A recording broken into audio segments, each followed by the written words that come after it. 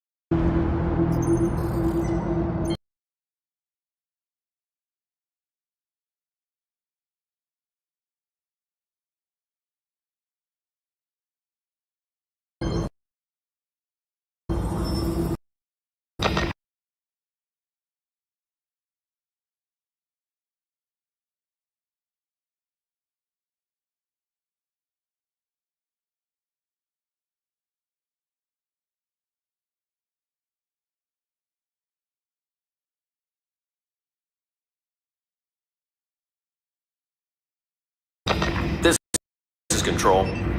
Give me a go, no-go for launch. Boosters. Go. Guidance. Go! Launch team. Go! Go! Go! Peta. I think that was a go.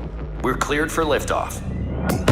10, 9, 8, 7, 6, 5, 4, 3, 2, 1. We have liftoff.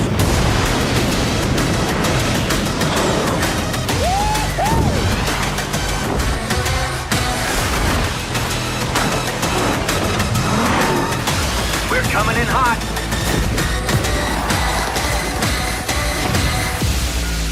Losing altitude. Prepare for impact.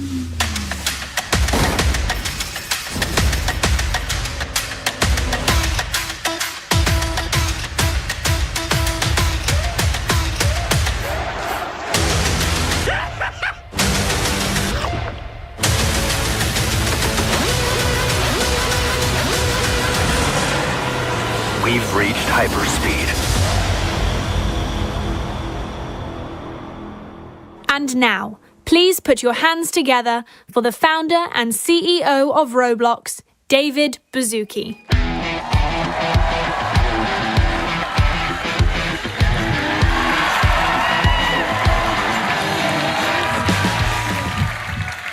Woo!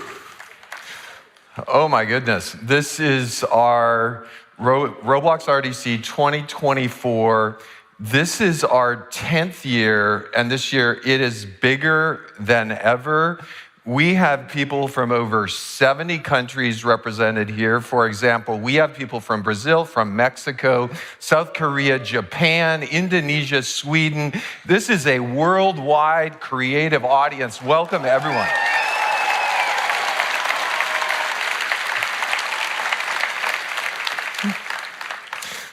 Hey, when Eric and I founded Roblox, there's one question that drove us. How do we as humans connect through play? 18 years later, same question is bringing us together right now. And I've seen some of you that have been through this journey with us ever since the start. Connection is at the center of our human evolution. And today, when many people feel isolated and alone, I believe we can be optimistic about the ecosystem we're building together. Your amazing content supports connection and ultimately lets us play. And we can be part of the solution to make human connection better. That's been our focus from day one. Today, we'll announce cool new products, we're gonna demo new tech, and we're gonna celebrate some huge wins from you, our community. But first, we're gonna take a look at how far we've come. In 2021, at our direct listing, we talked about 4 growth vectors, growing around the world of all ages, new ways of using Roblox, and ultimately improving our economy. And at the time, we knew each vector had tremendous headroom, at least 2x each, and that's proven to be true. Last quarter, our daily active users grew by 21% year over year. We saw double-digit growth in every region. We grew at over 20% in the US and Canada, and over 30% in Asia Pacific, and at double digits in Europe and the rest of the world. We are well on our way to bringing the world together with optimism and civility, and we are doing it with you. Thank you very much.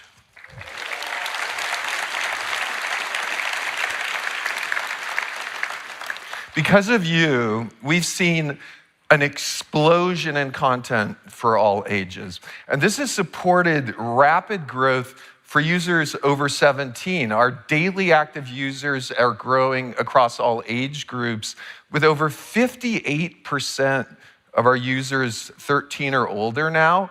And our 13 and up cohort is growing at 26% year on year in Q2. And as we grow, we do believe Roblox will become a daily utility for communication, shopping, entertainment, learning, and play. And to support this vision, we've been innovating with technology like voice, facial animation, chat.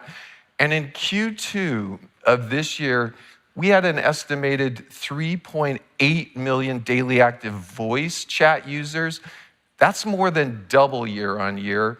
And we can see in our metrics that when people use voice, our engagement is growing. Your content powers Roblox, and we're constantly looking for ways to improve the business prospects for all of you. Our creator ecosystem includes many hobbyists. Of the millions creating on Roblox, over 20,000 are part of our DevX program. Median creator now is receiving $1,645 US during the 12 months ended June 30th, 2024. But the hobbyist cohort is complemented by all of us in the room, professional creators, professional developers, and in the last 12 months through June this year, that Roblox creator community earned over $800 million, which is up 18% year on year. And we've seen this growth amongst all cohorts of creators. Our top 10 creators grew 5x in the past 5 years. Our top 100 and our top 1,000 creators are growing even more quickly. That all comes together as 79.5 million daily users on Roblox.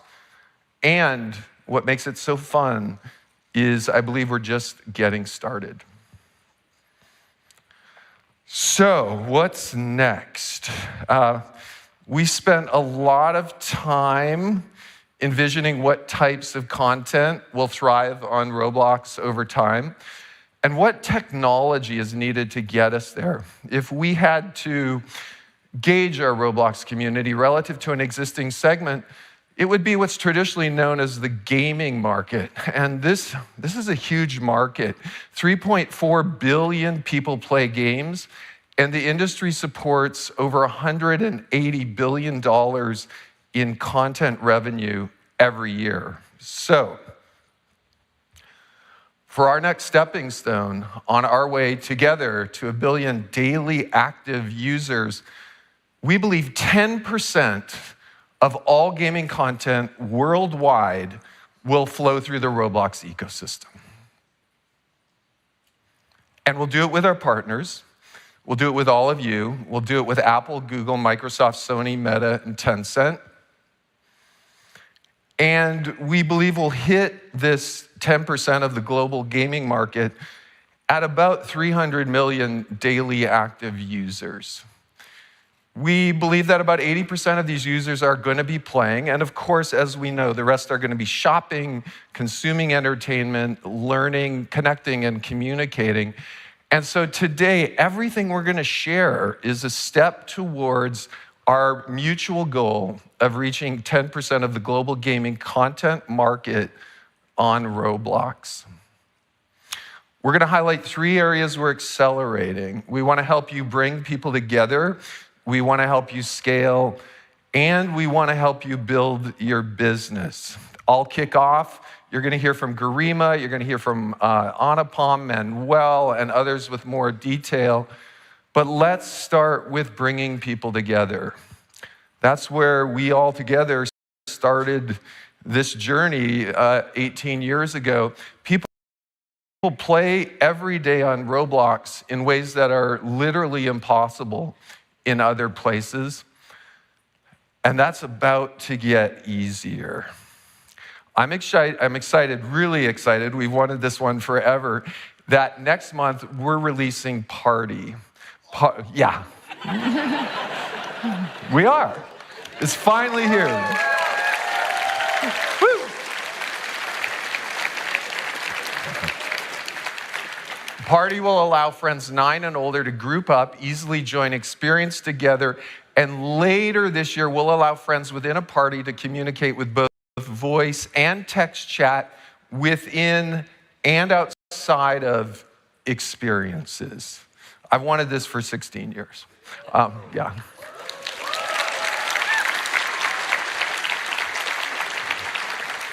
And in a way that only Roblox thinks about these things, of course, we'll add an API that will allow you to expand the party experience. You'll be able to teleport party members to the same starting point, drop them into a private lobby, or prepare them into a team. Really psyched.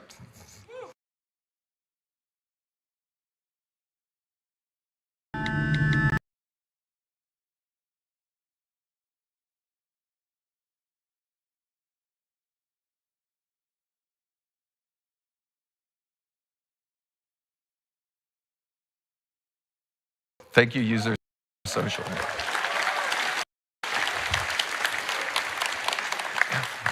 In addition to helping you bring people together, we also want to help you connect with your community. Our goal is to make it possible for you to manage your community from one place on Roblox.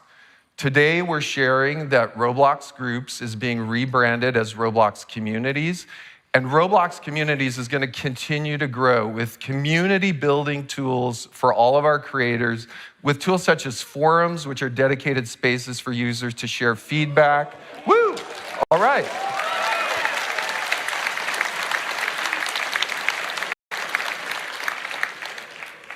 And discuss gameplay. Forums is going to launch later this year. We know several large communities like Blox Fruits and others are already preparing to try them. We've seen already a great response with announcements that lets you share updates about your experience or other things. And this functionality is already part of communities. 25% of the top 1,000 creators are already using announcements. So lots of work coming here. Okay, let's talk about discovery. Over the last 12 months, we put enormous effort into discovery to democratize it. We've expanded this vision for search and discovery to be as fair as possible, to surface a lot of diverse content, and to make it as easy as possible for users to find experiences that are right for them. You've seen us augment our algorithm with today's picks. We're not just doing this on the homepage. We're starting to do this in the marketplace as well for you avatar and asset creators. We're being really thoughtful about the long-term health of Roblox as we do this, as we incorporate editorial with today's picks. We've also increased sponsored on our homepage it used to be about 1.6%. At the end of Q2, 8% of all impressions on our homepage is sponsored. We want to give all of you a broader range of ways to boost experiences and find audiences quickly and really surface a broader range of experiences. But today we've talked with a lot of you about search and discovery, and today we're going to share a commitment with you. And that is to be open and transparent into search and discovery on Roblox. We're going to be open with the algorithm. We're going to share with you exactly what we value, how we reward attributes that drive distribution, and we're going to provide visibility to all of you into how your experiences are performing. So thanks for your feedback on that. We appreciate it.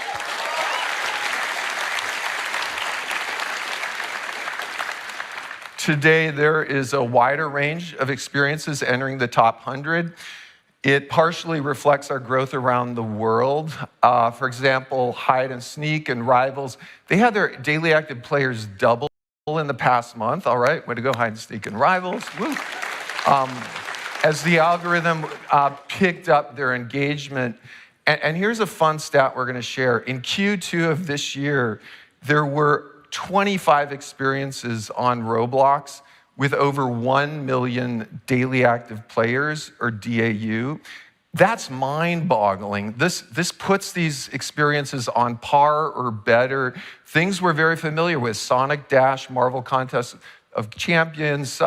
Some of the titles, though, are bigger than things you would not imagine. We have experiences on Roblox bigger than Angry Birds, bigger than Among Us, bigger than Elden Reach, bigger than Overwatch. Some of the experiences on our platform have more daily actives than any one of these. So congrats to those experiences.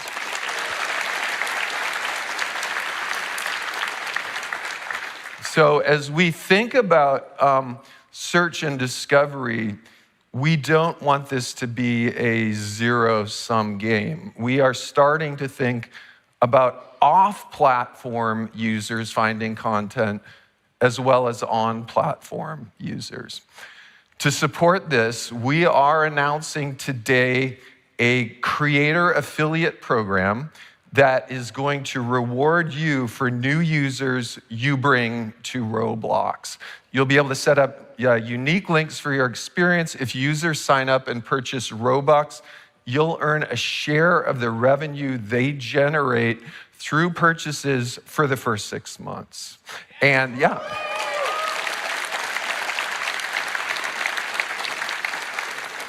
So we want to hit a balance between the benefit of your social bringing users from off-platform. We're going to test the program with a few creators. We're going to enable them to earn up to 50% on qualified purchases.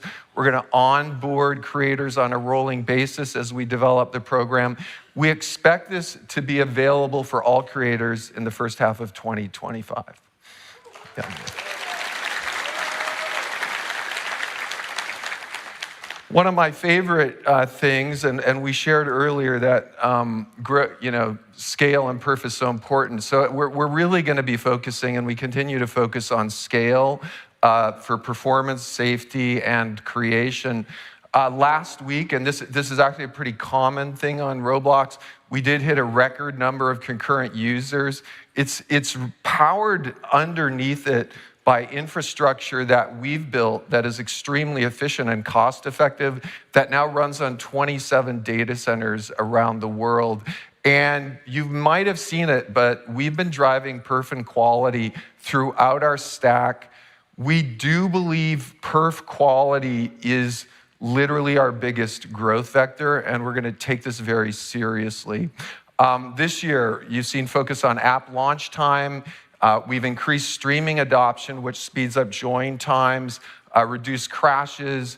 We've really been focusing on getting to the point where Roblox never crashes. On Windows, we've eliminated over 300,000 crashes every day. Royale High saw 64% reduction in crash rates this year across all devices. Creatures of Scenaria reduced their crash rate by almost 31%. Both their own investment and our platform level physics perf improvements. These developers are really showing how perf and stability can supercharge an experience. We've also focused on frame rate and on lower end devices. Really the most difficult devices on Roblox are 2 gig and 3 gig RAM devices. We've improved average FPS by 24% for sessions with really low FPS. You're going to hear more about it on stage today, the focus we have on that. The gains have come from our tech along with our analytics dashboard, and we're just getting started here. A fun estimation, we estimate we're on track to add over 300 million hours per year of playtime purely from all our perf improvements. So once again, it's our biggest mic drop moment for just where we focus on growth. Okay, so I want to share now a little hint of an overall vision that is driving our creator engine and user teams on our platform efforts. We know this is one thing we need to do. We are going to make it possible for you to host a high performance, 100-player open world sports or battle royale type game on Roblox, have it run great on 2 gig of RAM devices anywhere in the world at good frame rate. We're gonna do it. Roblox's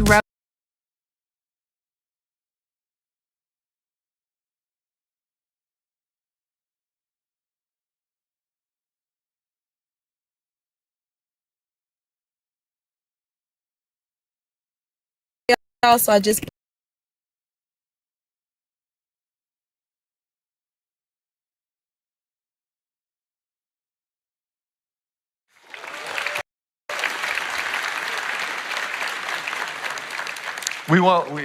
if you know Roblox, we will not stop until that is possible. We're going to drive all aspects of our engine roadmap to do it. I'm going to show you a quick peek of our Harmony architecture. We're going to talk about it more. The vision is really we're going to optimize all aspects of our engine, both client and server, balance CPU, GPU, RAM, and bandwidth, really to optimize for every user the best experience across all devices. And yes, we are looking into a Roblox native architecture for server authority for competitive gaming.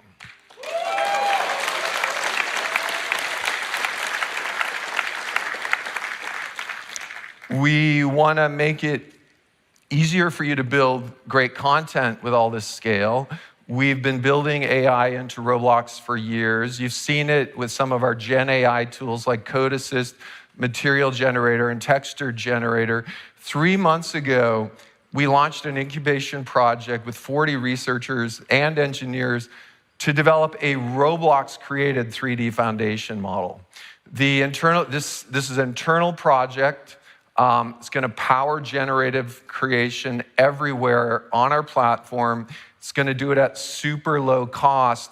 And our 3D foundation model will be open source and multimodal. It will power 3D generation through text prompts, video, and 3D prompts.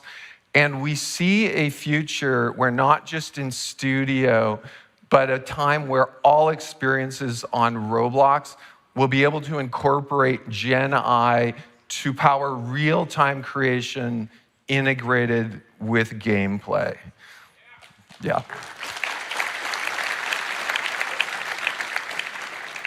And once again, in the Roblox way of thinking, we want to make this available for all 79.5 million daily actives on our platform within your experiences.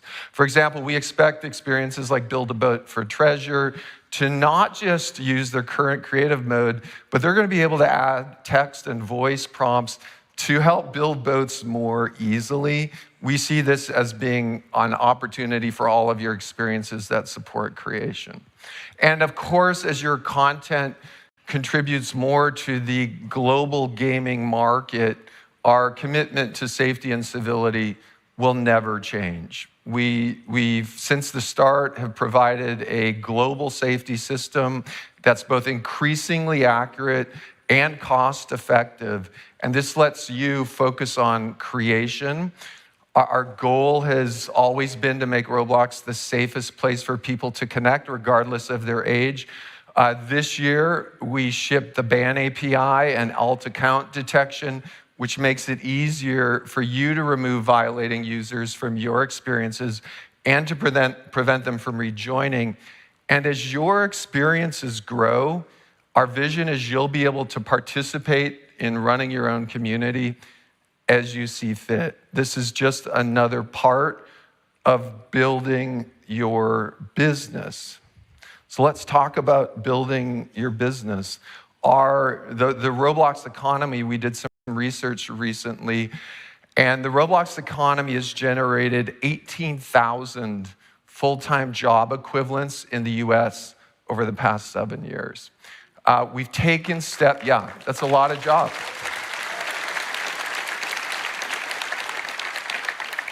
Together, we've created a lot of jobs, so yeah, thank you. Other people not here, thank you too. We've taken steps to make it even more efficient. We expect that automatic price optimization is going to help all of you and creators thrive. And in the future, we expect users will have access to more premium and developer subscriptions. For developers, we're providing a platform for thoughtful native ads in your experience, and we're really double down on focusing on this as well. This year, brands like Walmart, Elf Cosmetics, Fandango, and Warner Brothers started testing commerce on Roblox. For users 13 and older, they discovered clothing and beauty products in these experiences. And with a few simple clicks, these items showed up at their doorsteps. Users even bought movie tickets for Beetlejuice, the sequel that happens to be coming out today. So awesome. Early next year, we're going to allow creators to sell physical merchandise directly from within your experiences, and we plan to integrate with various e-commerce platforms. We're thrilled to announce our first partnership today with Shopify. All right.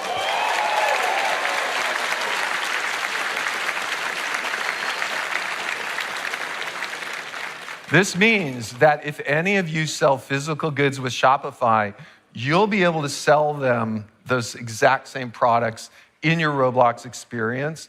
And longer term, we expect creators and developers to pick any eligible item currently sold through any major online retailer and sell it within your experience. Yeah.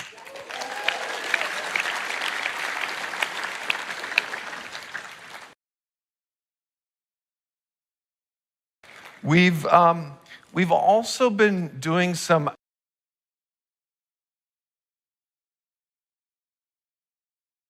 outside the box thinking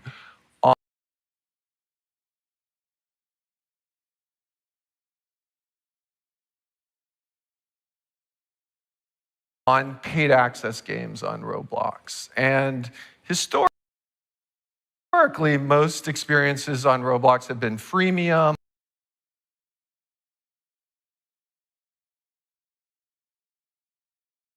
Powered by our super efficient, cost-effective safety and infra systems.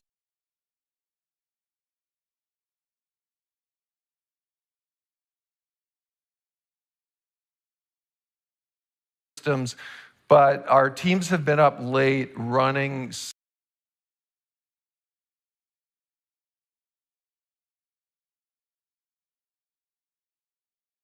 some numbers, and I want to share with you what they've come up with.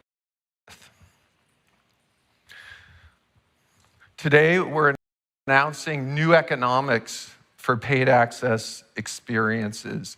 You'll be able to price your paid access experience in real currency value, and we're going to support a higher rev share for paid access games. Experiences selling at $9.99 will receive a 50% revenue share.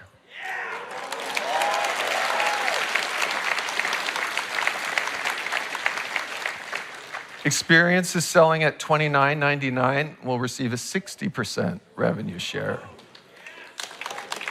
And yeah, if your experience is priced at $49.99, the rev share is going to be 70%.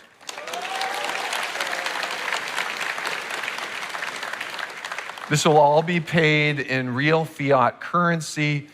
We're going to start rolling this out for users on desktop this year, so stay tuned. Wow. Okay, so we've shared today our belief that together we can support 10% of the global gaming content revenue on Roblox. We're going to now dive into more detail on how we plan to help you bring people together, how we plan to help you scale, and how we plan to help you build your business. I really have never been more excited about the future of Roblox, and we can't wait to see what you're going to build this year. Thank you all. Please welcome Roblox Vice President of Engineering, Anupam Singh.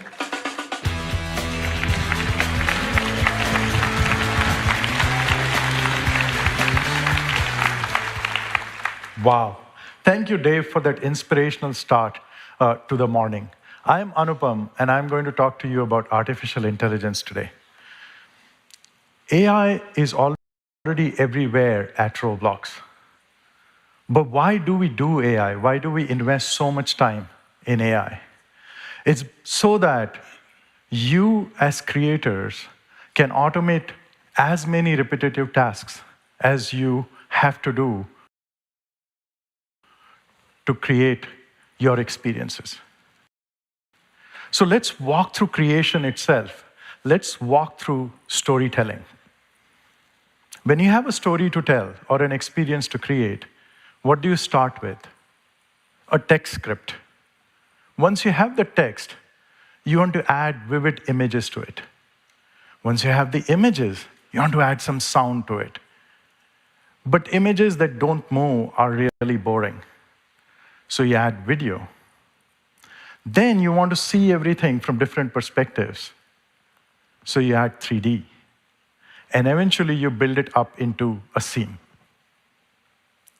This entire cycle of creation can be helped with artificial intelligence. And I'm going to walk you through some examples today on what's challenging and what's interesting about AI in the context of creation. Show of hands, how many of you use AI in your daily life today?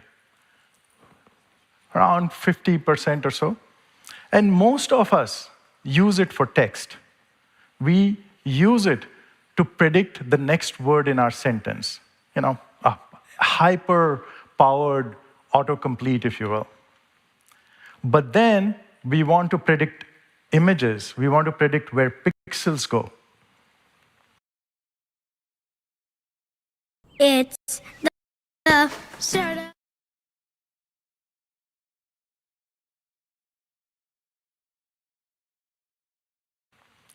Next, when we start adding audio, that's when artificial intelligence faces some challenges today. Because it's difficult to take temporal data and build prediction into it. What I'm going to say next needs sound and words and many other modalities. But if you want to add video, now you want to predict where these pixels will go. It's not just where the pixels will stand next to each other, but where will they go? You're predicting pixels. Eventually, it becomes like a Rubik's Cube. You're trying to predict these pixels in many, many different perspectives. And then you build up to a functional scene.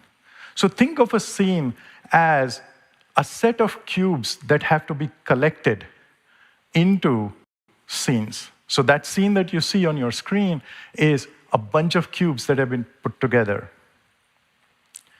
But a world where things don't move, a world where things are not functional is pretty boring. So you want to take this scene and make it fully functional.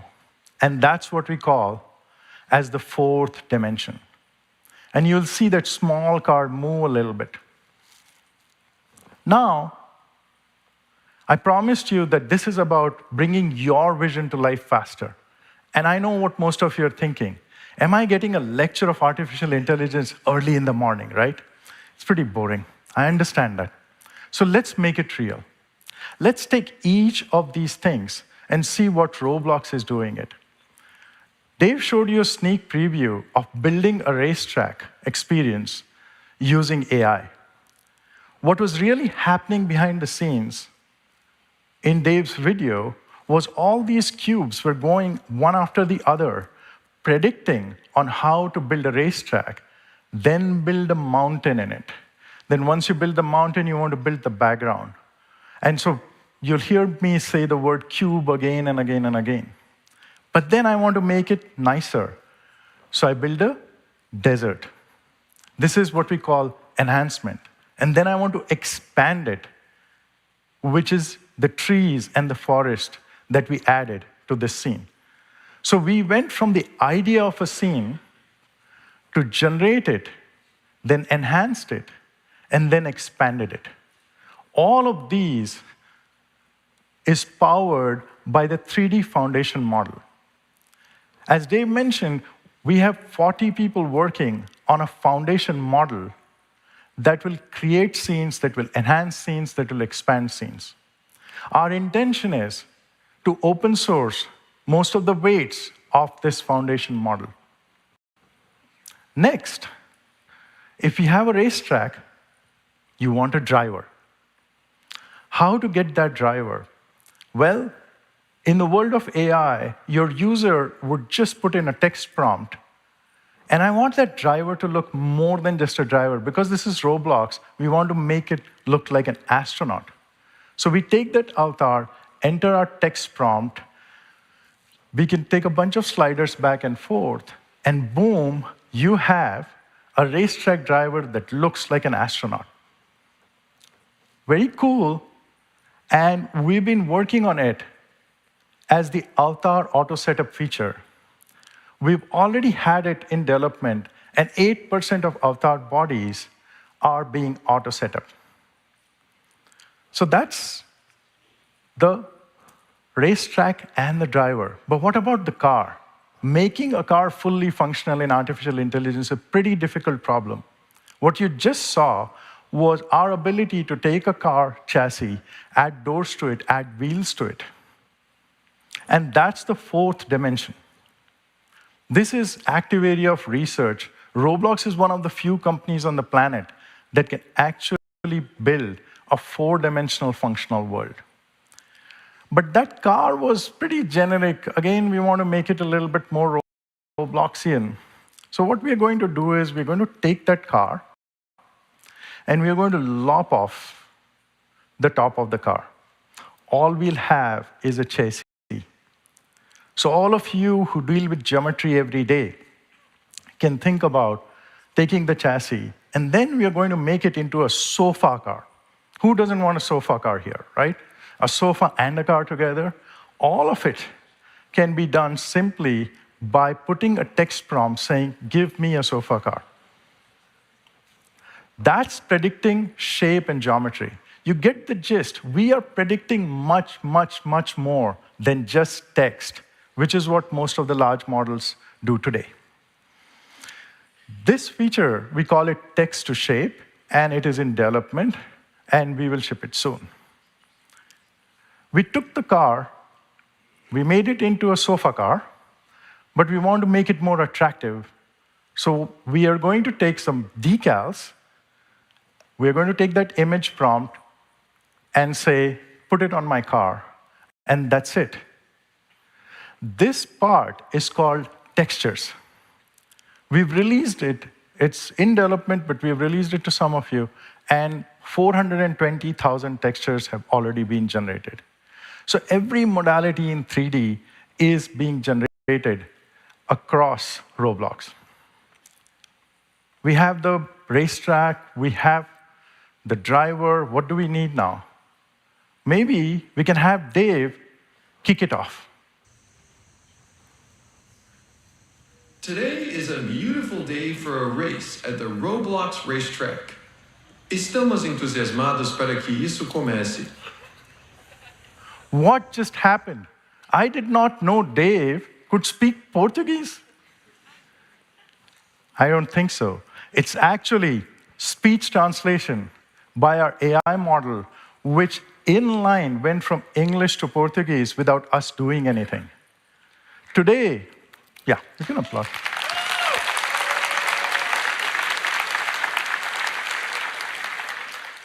Today, we have translated 17 billion chat messages, which is a very large number per month. Using our text-to-text translation, we are now working on text-to-speech, speech-to-text. All of this will be available to you as creators to incorporate into your experiences. But when you put two drivers on a racetrack or more, what happens? We get competitive. We start being rude to each other. We start cursing each other. I'm guilty of it. But this is Roblox. Safety and civility are so important to us as a community, as a company. So our safety team decided to build an inline, real-time voice safety model that if two drivers in this case are being rude to each other, we would immediately give a warning. And if you continue to be rude, we will suspend you. Okay? The technology is amazing, and this is the real-time voice safety model. One of the best on the planet. Only our safety team could have done it. I would like to give them a round of applause for keeping the internet safe.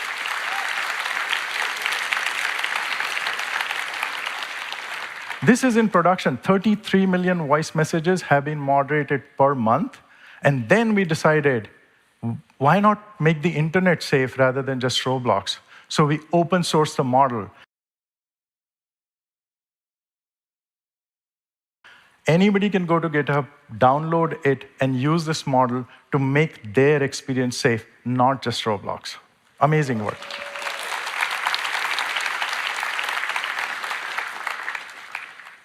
Next, when I started programming, you had to open manuals, and then you had to Google something, and then you have to figure the syntax out.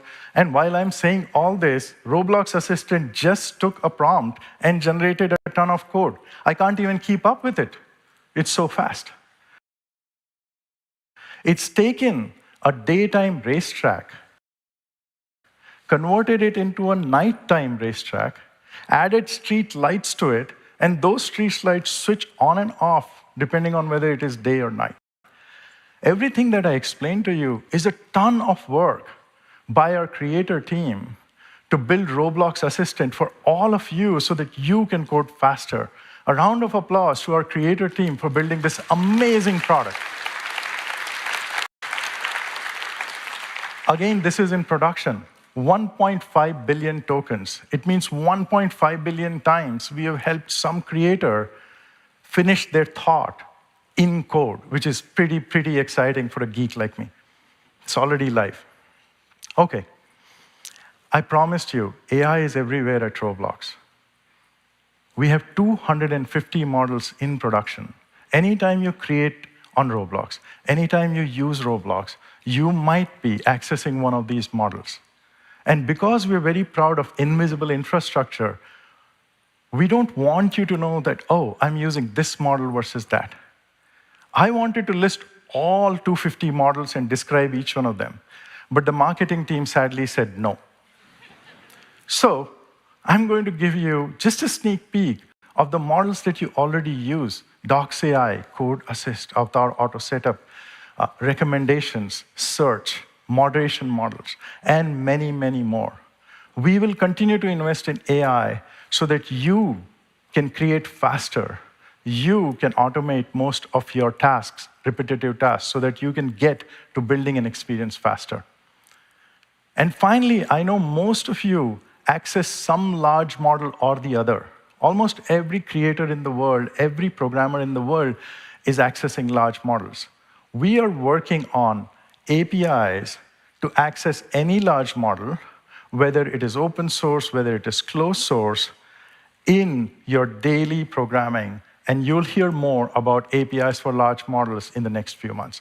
Thank you very much. Have a great RDC. Please welcome back David Bazuki with Roblox Senior Product Director of Engine, Josh Annan, and Senior Engineering Director of Platform Excellence, Karenina Motion.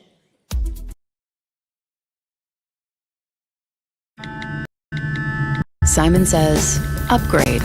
Again. What's new? Who cares?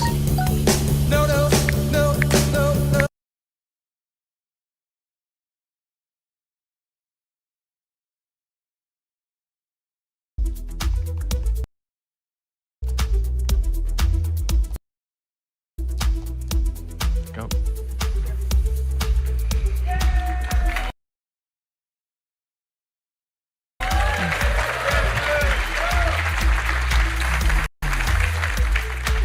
Okay, welcome back. In the middle of my talk, I talked a little about perf quality and scale and why it's so important to us. So we've got two members of the team out, Josh from the engine group, Karenina from the user group, and we're gonna talk perf and scale, and you'll get to hear what we're working on I want to start with something you might not all know, which is a huge focus on something as insignificant sounding as app launch time. The CEOs in Silicon Valley compare scroll speed and app launch time of all of their apps. We're really focused on this. But why is it so important? It is incredibly important. We found that, well, we all know pretty much, that we love snappy feeling apps. And so when you launch the app, that means that you're not waiting. If you're waiting for that to load, that's a lot of time taken away. So the faster the app loads, the more time people are engaged with the app, and we see a correlation between the two. Okay, and then what is our slightly humorous target that we're always talking about for app launch time? Your ambitious goal that you mention at every meeting? Yeah. Yeah, it's 0. That's right, okay. Which no one in the world does, so it's impossible, but that's our goal. Well, I'm glad you realize it's slightly impossible, yeah. but we'll get there, we'll get close. Okay, so I know we launched PlayStation less than a year ago. It's a specific area where we put incredible focus. We're doing it on every device, but let's use that as an example. What's happened on PlayStation for all of us who build for PlayStation or play on PlayStation? Well, we've saved about 40% of that launch time. So we've had about a 6-second reduction in the first half of this year. And it's a bit of that relentless drive and focus to improve the launch time. In that case, what we've done is that we've optimized the network calls, and so done the homepage prefetching before we load the Lua app. And we've done similar work across PC, and in that case, we've optimized our data model, and also seen maybe we don't need to load the audio and the video because you don't need that for the homepage. So we've done that sort of work in order to improve the launch times across different platforms. Okay, well, I can feel it every time I launch our mobile app. And I think, I shared earlier, our research was 18,000 full-time job equivalents in the US. Talking about people's time and other metrics, I know you might have a number around just raw time people have saved with app launch time. Yeah, this year, we are now saving nearly 40,000 total hours daily by shortening the time people wait to launch. Yeah. So 40,000, that's like 1,000 person weeks of work. So it's an annual savings of 15 million hours. Oh my gosh. Okay, so we're literally making the world a better place by cutting app launch times. We're trying. Okay, awesome. So we're on a crusade of app launch time. Hey, Josh, another theoretical question, crash rates, which is every app crashes at some frequency. What's our target for crash rates? Our target is 0. All right. And that's not a joke. That's serious. That is serious. And we believe that's almost achievable. Yeah. So, and we're going to keep working at it. What are we focused on there? So we've been doing a lot of things. Now, one of the biggest things we've been doing this year is really putting a microscope to every single aspect of the engine. And we're not just looking at things like how much memory we use, we're looking at really technical things, like how fast we ask for that memory. Because in some devices, if you ask too fast, it can cause crashes and other problems.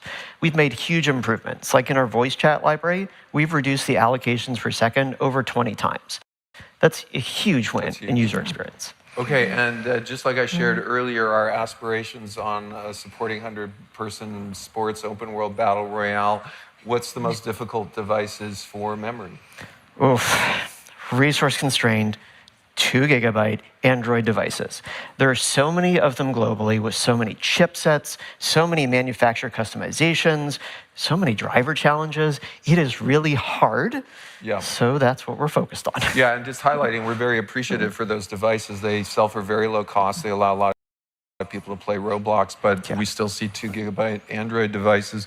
So when we climb the chain to streaming, can you share a little bit about our vision if someone happens to be using a streaming experience and the experience is, say, the state of California, what's the benefit for memory on that situation?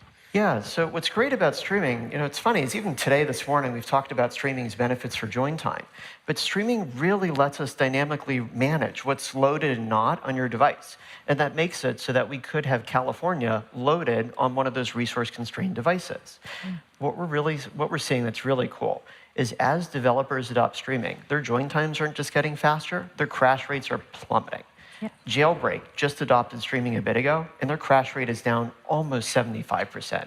That's a huge win with a pretty simple change. Okay, so I keep asking if a creator has streaming on and then we add Harmony, which is balancing CPU, GPU, RAMs, networking, all of that, that does create a theoretically no crash environment. Can you talk more about Harmony? Yeah, Harmony and streaming is absolutely how we're getting to zero crashes. So some of you know that our engine actually automatically scales based on your device's capabilities. It's pretty unique to Roblox. The past couple years, we have been completely overhauling how that scaling works. And we're improving two key things. One is we're making the system predictive. And the second is that we're making it so that it can orchestrate all aspects of the engine. Now, it's a little confusing to understand, so how about we look at a video? Yeah, cool. So, can you play the video? All right, so what we see here is we have an experience where we're using streaming to load it in. So you see it load rateably. But then in the background, we get to the set of buildings. And Harmony is able to predict that a crash is about to happen. And it's able to work between streaming and LOD to stop that crash from happening. So it's a pretty nice improvement. Yeah, so I think, ultimately, theoretically, we should be able to never crash if we're using streaming and Harmony. We'll load as much of the world as possible. Yes. And you mentioned Harmony, or we talked about it managing GPU as well, which leads us into something else we would all like is 240 hertz on every device in the world, including that low-end Android device, which is really difficult. How are we doing with FPS? So we're making some really great progress. This is a video showing where we were at about January this year and where we were recently. If we can play that again quickly. And you'll see that we've made some improvements that, in this case, we're about 1.5 times faster. And this is on a low-end device. Now, there's something really special in this video, too. And if we did our job right, you don't see it. There's a number of things that are hidden behind those buildings and walls, and we're not drawing them anymore. So starting now and in this video, we have automatic dynamic occlusion culling. Woo! Yes.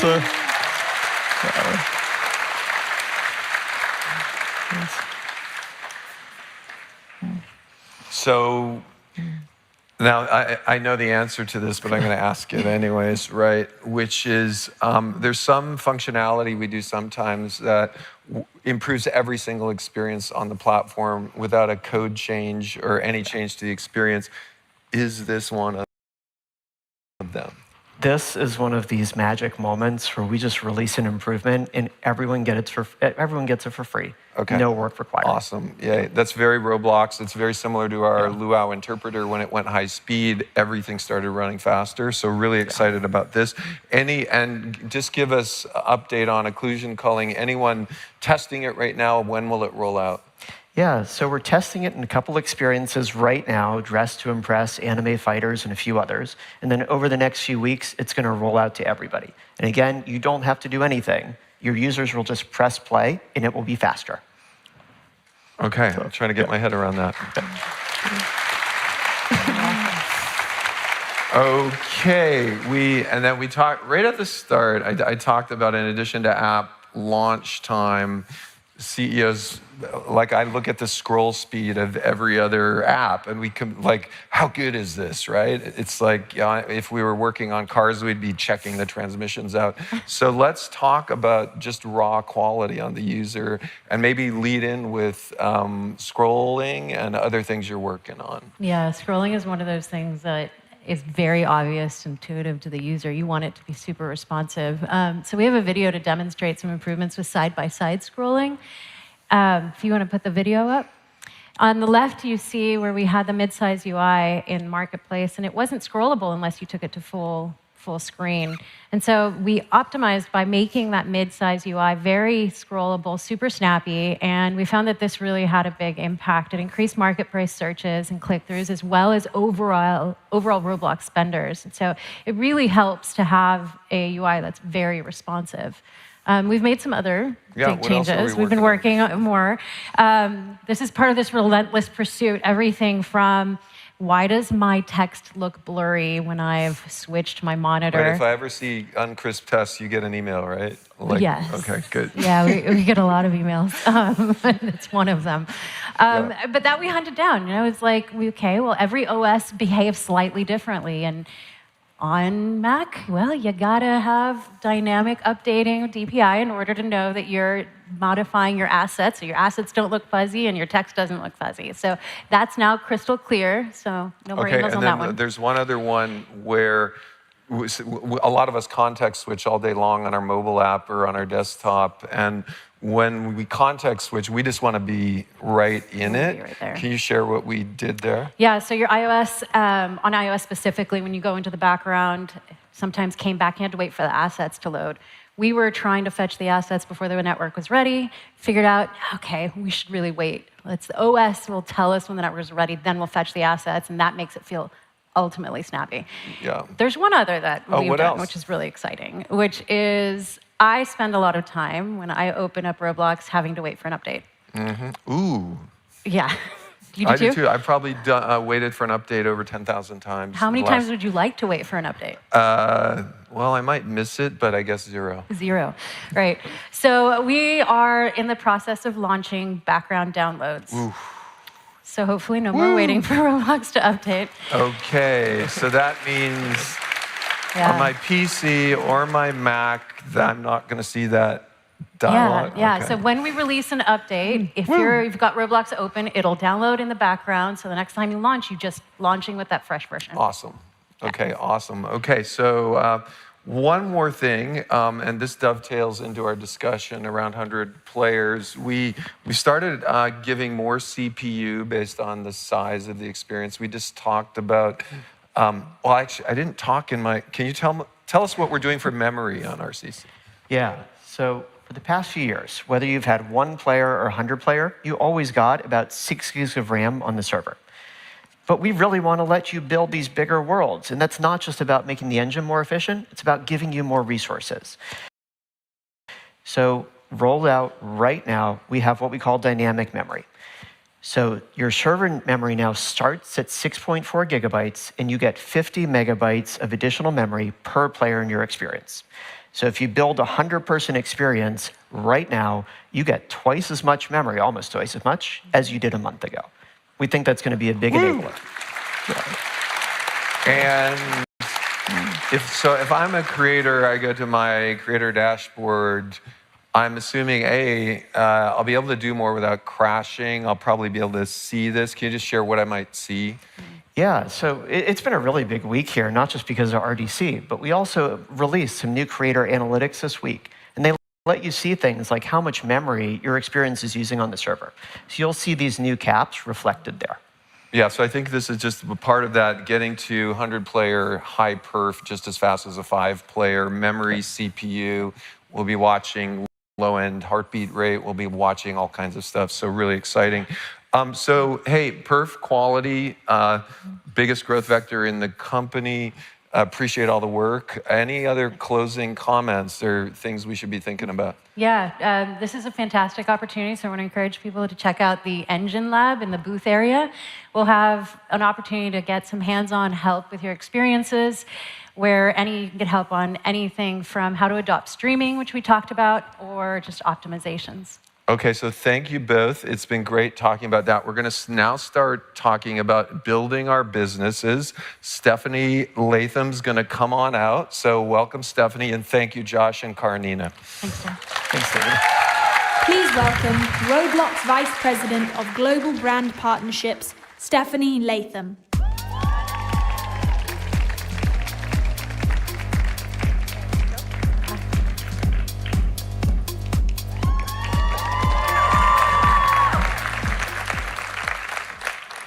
Hello, RDC! I am so happy to be here today because one of the best parts of my job is getting to connect with all of you, our creator community, and help you connect with brands to see what you uncover and unlock together. And we've been busy on the brand partnerships team. We now have over 400 activations, and for those of you who were here last year, you may remember that's double.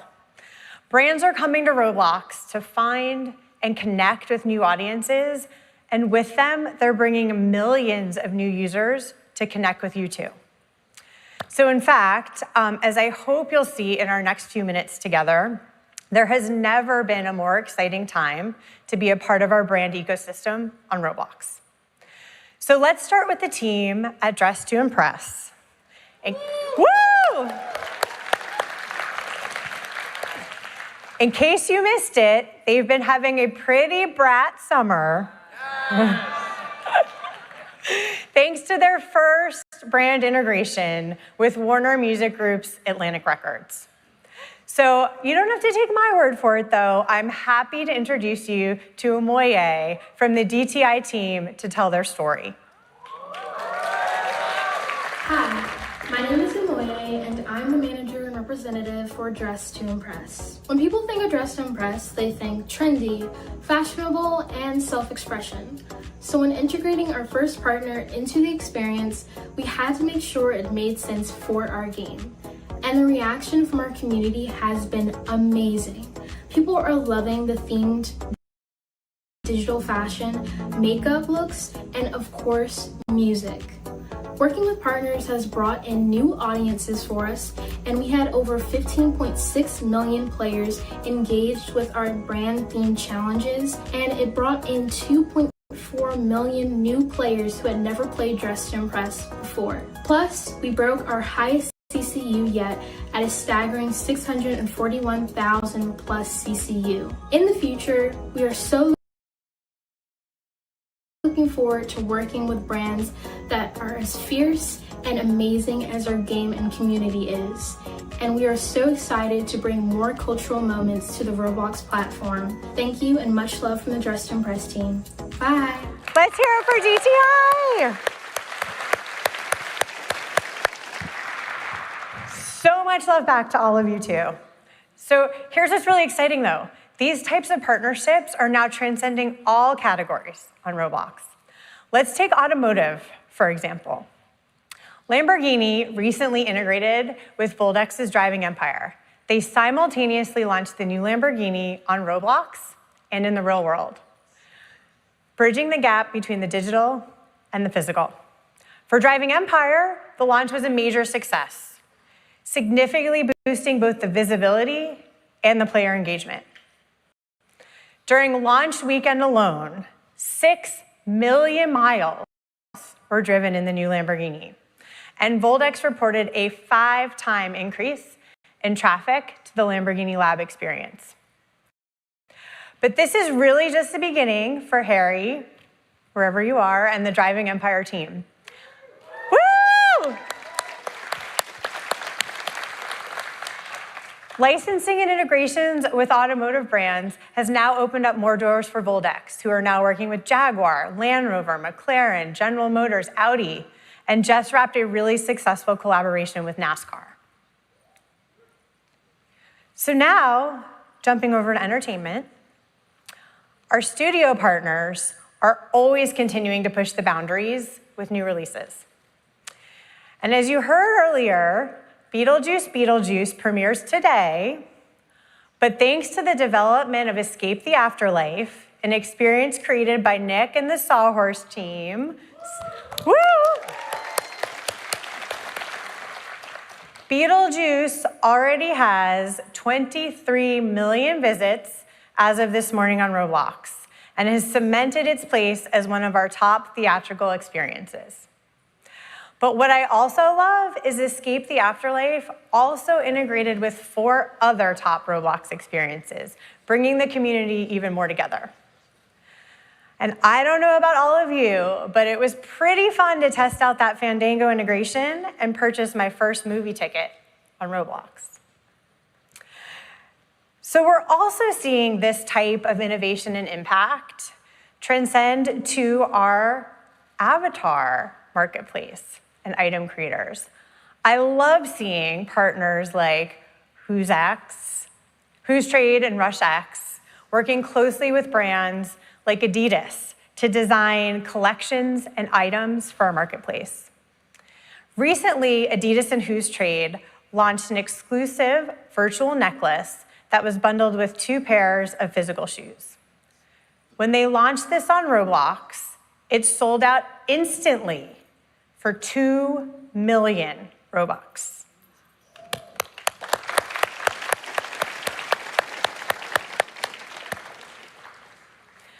But Adidas too is just getting started, and they continue to partner with other developers and creators like Matthew and the team at Dubbit, with lots more integrations to come.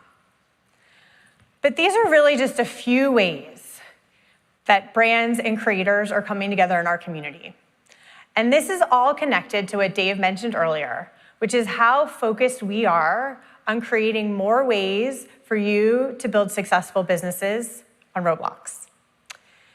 So now I'm going to take you on a trip to the future and share the 3 places where we're focusing our investments to bring more brands and creators together. First, growing your business by enabling you to publish ads within experiences. Last year, we launched immersive ads with Image and Portals. This was the first time that you could earn by showing ads in your experiences. You gave us a lot of feedback, thank you, but we're happy to hear from many of you, as Alex from Jailbreak shares, this is working. So far, over 3,000 of you have earned Robux as ads publishers.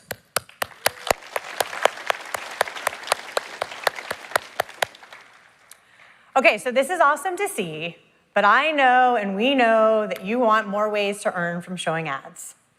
So earlier this year, we launched immersive video ads, and this is already bringing new brand partners and advertisers to the platform. My team has been hard at work educating the largest global brands and media agencies about the power of reaching this highly engaged community, and in turn, growing ways for all of you to earn. So let me share with you the results from our initial video ads research. Nearly 3 in 4 Roblox users agreed that they enjoyed in-experience advertising on Roblox. And 87% had a favorable opinion of our rewarded video ads, which this makes sense because we're seeing much higher completion rates, and in turn, this is translating into higher payouts for all of you. So looking ahead, we want to make sure that we launch a range of formats so that you're in control and you decide what best fits your experience. So I'm delighted to share with you in the coming months, we'll give you more options for when and where the ads appear.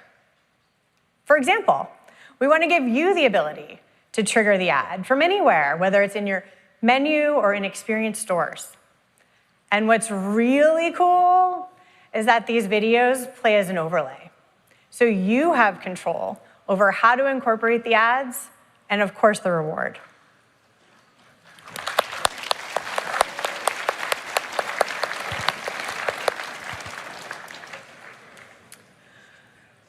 So next, let's talk about commerce. First, a huge thank you again to our partners at Walmart, Elf Cosmetics, Warner Brothers, and Fandango for helping us test this idea. As David mentioned this morning, we're expanding our offering and are thrilled to bring Shopify on board next.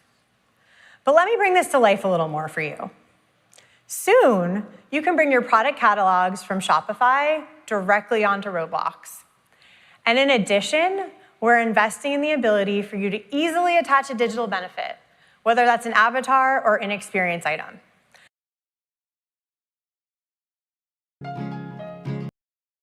All right.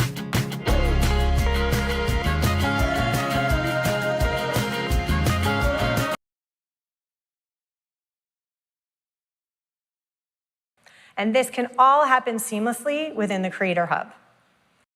And don't worry, we'll have you covered with in-experience APIs and webhooks to help you manage merchandising, checkout, and order confirmation.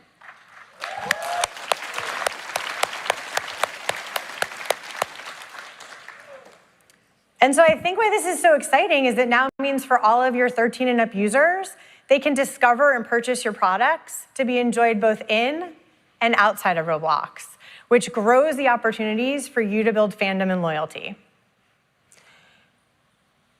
And then last, but certainly not least, we have heard from so many of you that you're looking for more ways to create seamlessly together with brands. So I'm excited to tell you that in January, we'll be expanding our Roblox Partner Program. Our goal when we launched this program was to empower developers that wanted to work with our brand community. And good news, it's been working. Current members regularly share and tell me that being a part of the program has helped them unlock many new business opportunities. So we're excited to welcome more of you into the fold. And we'll be posting all the details on this in a dev forum post later today. All right, this brings us to the end of our few minutes together. But I hope in our time today that you are able to see and feel what I get to see and feel every day, which is that the opportunity for brands and Roblox creators to work together has never been greater. So I want to thank you for helping us build this incredible ecosystem. And thank you for your feedback. Thank you for your creativity. And most of all, thank you all for your continued collaboration.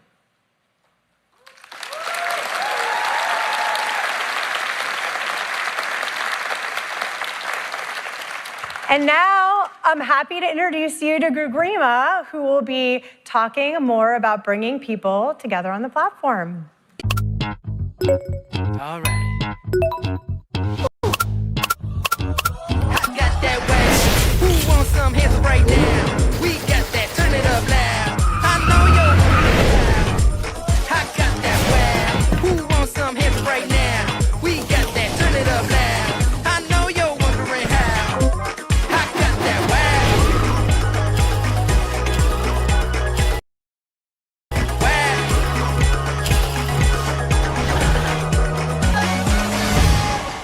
Please welcome Roblox Senior Product Director of Social, Garima Sinha.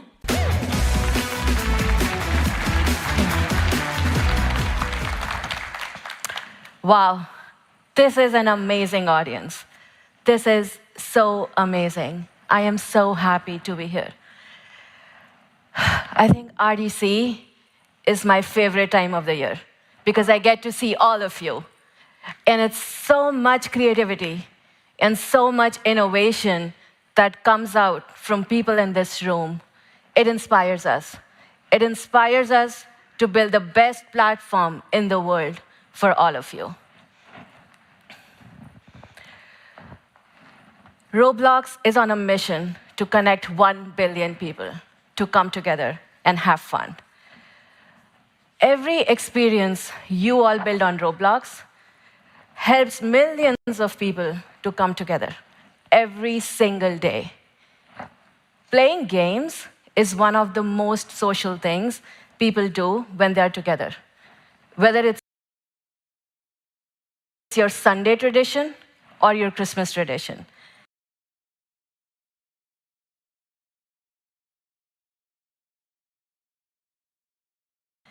It makes sense that people want to come together, play games, and hang out. Maybe it's a lot more about sometimes just having a great coffee. Or maybe it's about going to a concert and having a fun night out.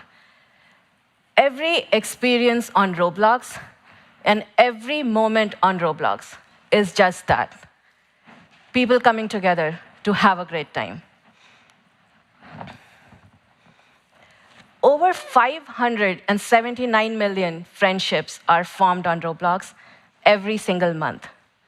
Think about that. Can someone do the math real quick? It translates to 10,000 friendships formed every minute. That's huge. Over 36 million people communicate on Roblox every day, whether that's text chat or voice chat. The main thing is they're coming together and expressing, and that's a lot of fun for them. And all this leads to over 1.5 billion hours that people spend with their friends. That's huge. That's a lot of human connections and a lot of fun that people are having on Roblox. But why does it matter? What all this tells us In the Air Force, we operate as a team of teams. We believe greatness can come from anywhere, with the flexibility to do it your way. Full-time, part-time, in or out of uniform, we are all airmen.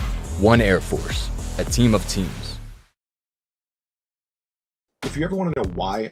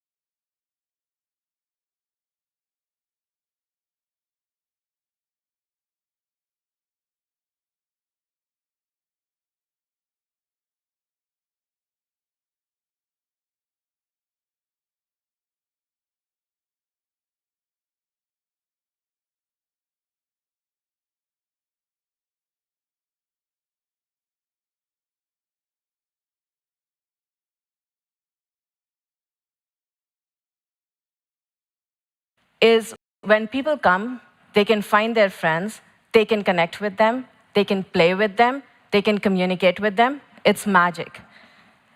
And every single time a user can come together and play, just like that, they love Roblox even more. They spend so much more time. And eventually they spend so much more money. It really is a no-brainer for you all to integrate amazing, easy social features that will drive more engagement and a lot more monetization of your experiences. And we've been at this for a long time. I think a lot more have you been at this for a long time.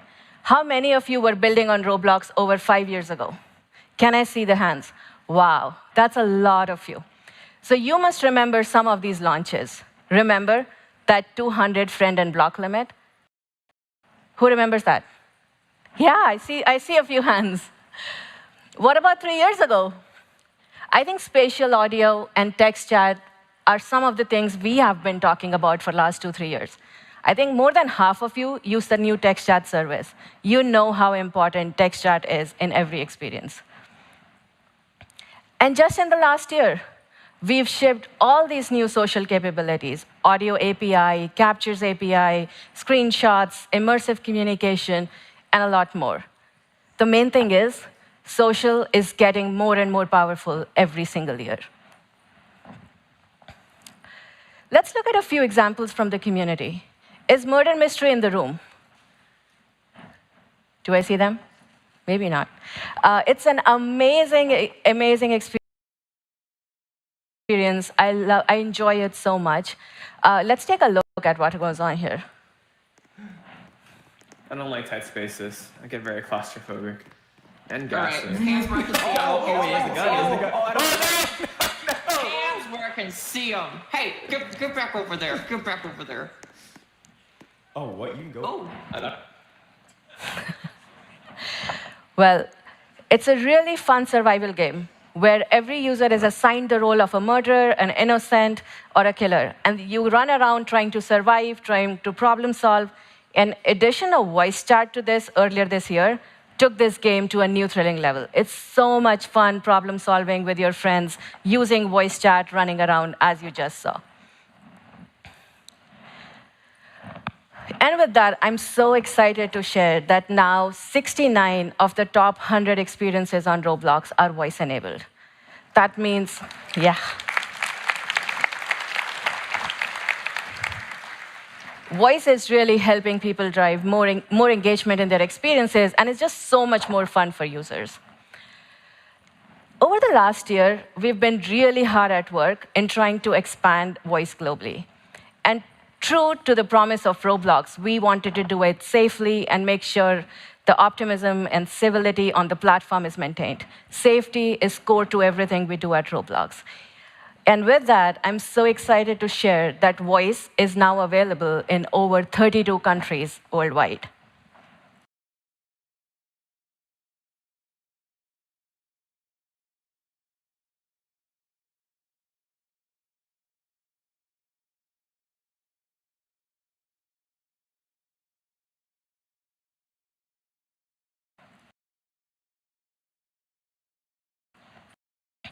And like Dave mentioned, over 3 million users are using voice every single day. That's double of what we shared last year. But I am more excited for the future. The future where we can make sure every single user has an amazing, magical experience on Roblox. They come together, they find their friends, and they can play together. And it works. It should work every single time. But where do we start? Let's start something very simple that we all think should actually work, and that's playing with each other. This is how it goes today when people use many different apps. Do you want to play Roblox? Yes, I am already on. Wait, what server? How do I come to you? I want to join. I don't know, it's not working. I'm getting kicked out of the experience. Hold on, I'm going to call you. I don't know what's happening. I'm getting stressed. I can't join. I need to join. Wait. It does not work. You might think, why doesn't it just work? And the thing is, what if we can make it work? And Dave shared this a few minutes ago. Roblox Party. It's a way that people can come together, coordinate, join servers together every single time. I want to bring this to life, but I can't have this party alone. So let's invite Dave back on stage. And I would love to invite Nicholas. Hi. Hello. Nicholas is one of our biggest video creators for Roblox content. If you know him, he has more than 2 million followers. Yeah, across platform, which is insane. Can't wrap my head around it, but yeah. That's amazing. Dave, are you excited for a demo? Really excited. Great. We did a demo last year, and it was nerve-wracking. And we want to see if we can make it work this year for Roblox Party. So you will find out just in a minute if it works. So let's get started. Cool. We'll go over here. OK, so what you're seeing, I'll give it a minute to show up. You are not seeing it.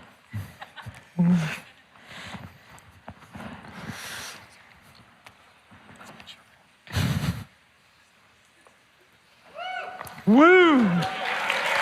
It's coming. It's coming. It's so awesome. Oh my God. Can't believe it. All right. Yay.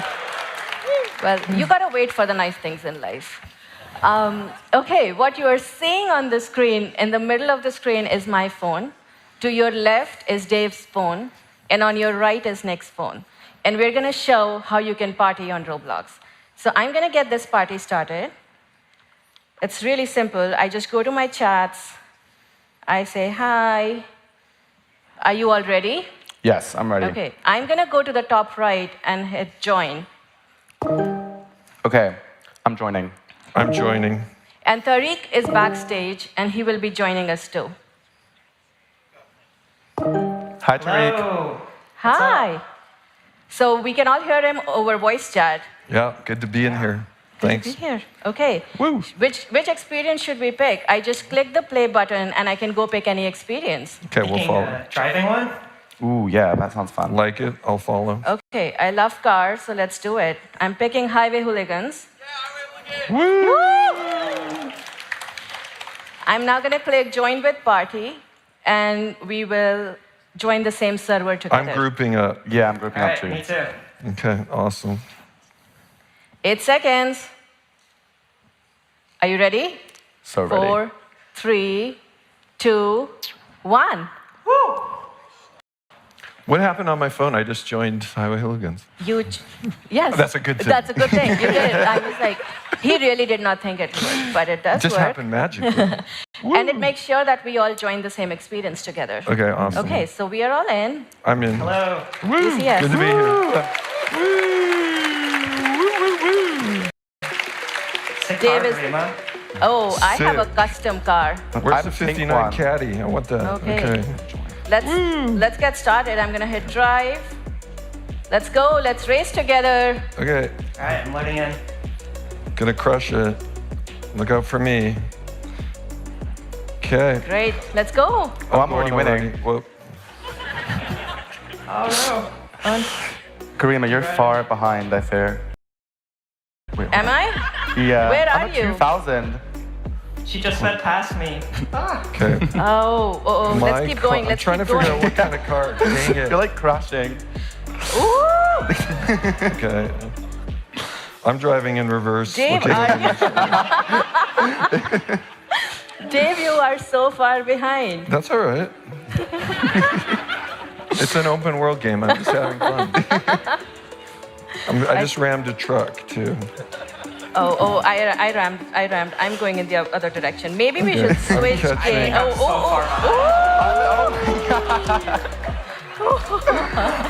I'm 13,000 points. Okay, I am dead.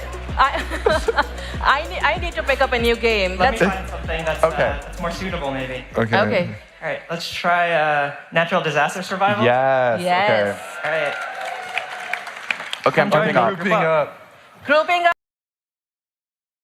I grouped up. And voice keeps on going throughout experiences. I'm all not that even in the stuff. experience. Okay, we're still hanging out. Great. Yes. Waiting for I'm others at to the police play. right now.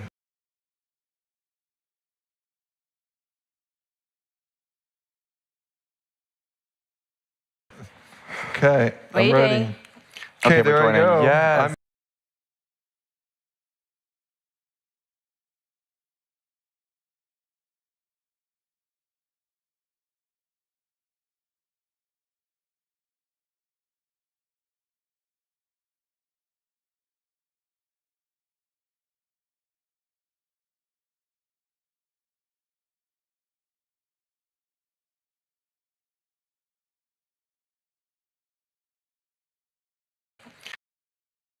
Okay, Okay, there we're I go. joining. Yes. I'm in.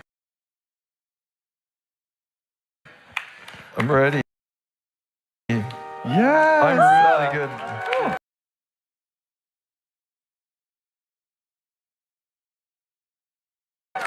Where are y'all?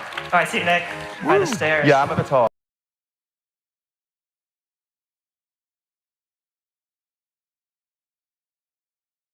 This was the first mobile game I ever played on Roblox.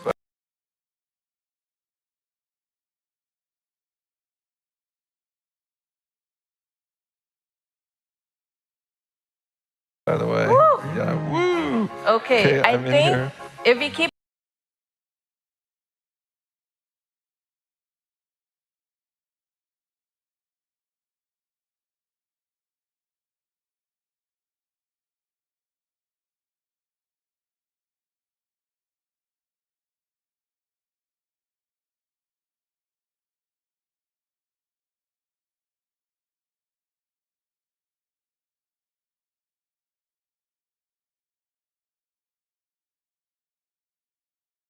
playing and We wanna spend all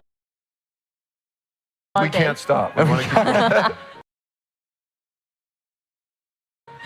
I gotta get back to my presentation. Okay.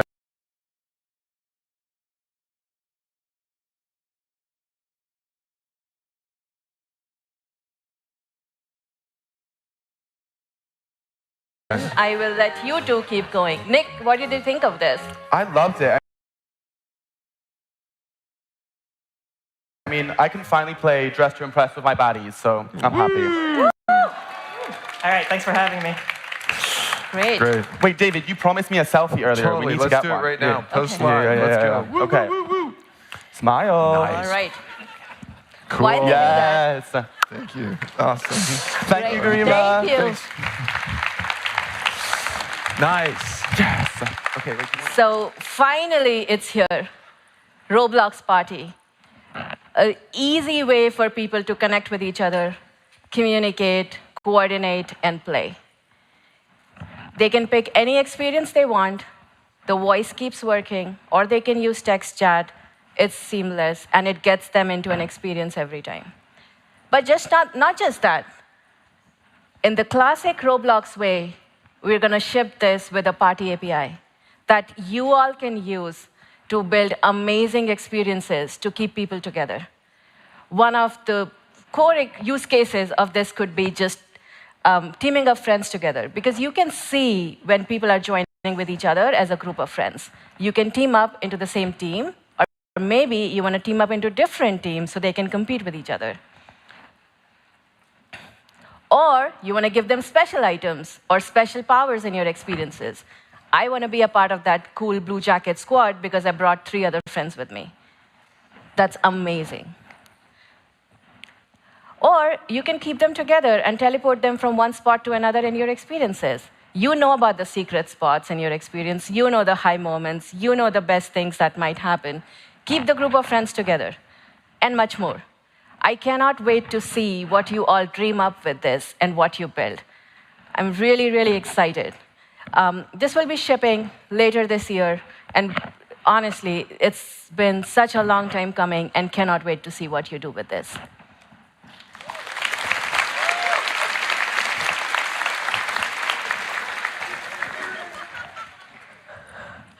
So, once people are together, they want to capture those amazing fun moments, right? You saw what Dave and Nick just did, that selfie. Or maybe you want to share it and make someone else jealous, or you want to show off. But every time people are together and they're having a great time, they want to capture that moment. Earlier this year, we announced Captures API, and just in a short time, over 360 million screenshots are taken every month across hundreds of thousands of experiences. This is already happening. People are going to your amazing experiences, taking these screenshots, sharing out. But you know what's better? Is some of these integrations that we've seen. Is Twin Atlas in the room?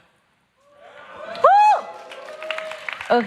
It's one of the most clever and actually on-point integrations of Captures API we've seen on Roblox. I'll let it play for a second. So this is a game where people can tame their horses, and the moment the horse is tamed by a user, it just triggers a capture. Camera mode gets unlocked, and you can just save that capture. It's a really brilliant execution of this idea that you know your experience is best, and you know when to highlight certain pieces of content that can be captured. But what's next? There's 360 million screenshots that are being taken. They can be so powerful for all your experiences. These can be so, so, so powerful if others can see, discover new things. And we are so excited to share that now people can actually not just capture these screenshots on platform, but also share them to Roblox. These will show up on users' profiles. Yes. These will show up on users' profile or on top of home in the friends sort, and people can discover new content. They can see all the fun moments that their friends are having and just join right from there. It's going to be so easy to use all the human connections and drive a lot more discovery and engagement of your experiences.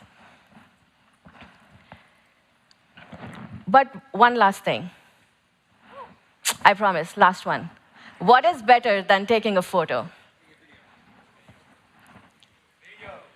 Is it? Video. One more time. Video. Let's do it. Okay. You said it, I didn't.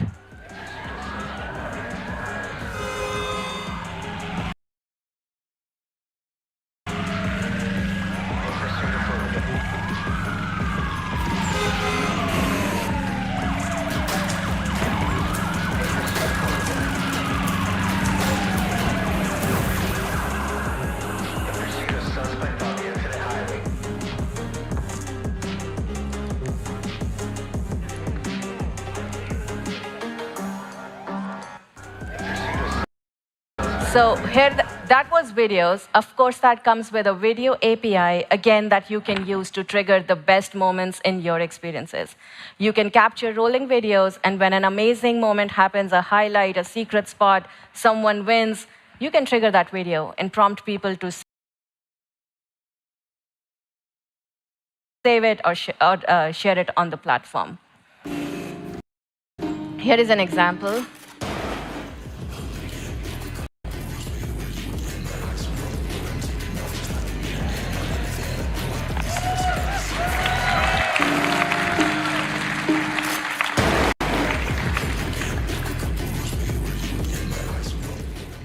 So there it is, a highlight captured that could be triggered by you all in your experiences. I think this is going to be magical. Lastly, actually, one more thing. For Video API, I was kidding before. For Video API, if you want to learn more, we will be doing live demos in our social booth. Please come stop by. You can try it out in your experiences. It'll be fun. Or you can learn more about it in the social session tomorrow.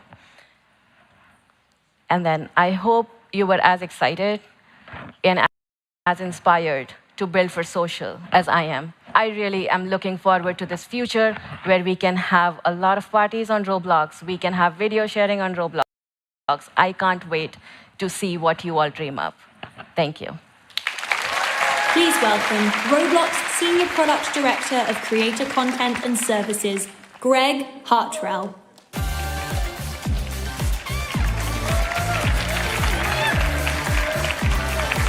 Hey everyone, I'm Greg Hartrell. How's everyone's RDC going?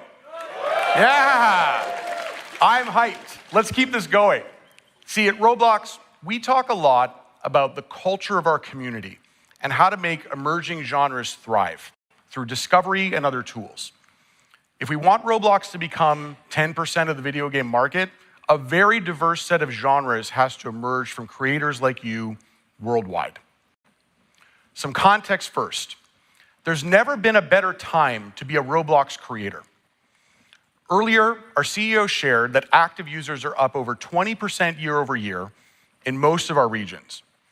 This includes over 50% year over year user growth in Japan, a top gaming market with lots of interest in Roblox creation. On top of that, hours of engagement and monthly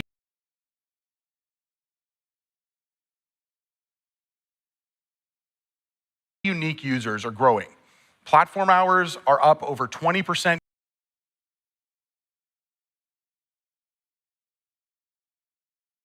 year over year, and that drove monthly unique payers to reach an all-time record at the end of Q2, up 22% year over year. Amazing growth. We also see a lot of genre innovation behind this, and as a result,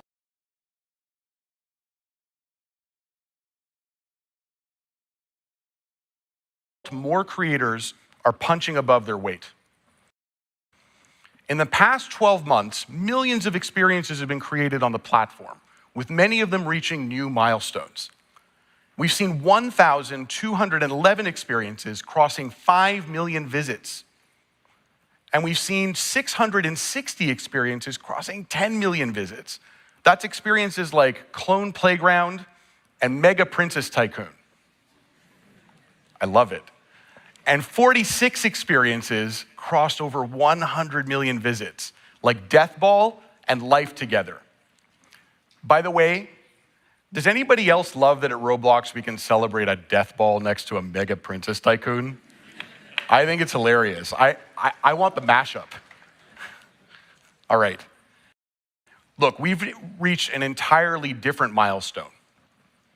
This year, we reached over 100 experiences with 1 billion visits, with 30 more joining this club in a little more than a year.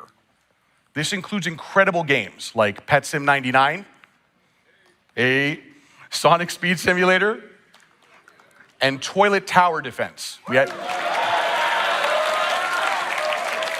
had to get some skibbity in there, didn't we? All right, but this all means that Roblox is one of the most diverse 3D co-experience ecosystems, creating more opportunities for creators everywhere. That brings us to our discovery mission. We want to connect every creation with the right audience. And we've made a load of progress on this in the last year. We've seen a 181% increase in unique experiences recommended with user plays.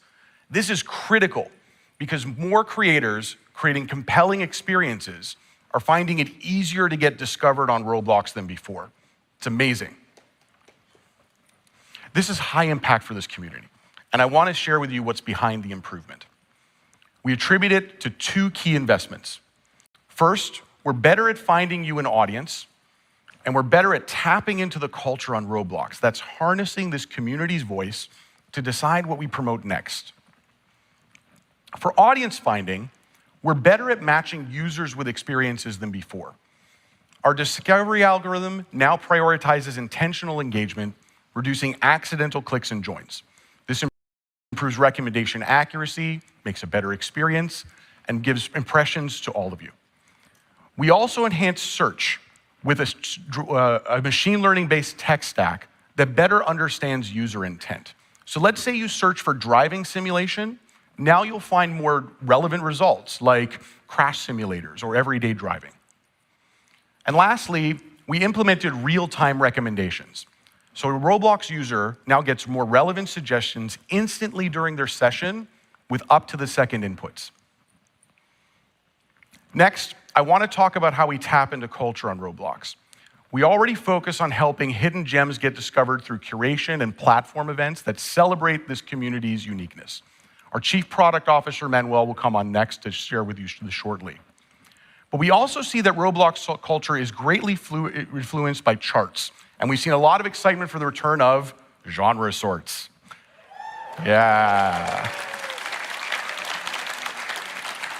You may have all seen in May that we revamped the Discover page with charts, making trending genres more accessible through various sorts.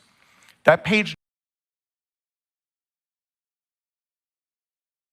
now includes top trending, up-and-comings, and various genre breakouts, driving user tastes and diversifying what people try. And charts aren't just for discovery. We know that you monitor the trends and use them to inspire your next creation. And so we're continuing to invest in them. Later this year, we'll add more filters, like breakdowns for country, device type,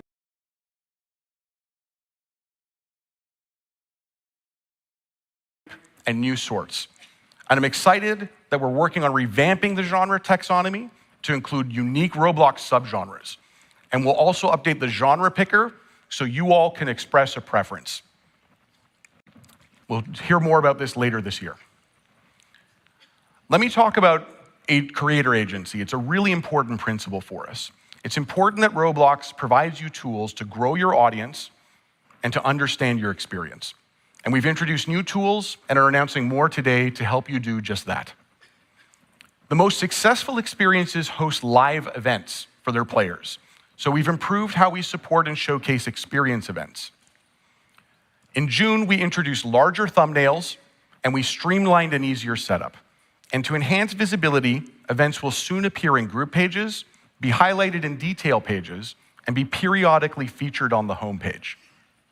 And later this year, we're going to enable something super cool, place-specific events, which allows you to teleport users directly into your latest updates. It's super powerful. Okay. We've also rolled out notifications to enhance user engagement. In March, we launched the Experience Notifications API, which includes a permission prompt. This allows you to set alerts for moments like a high score or to highlight a major update. And it's a powerful tool for helping you re-engage and reactivate millions of users. We've also spent a significant time improving tools for thumbnails, the gateway into your experience. Currently, you can only display one thumbnail globally on the homepage, and that makes it hard to pick just one that will resonate with everyone. And then if you have to translate it, it even gets more complicated. So that's why we're excited to announce the launch of thumbnail personalization, available in the coming weeks. With it, you can upload multiple thumbnails and will automatically target the right one to the right user using factors like age and genre. And you'll also be able to review performance metrics and figure out which user cohorts those thumbnails resonated with best. But there's more. We're also announcing thumbnail translation within our automatic translation system. This optional feature will recognize text and thumbnails and offer you translated versions that maintain the original font style. It'll be available later this year, supporting Latin-based languages, with more languages coming next year. I'm so stoked.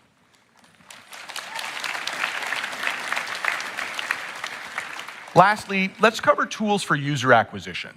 We've upgraded sponsored ads by moving it to a higher position with new promotion formats available to all of you. David mentioned earlier that we increased impressions available for sponsored ads, driving it up on the homepage over 8% by the end of Q2, up from 1.6% in Q1. And last month, we introduced search ads, a new ad format that allows you to promote your experience by reaching people based on their search terms. Ads are ranked based on their likelihood to convert, and we'll take the highest converting ones and put them higher in search results, making them more compelling and relevant. We think it's a powerful tool for help you reach your ideal audience effectively. With so much going on to help you get this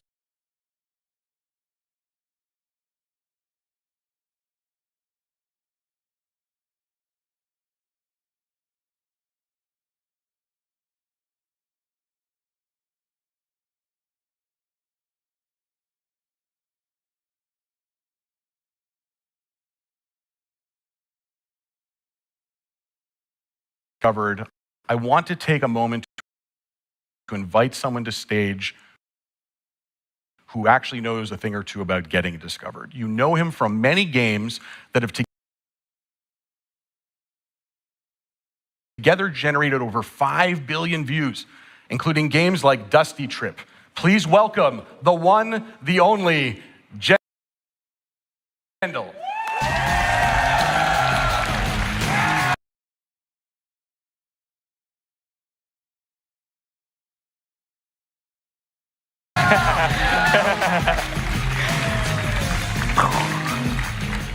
Great to have you on the stage, bud. Thank you, Greg. Hello, everyone.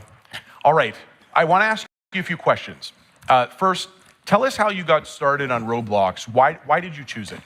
Yeah, back in 2017, I found Roblox. I was just playing Natural Disaster Survival a bunch. I thought it was hilarious, had a great culture, and then I just created a game.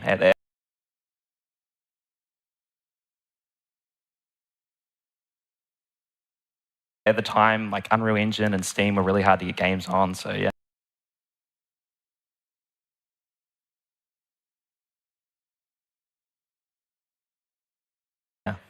Awesome. Look, I want to talk about Dusty Trip. It's a shade under 1 billion visits right now. You're getting close. What's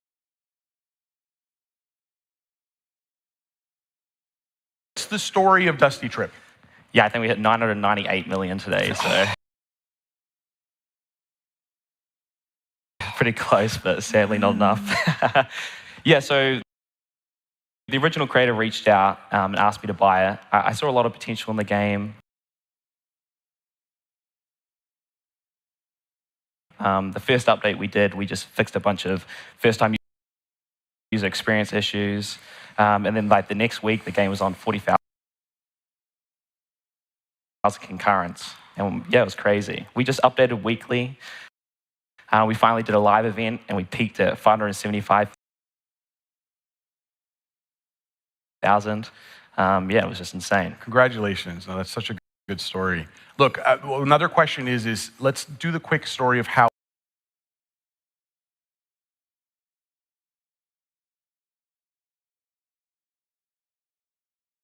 you helped get Dusty Trip discovered. Tell us a little bit more.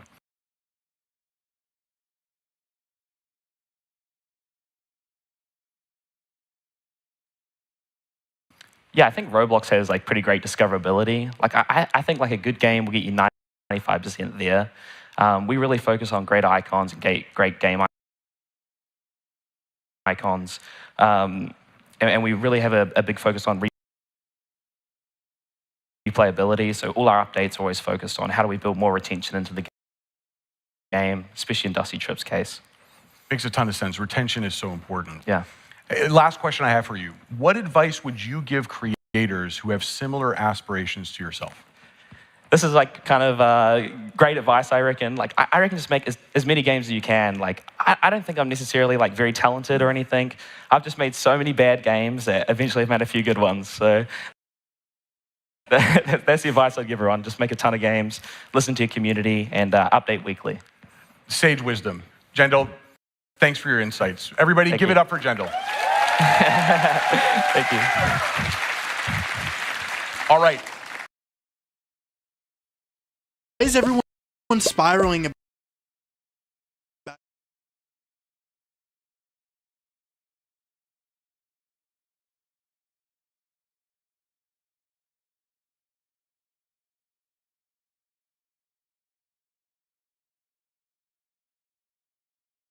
All right. There was a lot about discovery, but before I go, there's one more thing. There's no way we can talk about tapping into Roblox culture without a critical ingredient, music. Who loves that we can share music socially on Roblox? Walking around with boomboxes? What about genres built around songs from amazing artists? It's a pleasure to reveal today, in a very Roblox way, we're bringing public music tracks back.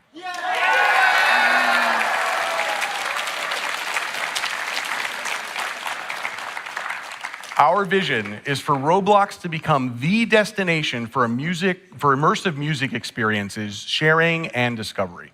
Imagine 80 million users for helping you discover the next breakout music star or trend. Let's dive in. First, we've partnered with DistroKid, the widely popular music distributor used by solo musicians, bands, DJs, producers, with over 1 million tracks from independent artists. We'll support their catalog for artists that still have the rights to their music and to distribute across platforms. And if you have the rights to your songs, you too can use DistroKid to upload to Roblox.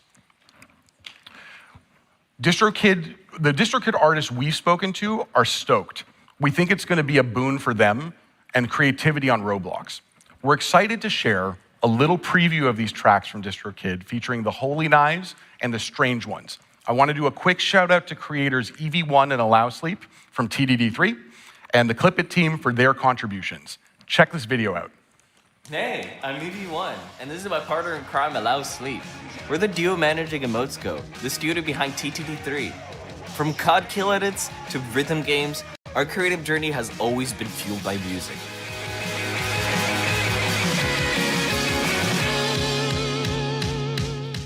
Hey, it's Kevin from The Strange Ones. We've been playing music and video games from a very young age, so we're beyond stoked to be part of the global phenomenon that is Roblox. I hope you'll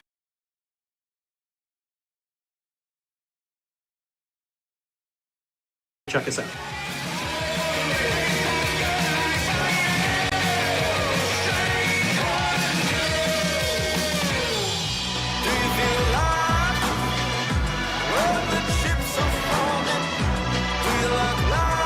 Hey guys, we're the Holy Knives. Yo. We're super excited to be a part of the new Roblox and DistroKid partnership. I'm Kyle, this is Cody, and we're brothers from New Orleans now living in LA. And we've been playing music together since we were teenagers, as well as video games. So the idea of new fans discovering our music through games and experiences in Roblox is such a full circle moment and so exciting.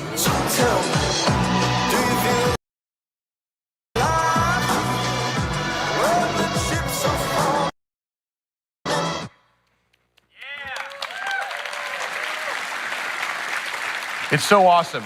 Word on the street is the Holy Knives will be performing at the Roblox Innovation Awards after party tomorrow, so go check it out. Look, in the next few days, over 10,000 tracks will become available to all Roblox creators, with hundreds of thousands more well on the way. The store will feature new music sections and the ability to search for new songs and browse a range of genres. This is perfect for boomboxes, background tracks, or any music-based mechanics you can imagine. We can't wait to see what you'll create with this. Next, I want to talk a little bit about how music listening and discovery will work on Roblox. Later this year, we're launching a What's Playing feature. Whenever you hear an eligible track, you'll see a brief toast that will tell you what the title and artist is of the song, with the ability to upvote and support your favorite artist. And we've also introduced, or we will be introducing, the first ever Roblox music charts within our charts product line, featuring top music experiences and the most popular songs. This is a place where we hope to find the future breakout artists and a place for music experiences to get more visibility. You'll start seeing the basic chart later this year with a roadmap into next as a key way for the world to discover new music and see what's trending on Roblox. These three key platform changes create a flywheel that helps up-and-coming artists get discovered and enables music experiences to thrive. By bringing together the open music ecosystem and Roblox's creator ecosystem, we're bringing music to life in fresh and exciting ways. And it's a future where artists can get discovered right here on Roblox and one day go viral. All right, folks.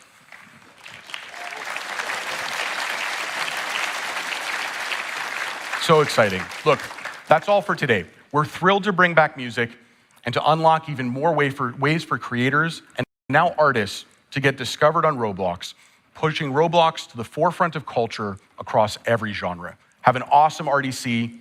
Thank you. Please welcome Roblox Chief Product Officer, Manuel Bronstein.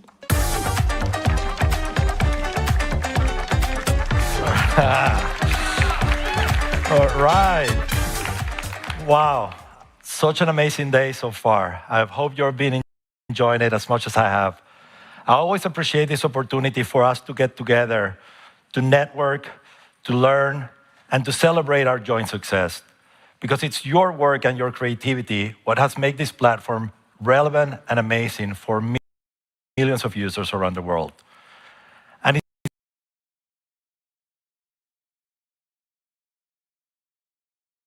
it's been a monumental 12 months with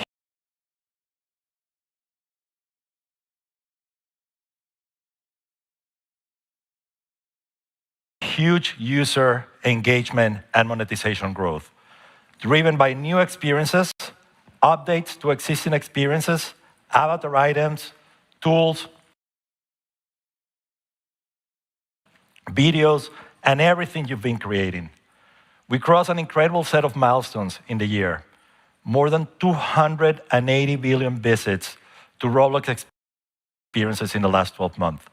What was already a huge number grew 26% year over year. And more than 65 billion hours of engagement on the platform. That's 20% year over year. Just if you want to do some calculation, that's 7.4 million years of engagement, enjoyment, socializing, and learning on the platform. And today, I want to celebrate the creators and creations that are breaking milestones. Of course, the list cannot be comprehensive, or we'll be here for many days, but we want to share a few with you. So if you heard from David today, on our path to 1 billion, connecting 1 billion users on the platform, we want to rally towards a phenomenal milestone. 10% of all global gaming revenue flowing through Roblox and shared with the community. To accomplish that, together we will work on expanding and growing the existing game genres that are doing phenomenally well today on the platform, while expanding the platform capabilities to enable more and new genres and creators to scale and succeed. So let's start with two set of genres that are very, very well known on our platform. Roleplay and avatar simulation, and obby and platformers. These continue to grow at an amazing pace. And it's not just the OG Gs. For example, two fan favorites surpassed major milestones in the last year. They were created, launched, and achieved more than 1 billion visits in less than a year. In roleplay and avatar simulation, you guessed it, Dress to Impress. It's a game where you have 5 minutes to dress the part, walk the runway, and become a top model. But of course, I don't have to tell you that because many of you have already tried the game. And in Obby and Platformer, this game has a favorite title of all time. Obby, but you're on a bike. It's a super, super fun obby. You have to complete 100 levels, and you guessed it, you have to do it on a bike. So I want to give a huge round of applause to these two games for the milestones they achieved.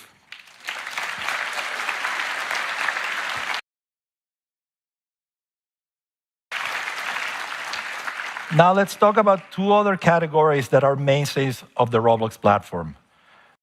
Known and beloved games in simulation and survival keep thriving. They've been updating often, they've been participating in platform events. In simulation, Beastrom Simulator released their annual Christmas update, Beastmas. Actually, they did it in July, and they're almost approaching 3 billion visits today. And in survival, Pressure, a horror experience, yeah. It's relatively new horror experience on the platform. It's on a submarine, inspired by games like Doors, Iron Lungs, and other on the platform. Went from 0 to close to a million daily active users in over a month. Let's give them a round of applause. All right, let's talk about sports. Anybody who plays games, sports is a huge gaming category, especially on PC and console, where Roblox does really, really well. And we're seeing great momentum of the genre and the platform. It's been growing 35% year over year, with great experiences like Basketball Legends, which lets you play games of 5-on-5, 5v5, and it's closing more than 300 million visits to date. Untitled Boxing Game, I love this one. It lets you fight in styles like Smash and Hitman, and it's approaching 600 million visits on the platform today. And based on a favorite sports at my house, probably the only soccer game in which I could beat my kids, Super League Soccer, it's boasting more than 500 million visits today. Let's give them a round of applause. Now, the sport genre is thriving on the platform. In the second quarter of this year, we saw more than 18 million searches for sport-related topics on Roblox. People were searching for broad things like gymnastics, pool and billiards, and volleyball. We also heard people searching for very localized content because they want to play with their local teams, in their local competitions, in their local stadiums. I love to see this category continue to thrive and bring the vibrancy of sports more and more to Roblox in the coming year. Now let's talk about another great game genre, racing. Racing brings the exhilarating competition and simulation of cars and vehicles. And the community has produced some great experiences here. Vehicle Legends, with more than 1.5 billion visits on the platform, and Drive World, with more than 200 million visits on the platform. They both let players customize their cars before they take it out to spin in the track. And as you heard today earlier, Driving Empire, with close to 1 billion visits, 1.5 billion visits, has established partnerships with great car manufacturers so that you can drive a Lambo in their experience. Let's give them a round of applause.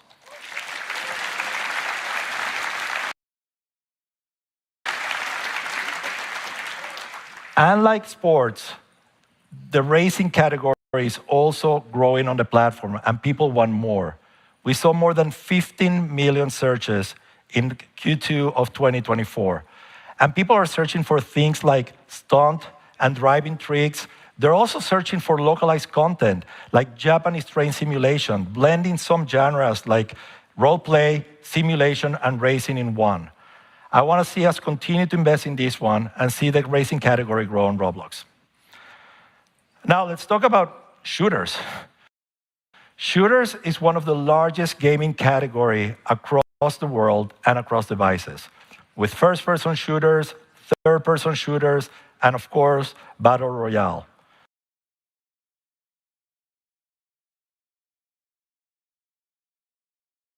We're seeing great incursions on the platform in this category. You heard about Rivals earlier. It launched in May of this year. It has already surpassed more than 400 million visits, and it lets you fight it out in 1v1 or team matches. And of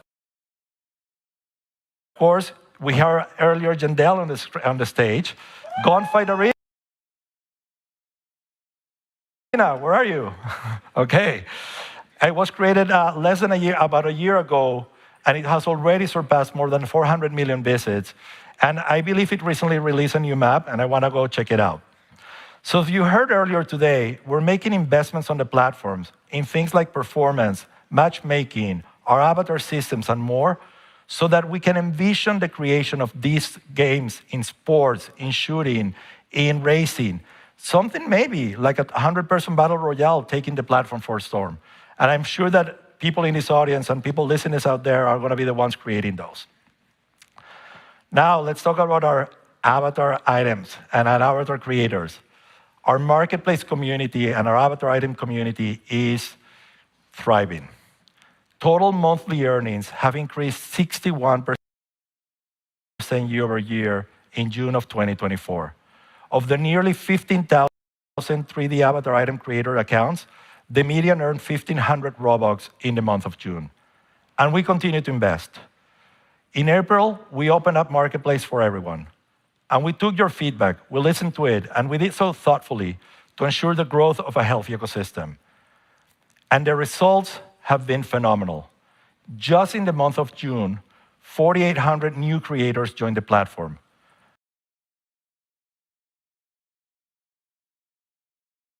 But more importantly, this growth has been additive, and this is exactly what we wanted to see. The creators who were originally in the program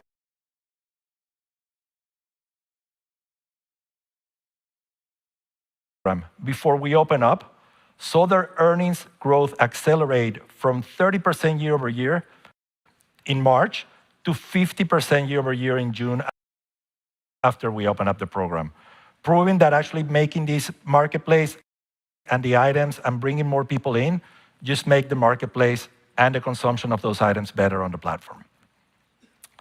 And the creativity and the breadth of the creator community is unmatched. Here's a glimpse of some recently created avatars and items by our community. These are unique avatar bodies. Look at the attention to details. Soul Scar, Fennec Paw, and Ethronart. I don't know if you're here, but pretty amazing work. And favorites in Marketplace, hair and shoulder accessories. Love the fantastic creations by ECGG and K-Pops. I want to give them a round of applause, and I want to thank all of our avatar item creators.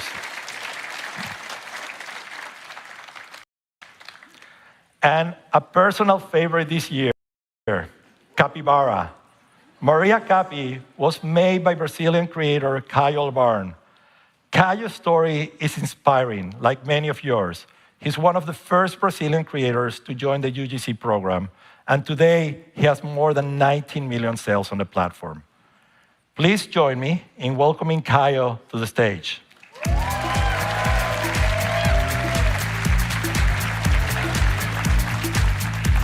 Welcome, Caio. Thank you. ¿Cómo va? Hi, guys. I'm doing great. Thank you. That's as far as my Portuñol will go. All right. Super excited to have you here, and your story is so inspiring. Why don't you share with us how you got started as a UGC creator and what changes it brought to your life? Yeah, so my journey started in 2010 when I started playing Roblox for the first time. And then 6 years later, I started learning 3D modeling. And in 2019, I enrolled in a design course. And I met a friend there, Guilherme, who showed me that the Brazilian DevRel was organizing a competition where there was a spot to become a UGC creator. After winning that, I managed to buy a new PC. I bought a house, an apartment. I moved out of a really dangerous neighborhood in Rio de Janeiro. And I retired my mom. I'm paying for healthcare for all my family. And also, I'm paying for the education of my nephew. Wow. Kyle. All thanks to Roblox. I mean,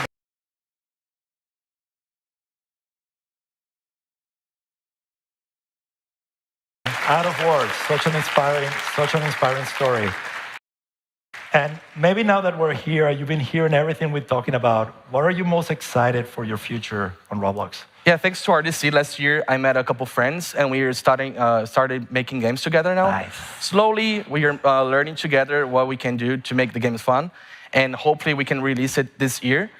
And because of that, how I started studying game design, I kind of fell in love with game design, so I want to invest more time in that and see if I can make games even funnier and even more entertainment.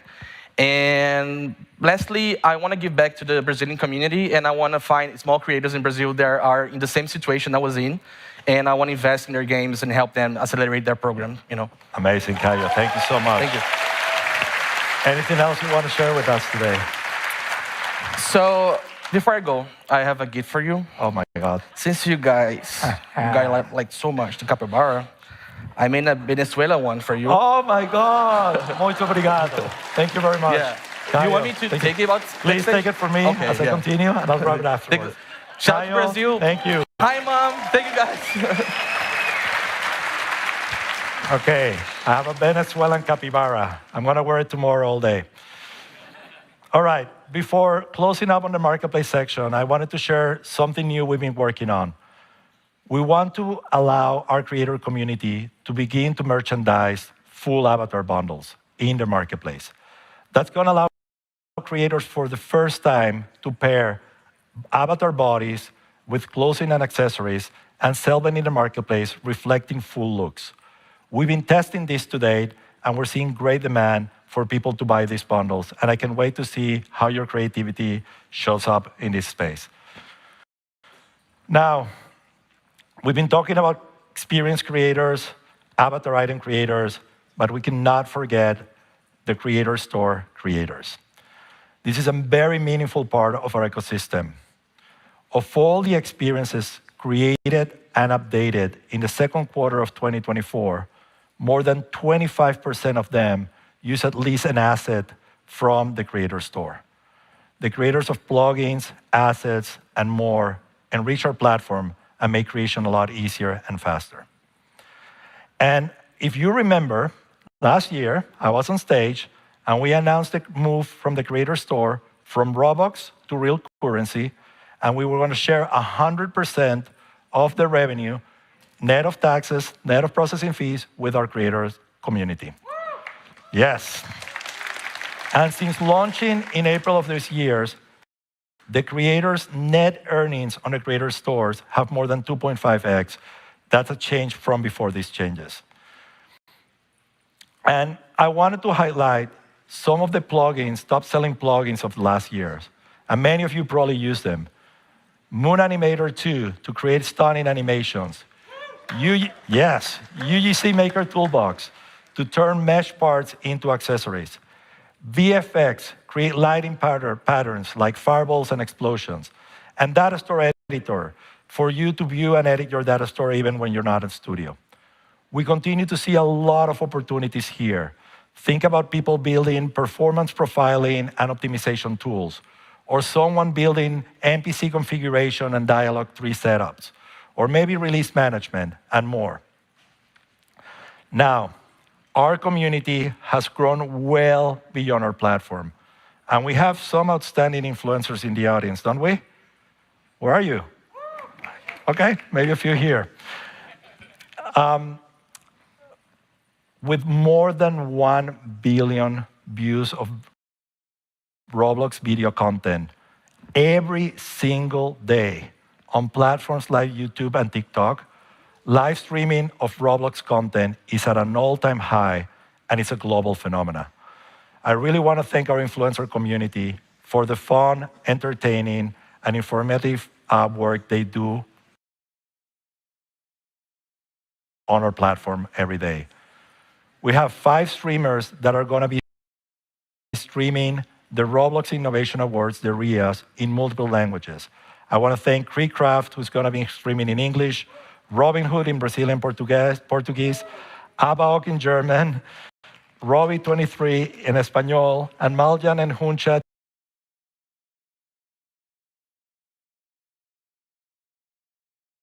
TV in Korean. Thank you, thank you, thank you. People are going to love watching this.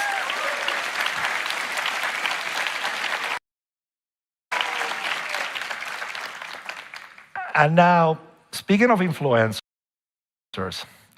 for a while, we tried to convince our influencer community and our creator community to bring back platform events. Oh, wait. It was the other way around. You all told us you wanted events back on the platform. It took us some time, but we listened. And in 2024, we did four platform events, each of them bringing new games, new innovation, and new mechanics. The Hunt, the Classic, the RIAs, and the games. Yes. I want to thank all the creators, all the influencers who made these events successful and possible, and all the participants. And I want to thank Twin Atlas for the phenomenal job creating unique, true to Roblox event hubs. And with that, I want to share something with you. I have a little surprise coming, something I'm very, very excited about. All right, you may have guessed it.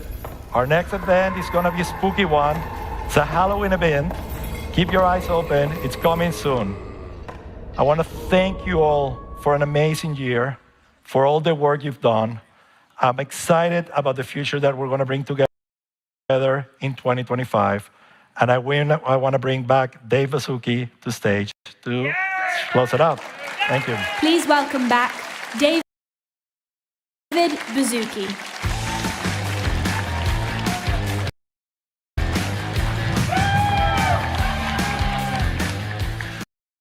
All right, well, what a morning. Wow, that was really fun. I secretly know the name of that event. It is going to be awesome, and we're going to show off some new tech. Okay, so the tradition, right? Every year we check in on the predictions. Last year, we finished the first set of 5-year predictions. We hit 70%, 7 out of 10. We're going to give you a heads up of where we're tracking this year. It is year one, so let's start bringing them up. These are going to close in 2028. If you see a green thumbs up, I'm estimating we're still on track. If you see yellow, triangle, we're a little bit in the edgy zone. If you see red, we're not there. Good note, there's no reds, okay? And they're pretty ambitious predictions. Okay, so number one, oh, great, I can read them right here.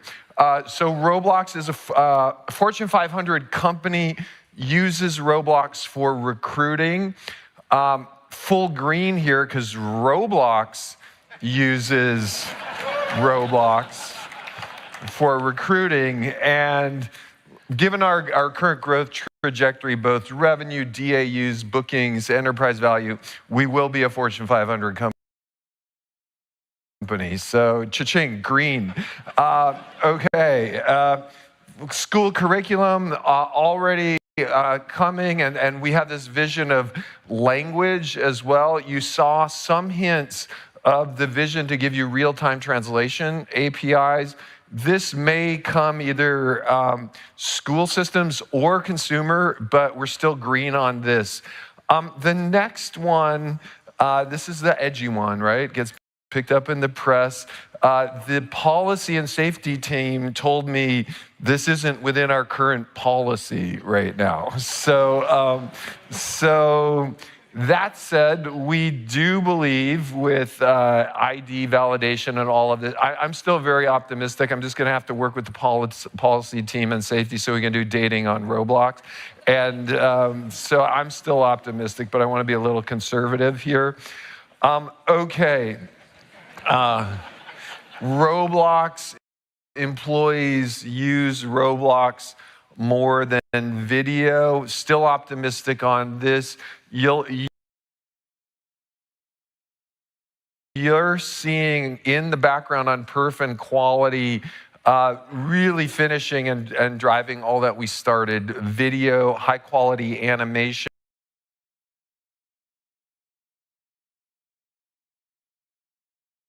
motion capture. Stay tuned for that. So we're still optimistic on this one. Okay, universal civility metric that shows for most players, civility is increasing over time. This is really huge for us. And everywhere on the platform, whether it's text, video, we're getting a lot smarter at nudging, at kind of helping people learn what to do better. So we are optimistic that someday we will publish a civility metric on Roblox. Physical merch, you just saw it today, okay? So we just announced the Shopify integration. We're gonna integrate with others, feeling very green on this one. Okay, the next one's a little more difficult. My family has been playing Roblox for 18 years. So I'm gonna make this one yellow just because this one's a little tricky. But we are driving to a vision where 1 billion people use Roblox literally every day to communicate as well as play. So we're keeping this green, not yellow. Top fashion designer discovered on Roblox without any experience. There's a couple already that are moving in this direction. We have some great designers integrating with Walmart. I got a great backpack yesterday. You'll hear more about that. So very optimistic about this. And we could actually imagine that discovery possibly happening within a fashion experience on the platform. A musician will perform live to 1 million people. Absolutely. You just heard our commitment to music. And when we couple that with real-time tracking, which won't just be face, it'll be body and ultimately whole body. This will be very possible.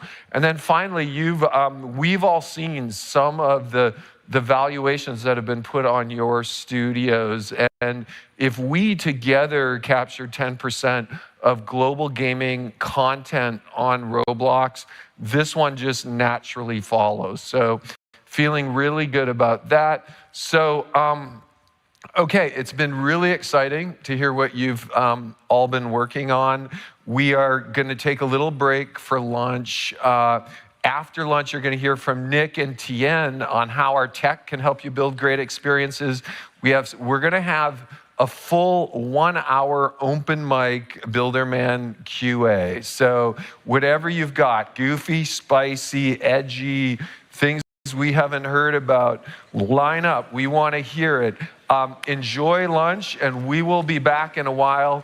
Thank you all so much.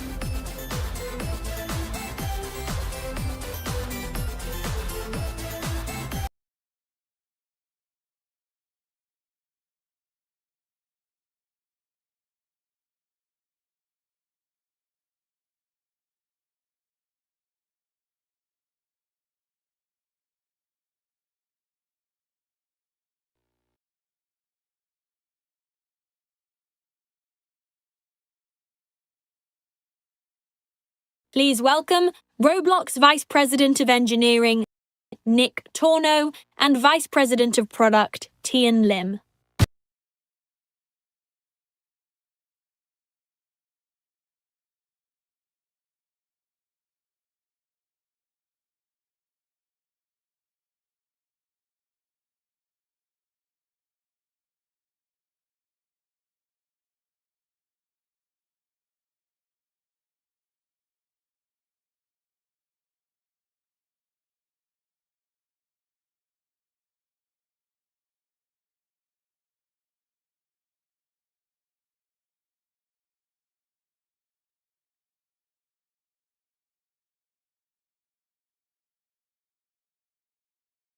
Please welcome Roblox Vice President of Engineering, Nick Torno, and Vice President of Product, Tian Lim.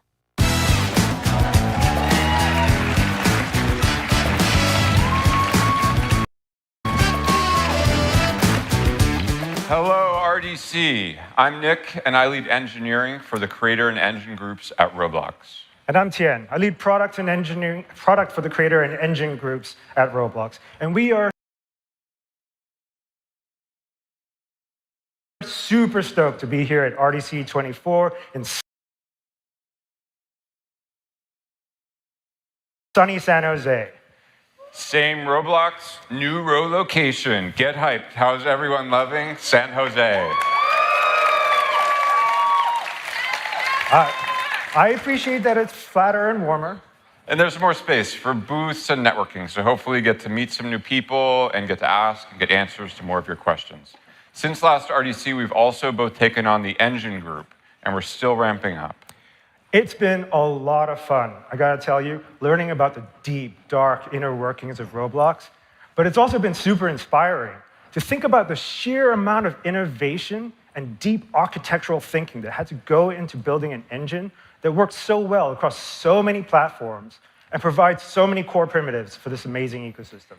That's right. Making a platform that scales all the way from low-end Android to high-end PC, that's social co-experience out of the box, instant deploy, practically infinite server scaling, that's still easy and fun to build on, well, it's harder than it looks. That's exactly why things like occlusion culling that Josh talked about earlier took us a while. We did not take the easy way out, because if we did, that would have been more work on you. Now, last year, we introduced the concept of the creator hierarchy of needs. It starts with a rock-solid platform with stability, performance, and quality at the base. Then we need to fit your workflows and ensure that we're building in a way that scales with your team size, complexity, and external tools. And all of that's sort of table stakes. On top of this, we focus on accelerating creation, removing friction at every step of the process so you can focus on what only you can do, which is creating fun and inspiring experiences for our users all over the world. And throughout this process, we want to make sure that we're all working together, communicating with mutual empathy, transparency, and accountability, so that we can be good stewards of the platform together. This framework continues to map to our areas of focus where we're spending most of our energy hardening and solidifying the platform. And we hope you're seeing that in the product. We're going to go through each part of the pyramid step by step, progress to date, and what you can expect. But we're going to start with the how. Let's start with transparency and accountability. That's on the left side of the pyramid, not the bottom. So earlier in the day, you heard about our focus on performance and quality, like improving memory management with Harmony to reduce crashes and improve low-end Android performance. This reprioritization has meant we've had to delay some of the features we announced via the Creator Roadmap or at last year's RDC. So features like new voxel lighting, accessory adjustments, R6 to R15, conversion tools, terrain improvements, and avatar movement improvements all had to be delayed so that we could put performance and quality front and center. It's so important. We're going to keep reiterating it. We saw how engagement and monetization were negatively affected by crashes. As David said earlier, our fixes this year have added 300 million hours of playtime per user to your experiences. So moving forward, perf and stability are guardrail metrics for us. We want to launch features only if they don't cause regressions. And as we've adapted, we've tried to stay really transparent with you all with our quarterly Creator Roadmap updates, especially when things get delayed. We also held 3 creator AMAs focusing on areas that we know are of great importance to you, like discovery and our economy. And we have one more planned in a couple of weeks. Thank you all for your participation in these AMAs and the hard-hitting questions. Please keep them coming. That's right. Keep it spicy, please. So with all... So with all these changes, accountability time. Let's review what we added to the roadmap last RDC versus what we did. You sure you're ready for this, man? Well, we just talked about accountability, so yeah, I think I'm ready. Hit me. Okay. So we delivered 59% of what we said on time. Another 11% delayed slightly. About a quarter are still delayed, but the remaining 5% are still on track to be delivered on time. It just shows how hard it is to predict the work of more than 2,000 people precisely. We won't always get everything right, but we promise to keep you in the loop when things get delayed, and sometimes we might have to pivot, especially when we learn something from working with you all. Speaking of which, I think last year we announced Luau file syncing on stage, and I recall shining a bright light on you, playing angelic, heavenly music for the moment. I have photographic proof of it right here. I don't know. I don't remember that. I think I was going like this because I wasn't really sure. Uh-huh. Okay, it's time for a mea culpa. We haven't yet shipped files. Wait. I've got a new sound effect for the moment. Oh, God. As we were building it, the feedback we were getting from the community was that we hadn't gotten it quite right. So we've returned to the drawing board and we're focused on making it feel really great. We plan to release a prototype to get your feedback very soon. Now, let's take a moment to talk about stewardship. I mentioned that we are all stewards of this platform together. And in the spirit of transparency, I want to address an unspoken elephant in the room. We all see that we're an evolving platform. And we recognize that sometimes it feels like there's a tension between the rich past and traditions of Roblox and its future. The reality is we all want something slightly different from Roblox, but we think that's great. We want to build a more diverse and broader ecosystem that appeals to more users and has more experiences and avatar styles.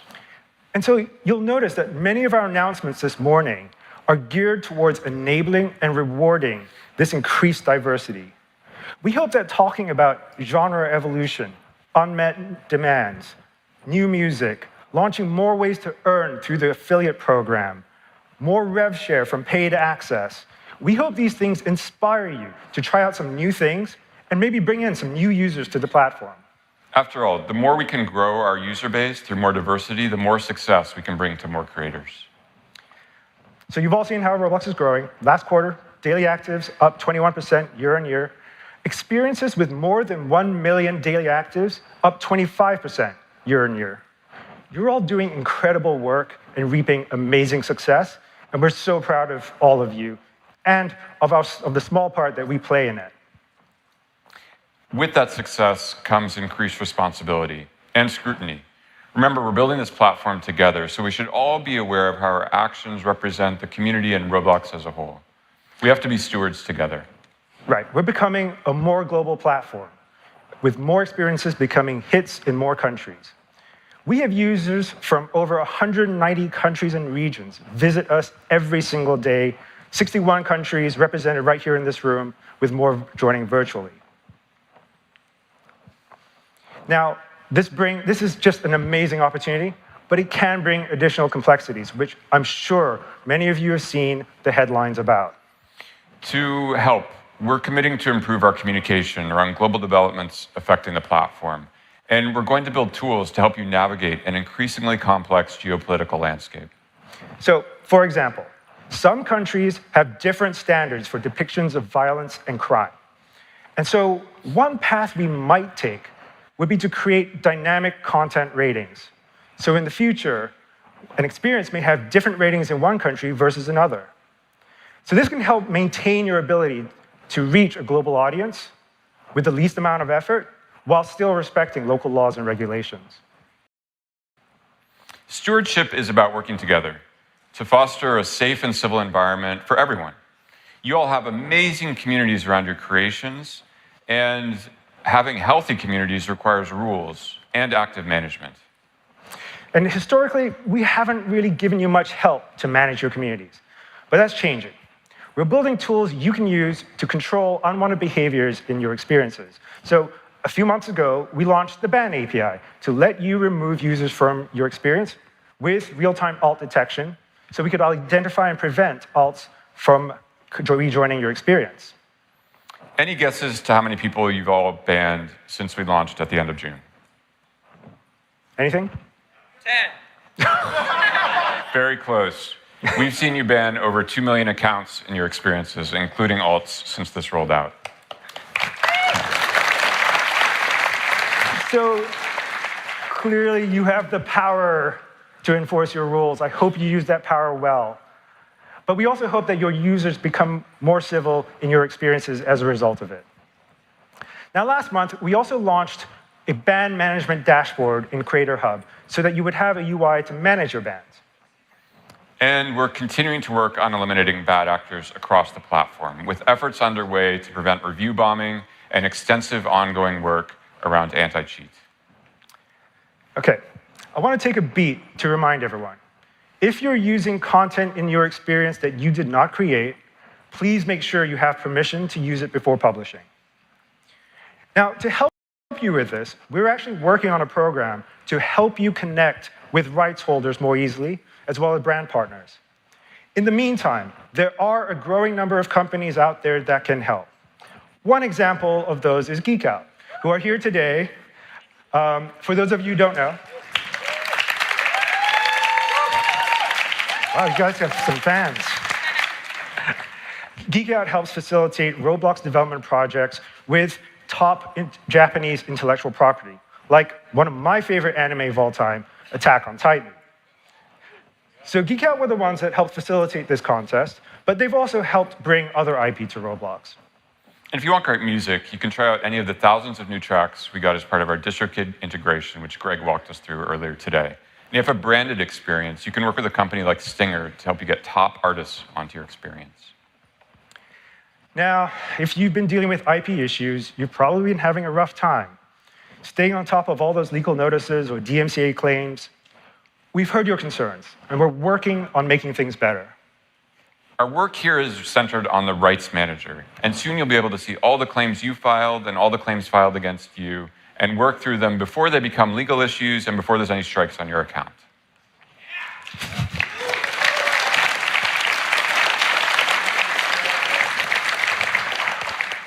We also know there's a lot of marketplace content out there, some of which you probably wish you could take down or maybe didn't know you should take down. So we recently announced, just this past week, a proactive archival process that will archive some of these avatar items for you without any consequences. Now, we know there's a lot more work we can do here, and we're working super hard on it, so please stay tuned. All right. All right, let's get to the actual pyramid. The base is the foundation we all need to succeed. The foundation needs to be rock solid. If you're creating on a shaky foundation, you're probably tearing your hair out or using language only appropriate for 17+ experiences. And there's nothing that erodes a foundation more than bugs. I don't know, have you ever forgotten to anchor all your parts in the model? Me? That seems very unlikely. I don't know, I think I have a clip of your cabin here. I'm sure this has never happened to anyone here before, right? Okay, maybe that one time. We're improving our testing procedures so bugs don't get out. But when they do, we want to work quickly to triage, prioritize, and resolve anything that does. In the past year, we've closed more than 3,300 creator-submitted bugs. This includes closing 4 times the number of studio bugs versus the same period a year ago.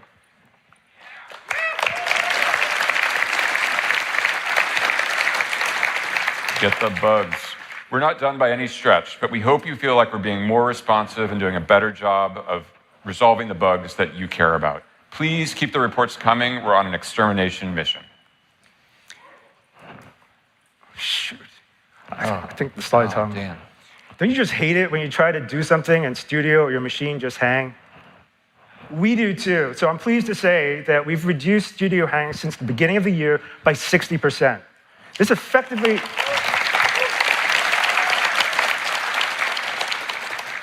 This effectively doubles the amount of time you can use Studio before encountering a hang. Another type of interruption we've addressed is when the script auto-completion tool times out while type checking. We've implemented a fix that has reduced these timeouts by more than 90%.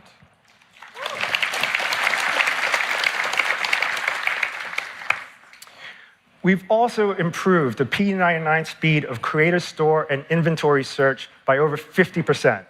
So that should speed up everyone's workflows.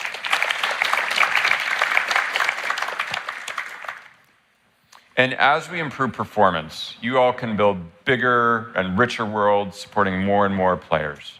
And this brings new problems, but these are the types of problems that we really like.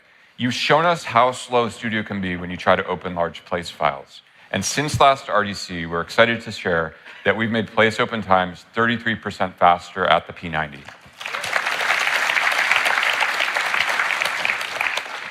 If you can't tell, we're trying to make every touch point in Studio more responsive so you can iterate faster.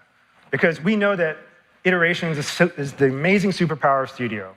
You can play test your experiences so quickly, no compilation or deployments necessary. And we're excited to say that we've made the P50 or median play test time 62% faster, and the P90 48% faster since the beginning of the year. If we keep this pace up, we'll save you all over 1 million hours of time per year on just waiting for playtest. 1 million hours. That's what, like 100 years? That's 100 years. I think that's barely enough person hours for someone here to go build a better Elden Ring on Roblox. Hint, hint. So we're investing a lot to harden the platform. We hope you'll see and feel that. Things are getting more solid. But when we say rock solid, we're talking about hard rocks, like granite. So there's still many, many places that need work. And we want to hear from you about what's most important. In order to help with that, we're opening up bug reporting on the dev forum to hundreds of additional people every month. Now, everything we've talked about thus far has actually been the result of an internal company-wide program to address your top pain points, which we literally and unimaginatively call the Creator Top Pain Points program. It's led to some of your favorite improvements, though, things like group revenue sharing, the ban API, or the improved transparency on discovery. And we hope you feel the difference. We'll continue to push on every top pain point we can. So moving up the pyramid, we want to build tools that solve your use cases and scale with you as you grow in ambition, vision, team size. These tools need to integrate with your third-party tools as well. Now, part of that was the Luau file sync, which we've already harassed Nick about. But we're also thinking about how we can help you manage, collaborate, and iterate even faster on your experiences. So let's start with assets. You all create a ton of assets. If we look at the top 2,000 creators by time spent, the top 50% of those have more than 1,600 assets. And the top 5% have more than 14,000 assets each. That's a lot to manage. What do you do with it all? Show of hands. Who thinks the current asset manager is amazing? You can tell us how you feel, like, really. Okay. They just did. They just. Who thinks it could be a whole lot better? Sure, okay. Look, you need to be able to organize your assets, to find them easily, filter and search. So we're working on a completely redesigned asset manager, built to handle your scale. It's slated for beta later this year with full release in 2025.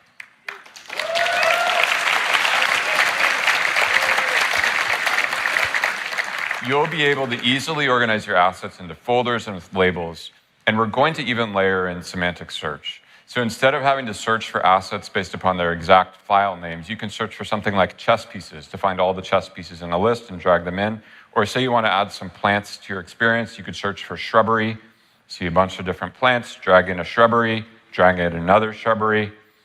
As part of this, we'll be deprecating the existing asset manager and migrating user inventory out of Toolbox and into the asset manager.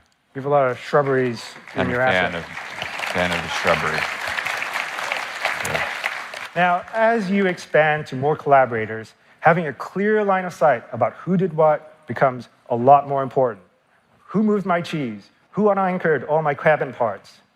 Last week, we started rolling out the ability to see a history of your collaborators' activities and configuration changes in your experiences.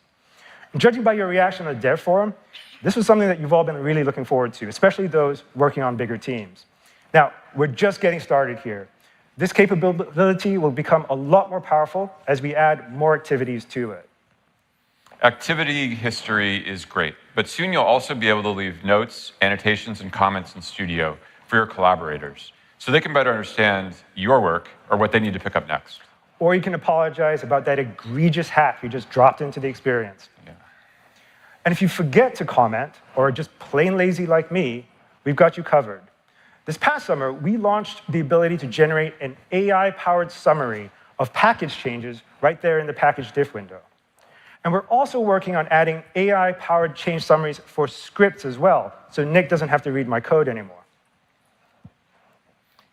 Now, shifting gears from Studio to OpenCloud. Last year, we showcased a new OpenCloud API that let you change scripts, and we showed it you could update a Google Sheet, and it would update your store and your experience. Today, we're really excited to share what we think is an even much more powerful new OpenCloud Engine API, which will let you run arbitrary luau script in the cloud on a running server. Among other things, we think this will allow you to run automated tests headlessly as part of a CI/CD process. And we're really excited to see what you do with this capability.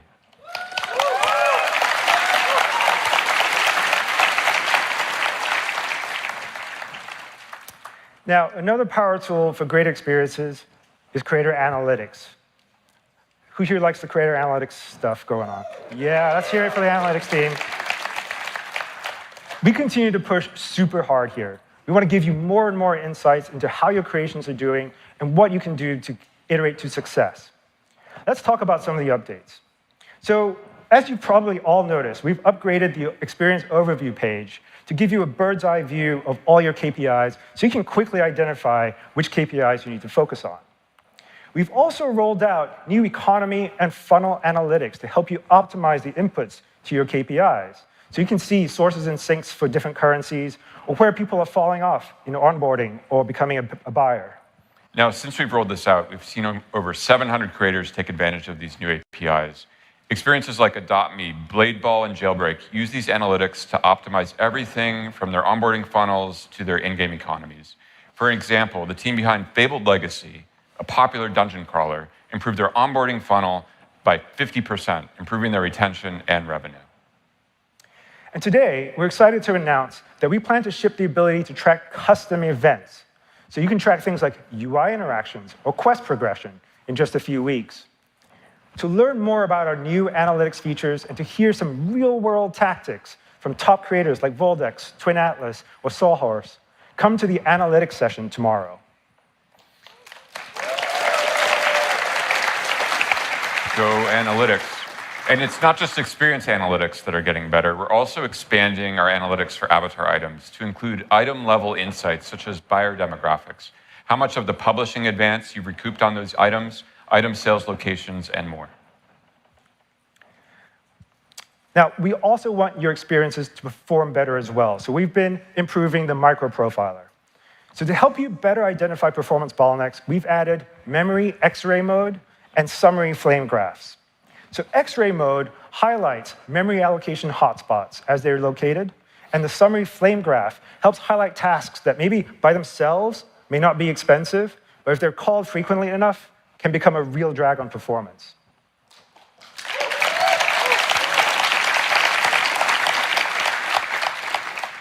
And earlier this week, we launched more breakdowns of server performance data, so you can break down memory and CPU usage on the server by engine categories. And we mentioned earlier that we used to have this fixed amount of RAM that RCC could use, and it's now scaling based upon the number of players. This will allow you to have worlds with more and more players, richer and richer worlds. You've heard all day about our focus on low-end Android, and to help you know if you have a crashing problem on these devices, we'll show an insight on your experience overview. Whew, that was a lot. But we want to hear what else we could do to help you understand and improve performance in your experiences. Later today, after the Builderman Q&A, or anytime tomorrow, please come visit our debug performance booth downstairs to speak with our engine engineers and talk performance.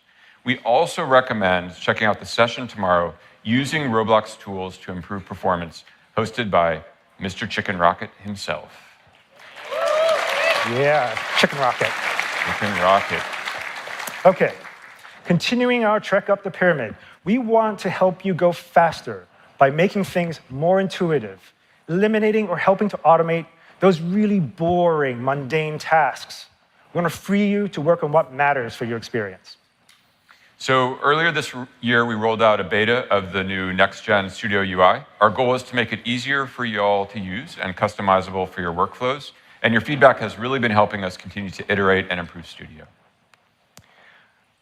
And to help kickstart those first few steps of creating a new experience, we've been creating new templates, like racing, laser tag, and a first-person shooter system, and more recently, a new platformer template.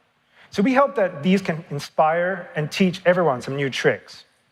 Now, we have many more templates on the roadmap, but we're actually more excited that soon we'll make it easier to discover community-created templates right there in Studio.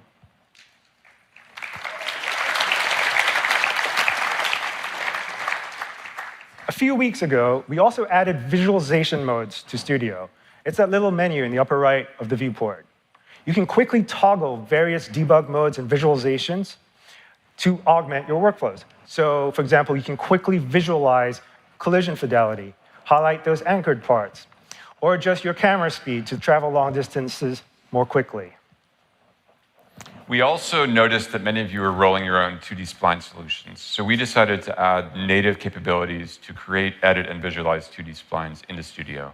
Some exciting examples of what you've already created include an audio visualizer, a polygon generator, and we can only imagine what other creative uses you'll find. All right, let's talk about data stores. One of the things we've heard time and time again is that data stores need an upgrade. Having to prevent things like concurrent writes, handle all the different failure modes, and ensure consistency is a lot of work, and it's hard to learn. So we're working on updating data stores to handle some of the challenges that you've had to manage. So we'll be defining standardized schemas and higher-level APIs for common use cases like managing player inventories, stats, live ops, and more. We're also going to handle session locking and retry logic. Lastly, we're also going to build a data store explorer so you can quickly find and edit keys for debugging or maybe customer support. And data store users. Okay, shifting gears to avatars. Earlier this year, we beta launched Avatar Auto Setup to help save you hours or maybe even days of time rigging, caging, skinning, segmenting your avatars. And what you're seeing in this video is the workflow. Arbitrary meshes can be imported, automatically rigged, and then QA'd in Studio with animation or clothing previews. Now, we've actually seen a good number of the bodies published to the marketplace rigged in this way. And we plan to continue to improve auto setup. We'll be enhancing integration with external digital creation tools. We'll support partial setups. And we'll provide editing tools in the Studio so that you can fine-tune the results. Speaking of avatars, we did finally open up creation to everyone, and very quickly, y'all created so many unique and expressive avatar items. I especially liked this frog. However, after being live for a bit, we heard your feedback that maybe our modesty layer policy was a little too stringent, yeah? You evidently thought it was silly that the frog had to wear underwear. You know what? We agree. So we're happy to share that as of last month, we removed the requirement for modesty layers on certain avatar types, such as inanimate and animal avatars.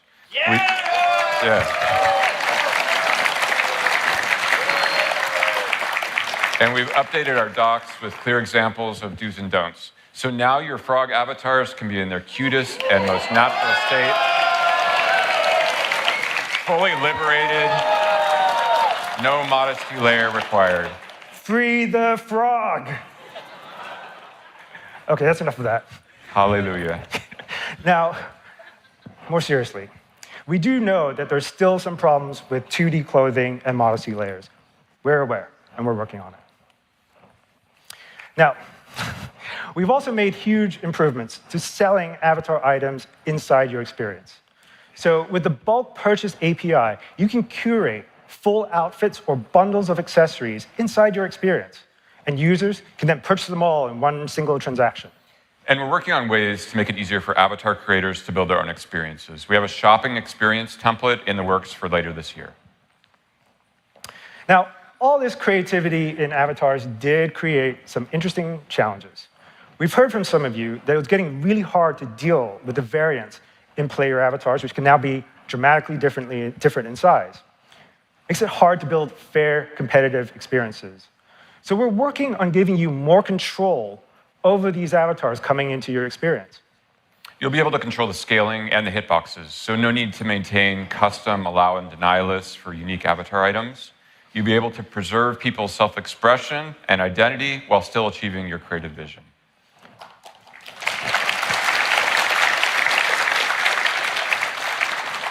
I really was hoping I could stay a tiny stick bug in Gunfight Arena. Sorry to break it to you. We're working on rolling this out by early 2025. OK, so we're at the top of the pyramid. Over the years, you've created so many fun and inspiring experiences. Your creativity, ingenuity, and unique sense of humor continue to amaze us. We want to give you even more tools to make the platform more fun for everyone by connecting global audiences, allowing for new and novel forms of expression, and bringing your ideas to life much faster. Speaking of something fun, how about being on a server with thousands of people or hundreds of people all over the world speaking different languages, but being able to easily understand it all? We've been busy shipping translation solutions to help connect everyone and make it easier for you to reach a global audience. We shipped automatic chat translations earlier this year, and we've estimated that within every month, and we'll take just June as an example, we're translating about 17.5 billion messages.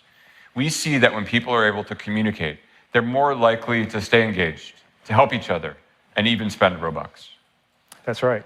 We've also had experience translations for a bit, but it was only if you had created your experience in English.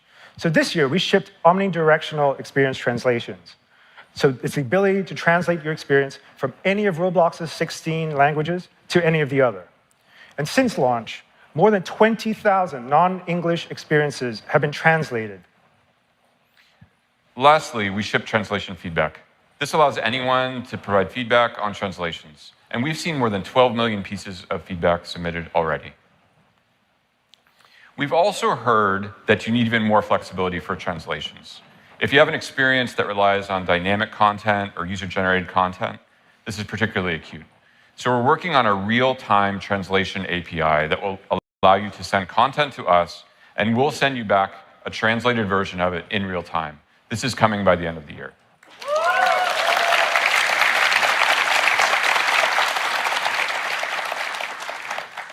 Now, as Greg mentioned earlier, we're experimenting with translating your experience thumbnails and icons.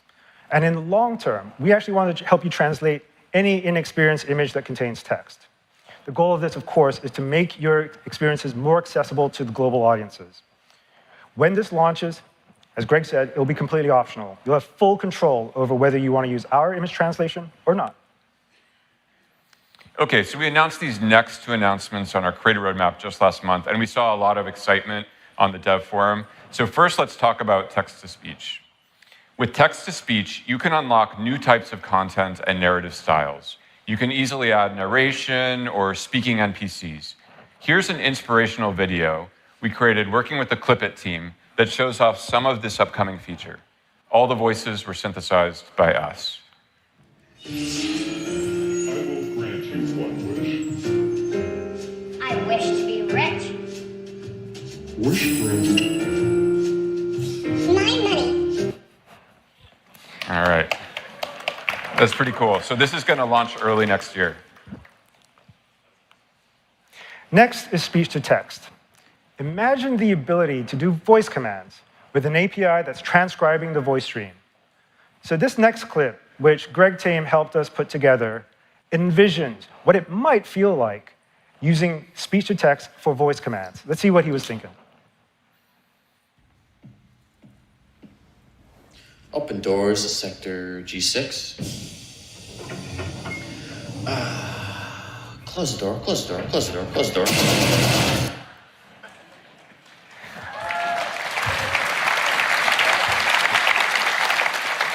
It's just a vision video, but we think it's super possible. And frankly, I would have shot first, closed the door after. Yeah. Now, switching gears a bit, you know what else is fun? Instant gratification. So with tools like Assistant, Texture Generator, and Material Generator, which just went to full release this past week, you're able to prototype and test new ideas much faster. Now, let's be honest. When we launched Assistant late last year, it was pretty limited in what it could do. If you asked it to open the pod bay doors, Hal, it would probably say, I can't do that. Then, just last month, we added this ability to Assistant to run command bar scripts, and it unlocks a whole bunch of new capabilities. And now if you ask the Assistant to open the doors, it'll open it on the spot.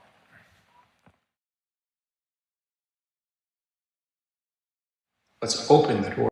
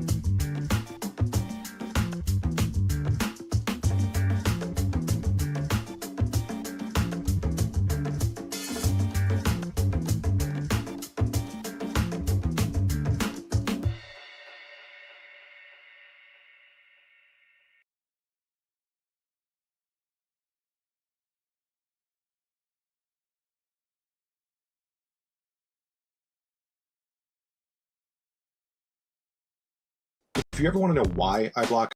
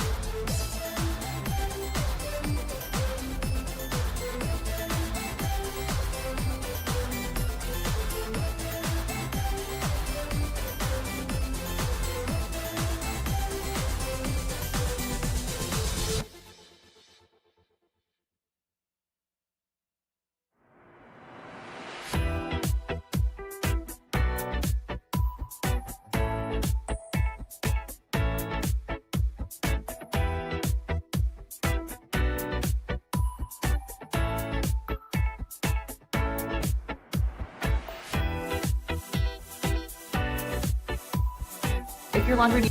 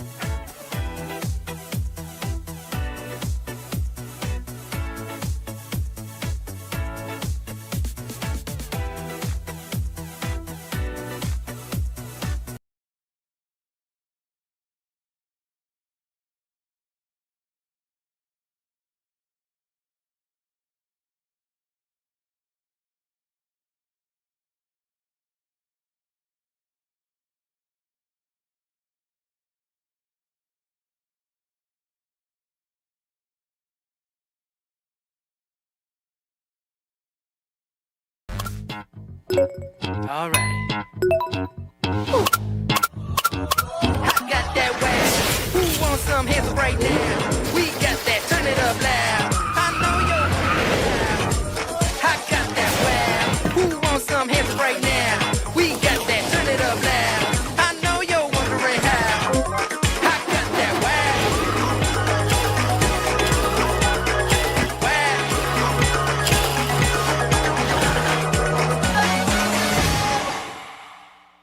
Please welcome Garima Sinha to the stage.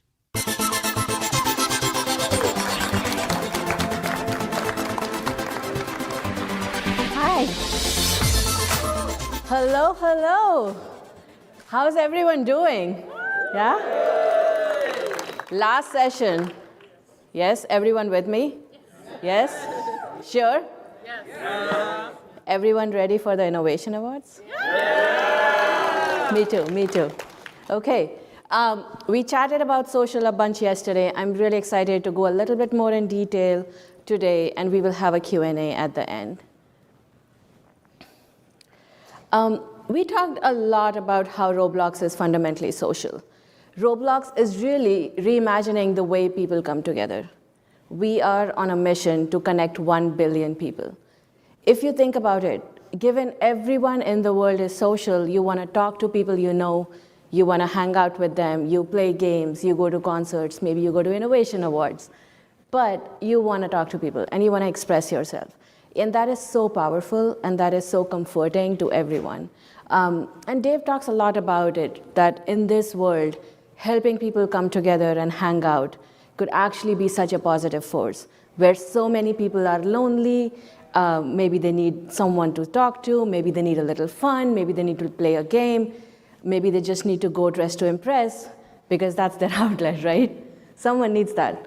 And I think that's so, so, so powerful to bring people together. We touched on this a little bit. Why is social so important? It really drives engagement and monetization. I'll go a little bit in detail today in how this really works. So if you think about it, everyone is coming to Roblox to spend time with each other. I think we are the biggest single multiplayer platform. We are not a single player platform. We are not for someone to hang out alone. There's very few things you can do on Roblox alone. You are always with people. You are coming to Roblox to play with others, to And when you find others, you play more, you discover more, you spend more. So really, the number one thing is friends. Are you with people you care about? It could be your real life friends. It could be someone you found on your community. They like the same game, they like the same outfits, they like the same places to go to, music, whatever it might be. You want to find at least a few people who you connect with. When that happens in the first day or first 7 days of signing up on Roblox, they retain a lot more. They're way more likely to come back in week 2, week 3, week 4, and so on. The second piece of this is, oh, I did find a friend, now what? Maybe you chat a little, maybe you are new somewhere, going to a new restaurant. What item do you like here, right? Or maybe going to Disneyland with your friends, or going to a concert and kind of talking about what you like. You get so much more comfort and you get acquainted to things when you do it with friends early on. Now you're ready to go to the party. We talked a lot about parties yesterday. But you're ready to play, you're ready to go to the party, you're ready to go to that concert, to that movie. You need to coordinate, right? And you need to make sure you end up at the same movie hall, not at different movie halls when you're trying to watch a movie together. That'll be kind of awkward. So we want to make sure you can get together and you can join the same server, the same experience every single time. And all that leads to more games, more time spent on Roblox together, more playtime, you discover something new, whatnot. The second part of this flywheel is capturing content. You are in there, you want to take that photo, right? Again, you could do that in the experiences you are in. You could do that outside the movie theater you went to or the concert you went to. I don't know if there's anyone here who goes to a concert or a cool game or something and does not take a photo. Is there anyone who does not take a photo of a cool spot they go to? I want to talk to you after. How do you not take a photo? Maybe you want a video. But almost everyone, minus maybe 1 or 2 or 3 people, want to take a photo or capture that moment. And they share it, and then someone else sees it, and they're like, oh, I want to go there. I want to go to that cool beach. I want to go to that cool concert. People do things when they discover it through their network. And then they want to share even more. And again, all this leads to people spending more time on Roblox, discovering new content, spending more money.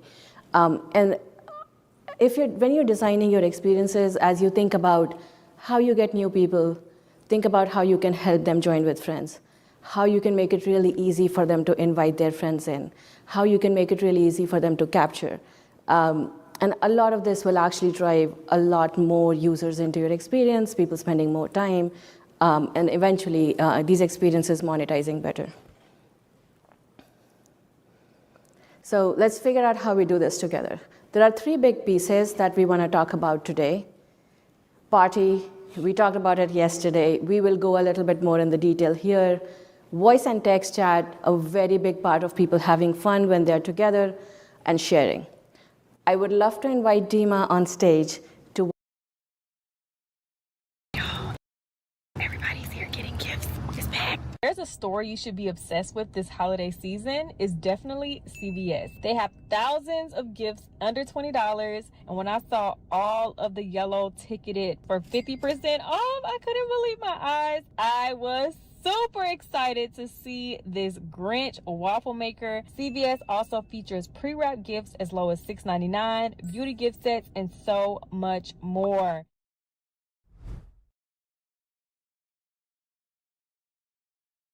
the weeks before the holidays, and all through the land, shopping got done and travel got planned. But in the stores and on the planes, lurking near you, was a case of COVID-19 or maybe the flu. Luckily, vaccines were ready to go. A few minutes time, and then on with the show. Hugs were aplenty at every front door, because vaccines let you risk less and do more.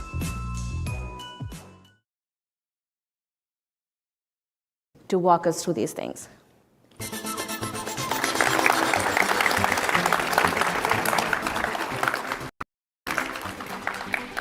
Thanks, Karima, and thank you all for being here today, last session of the RDC. So we believe that Party is going to be a really important way users join your experiences. When users play together with their friends, they tend to play almost twice as long as compared to without their friends. And after such co-play sessions, they tend to return more frequently to Roblox. You've heard about parties yesterday from Dave and Garima. It's a new seamless way for users to group up and join your experiences together. Users will be connected via text and voice wherever they are on Roblox. They can be on home screen in the same or different experiences. And with guaranteed matchmaking, every party member can make it onto the same game server instance.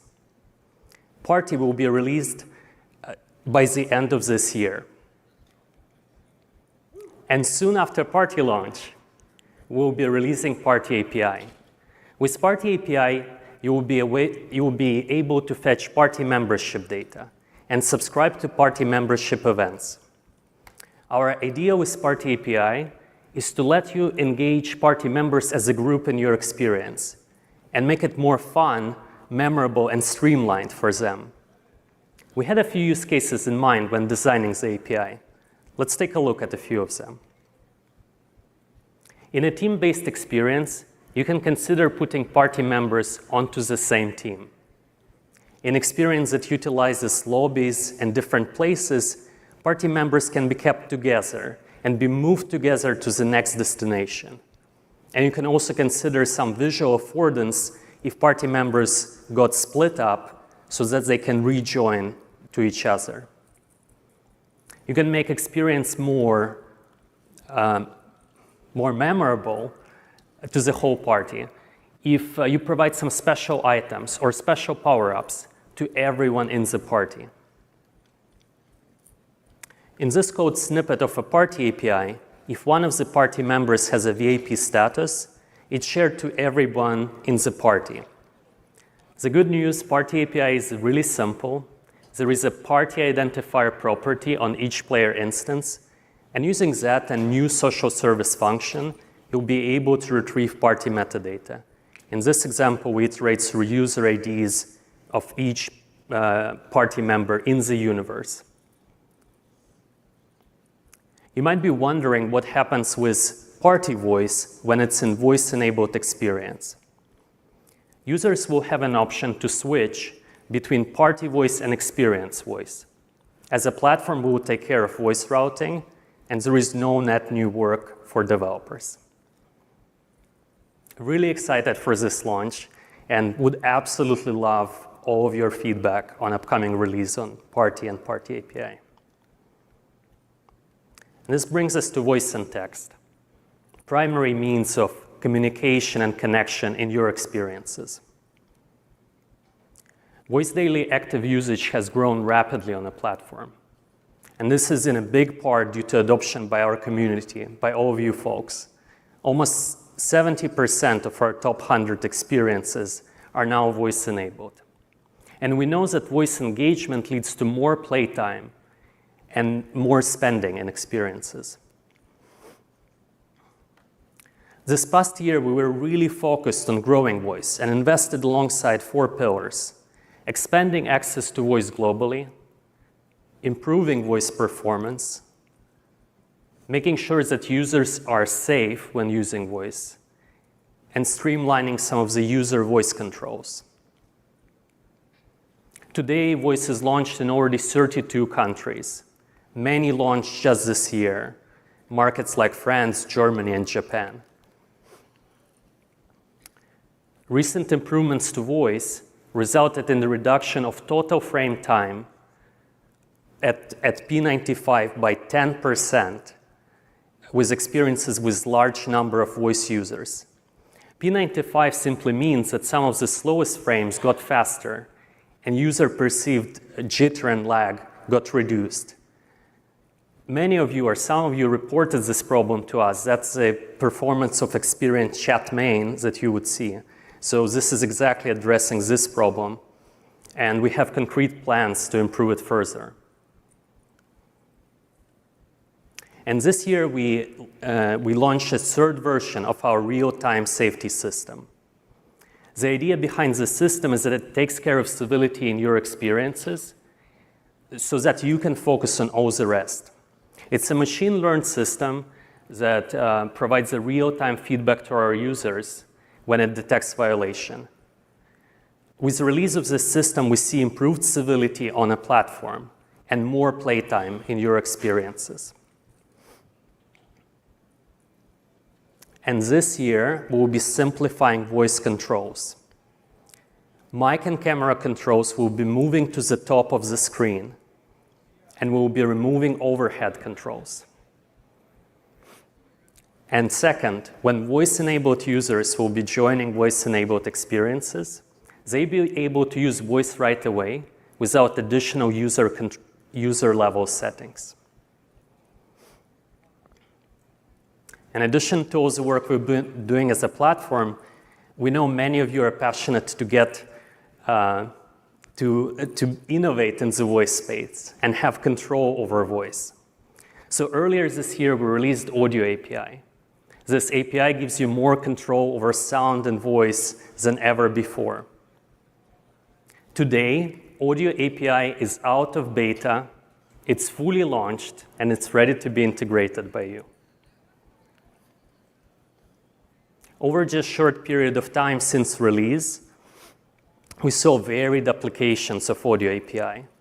So for example, on Tap allows users to customize their voice settings and preferences. Neighbors allows users to change and modify voices in their experience. And voice control uses voice as one of the key gameplay mechanics. It's one of the game inputs alongside traditional inputs like mouse and keyboard.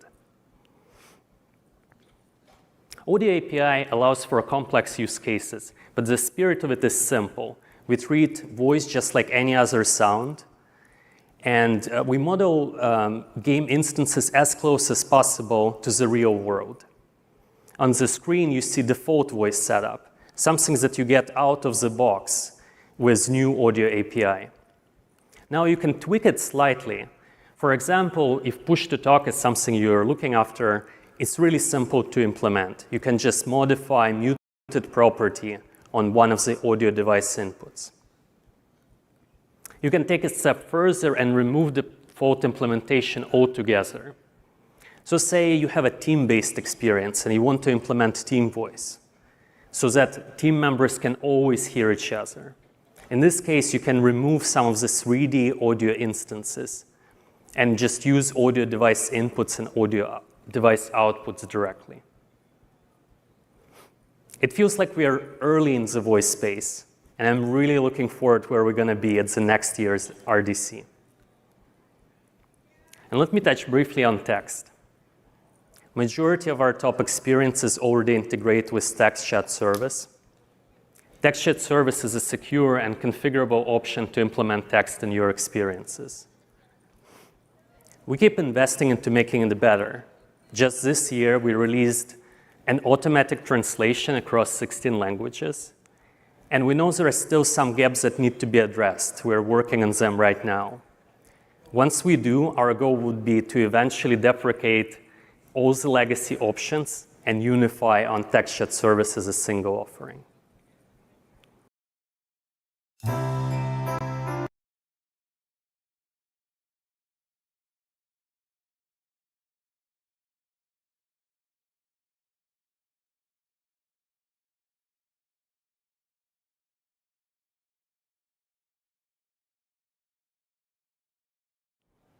With that, I'll pass it back to Garima to talk more about content and sharing.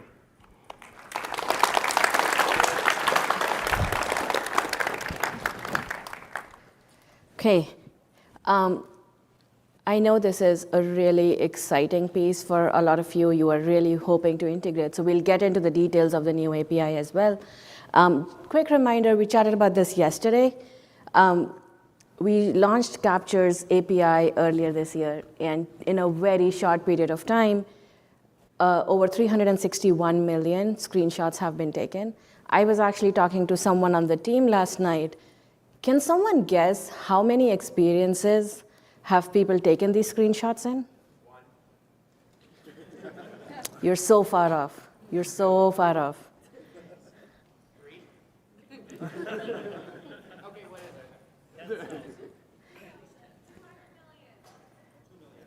It's more than 200,000 experiences. Oh, you are far off in the other direction. Next year, we'll get there. But the point is, it's a very early feature. We are just getting started in this space, and you can already see how much people want to use this and how excited they get when they are in all these experiences you build. The only way people can take these screenshots are if they're in an experience, right? So they are in there, they're having fun, and they really want to share it. A lot of these hundreds of thousands of experiences I talked about have not yet integrated into the Captures API. This is happening at the platform level. It tells you how big the opportunity is. If you decide to integrate and trigger those screenshots at the right time, they'll be so much more exciting for people. They might go viral. We'll talk about it in a bit. This is another example that I really like, Livetopia. It's a game where people can really just dream up the life they want, whatever they want, right? And it triggers a capture, and it makes it really easy for them to actually share it off platform. Again, driving a lot of awareness for people who are not yet using this experience and bringing them into the experience. So it's actually a really good way for you to get awareness of your experience outside of Roblox, have them share out, they can come back, link into the same experience every time. So what's next? I think you all know. Can I do a memory check? Yeah. I love this game, as you already know. But yes, we are working really hard at bringing video capture on the platform. I know a lot of people here are very, very, very excited about this. The thing I want to go a little bit more in the details today is actually Captures API and how you can use that for video integration. So really the biggest concept we often talk about is the notion of highlights, the notion of roller coaster moments in your experience, the moments that are best in your experiences, because you know when to trigger, right? As a user, I might not have the best idea every time. Some people are amazing at that, but some people don't. They need to be reminded. So it's a great way for you all to actually trigger video capture at the right time. So a lot of the video API has been designed with that in mind. You can actually trigger when to unlock camera mode. You can record the video in the background, and you trigger it at the right time, and you can ask a user to post it or save it or whatever you want to do with it. Or you can even do it on the consumption side. You could actually have people post that in your experiences and have a feed out of it. So there is a lot you can do. We are trying to design it in a way that it's minimal in the beginning. We want to see how you all use it, get your feedback, and then we'll go from there, and we'll add more features into it. So that's Video API. There are people from the video team in the audience if you all have any questions about that. So now I would love to call a panel up on stage, and we'll talk about all of this. Dima, come back on.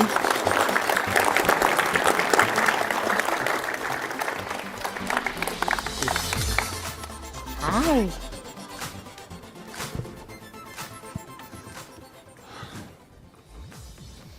Welcome. Thank you. Hello. Thank you. Thank you for doing this with us. Did you all survive RDC last 2 days? I hope you had a lot of fun. We've had a lot of fun. Yeah, it's been great. Yeah, lots of. I'm so tired. Oh yeah, it's been awesome.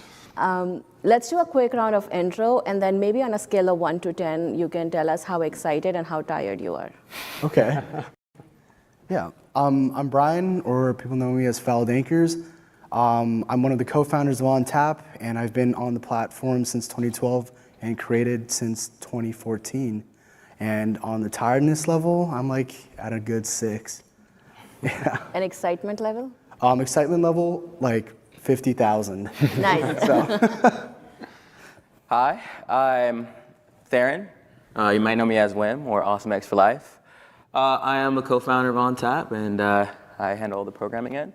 On a tired level, I'm probably at 10, and excitement, I'm at 60,000. So. Not cool. No, I'm just kidding. It's cool. Hi, I'm Sam, otherwise known as Boogle. I work on Neighbors. I do most of the programming on Neighbors. But in terms of my tiredness, 50,000 probably. But I'm very excited to, probably 500, I don't know. Just 500 or 500,000? No, just 500. I'm a reasonable kind of guy. Hi, I'm Nicholas. I'm a video creator. I started off on TikTok, and now I do YouTube, Instagram, and Snapchat as well. And yeah, I've been on Roblox for 4 years, but I only started posting about it 2 years ago, and it's brought me here, and I love it, yeah. And I'm very tired. I'd say a 10, but also excitement is 90,000. Let's go with that, yeah. Nice. Yeah. I'm very excited to see what you wear at Innovation Awards today. Oh, that as well. Okay.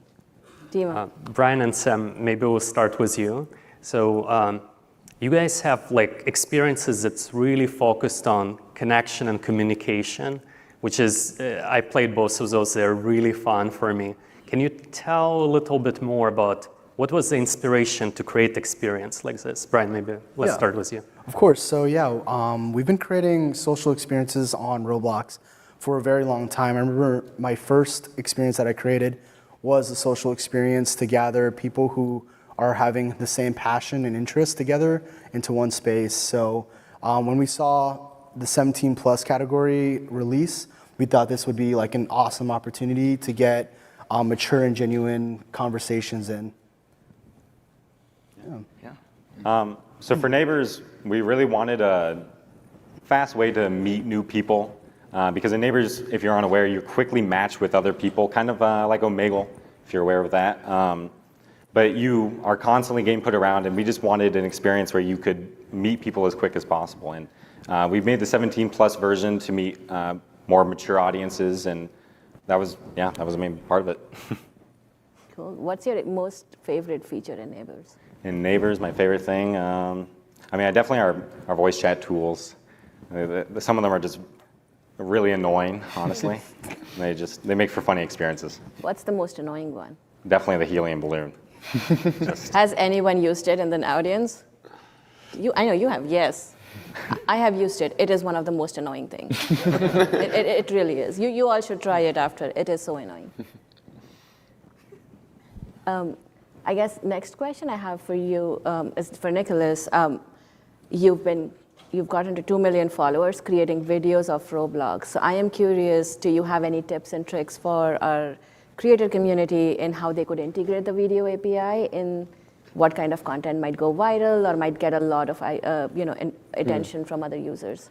Yeah, virality is obviously like something that's super weird and no one's quite sussed it out yet. Apart from Mr. Beast, but apart from that, I don't really think anyone can really always know that something is going to go viral.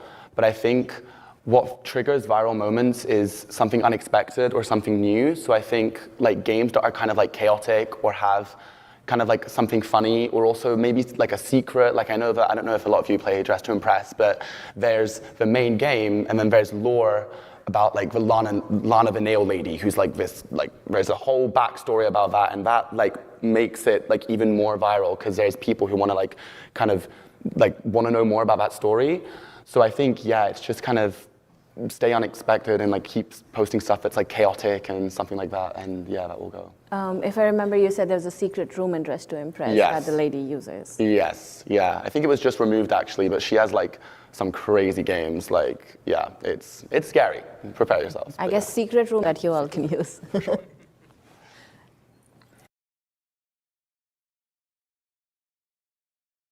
If you aren't using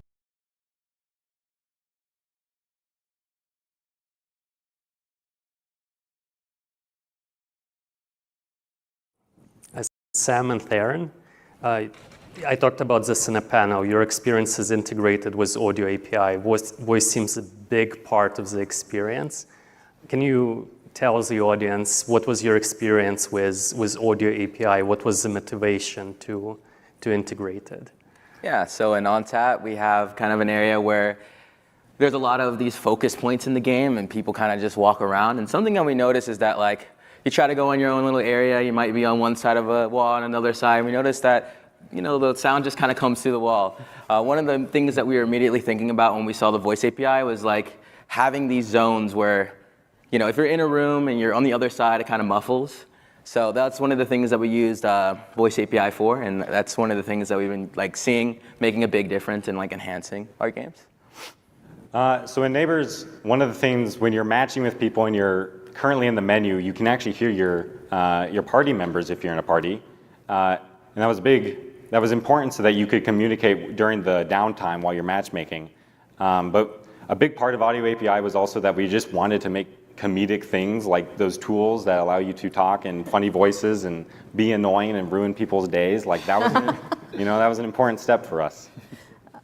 What is the one Audio API feature you wish you had? It's a tough call. There's so many things that you can do with it already that it's hard to. I don't know what's not possible. I haven't tried everything. Wow, Audio API team loves this. Oh, yeah. There's so many possibilities already. How many days after Audio API was released did you use it? Is it possible to go below 0? Because great. we were flipping flags and messing with stuff early and trying to figure it out. That's amazing. That's really amazing. I hope Audio API team is listening to that. Yeah, I mean, also we use it as well. When the beta came out, we were messing around in studio thinking about all the ways you can do it. I know they have the helium balloon. We have a size potion, and when you get down, it makes you super high pitched. I can get very annoying too. So. Yeah. Nice. I think you should have an annoying competition.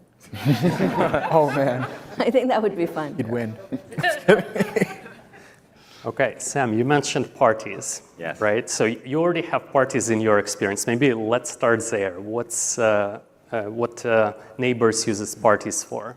Yeah, so in Neighbors, when you're talking to these random people and you're getting matched, you want to talk to your friends at the same time, and so you can use the party system that we've implemented that you can be matched together with these, with your friends, with other random people. And you can actually make ginormous parties of 20 people and just fill the house. And again, it's one of those, we aim for annoying features that we like.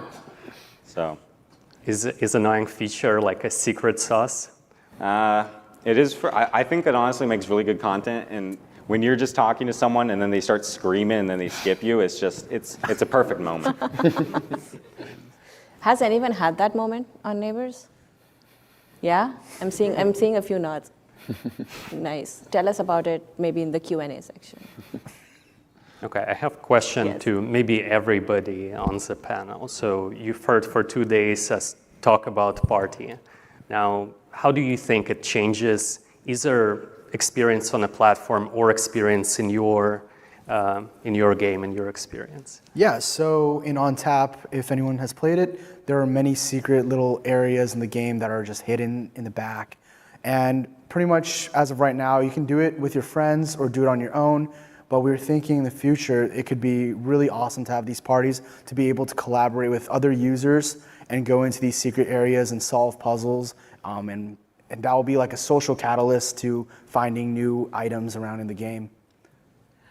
Yeah, and then I just want to add on to that. One other thing that we have in OnTap is we try to keep all the UI very, limited. We don't have a lot of things on the screen, and we're thinking of using parties as a very intentional way of being able to find others. So maybe offering some type of teleportation, feature for people who are in parties. Yeah, I mean, we're really just going to try and incorporate parties into our current system and make it basically just merge them and make one great system. Nice. I just want to call out for the audience, if you have any questions, you can start lining up at the mic. And we'll have one more question on the panel.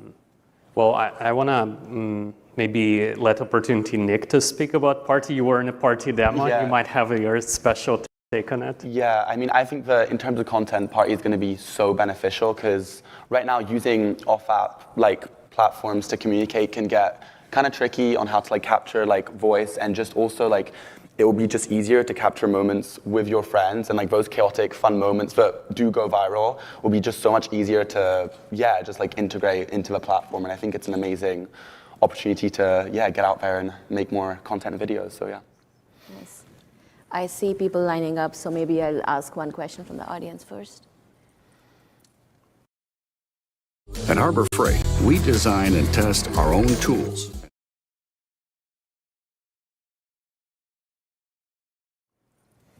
Hey, yeah. So I was watching the video recording stuff that you guys announced, and that looked fantastic. And so this is probably more of a question for the Roblox side, and maybe even better for the video team. But the one thing that I was wondering that wasn't really clear to me in the presentation was it looks like our capture point is like at set locations in the experiences that we identify as like, this is like a high value moment.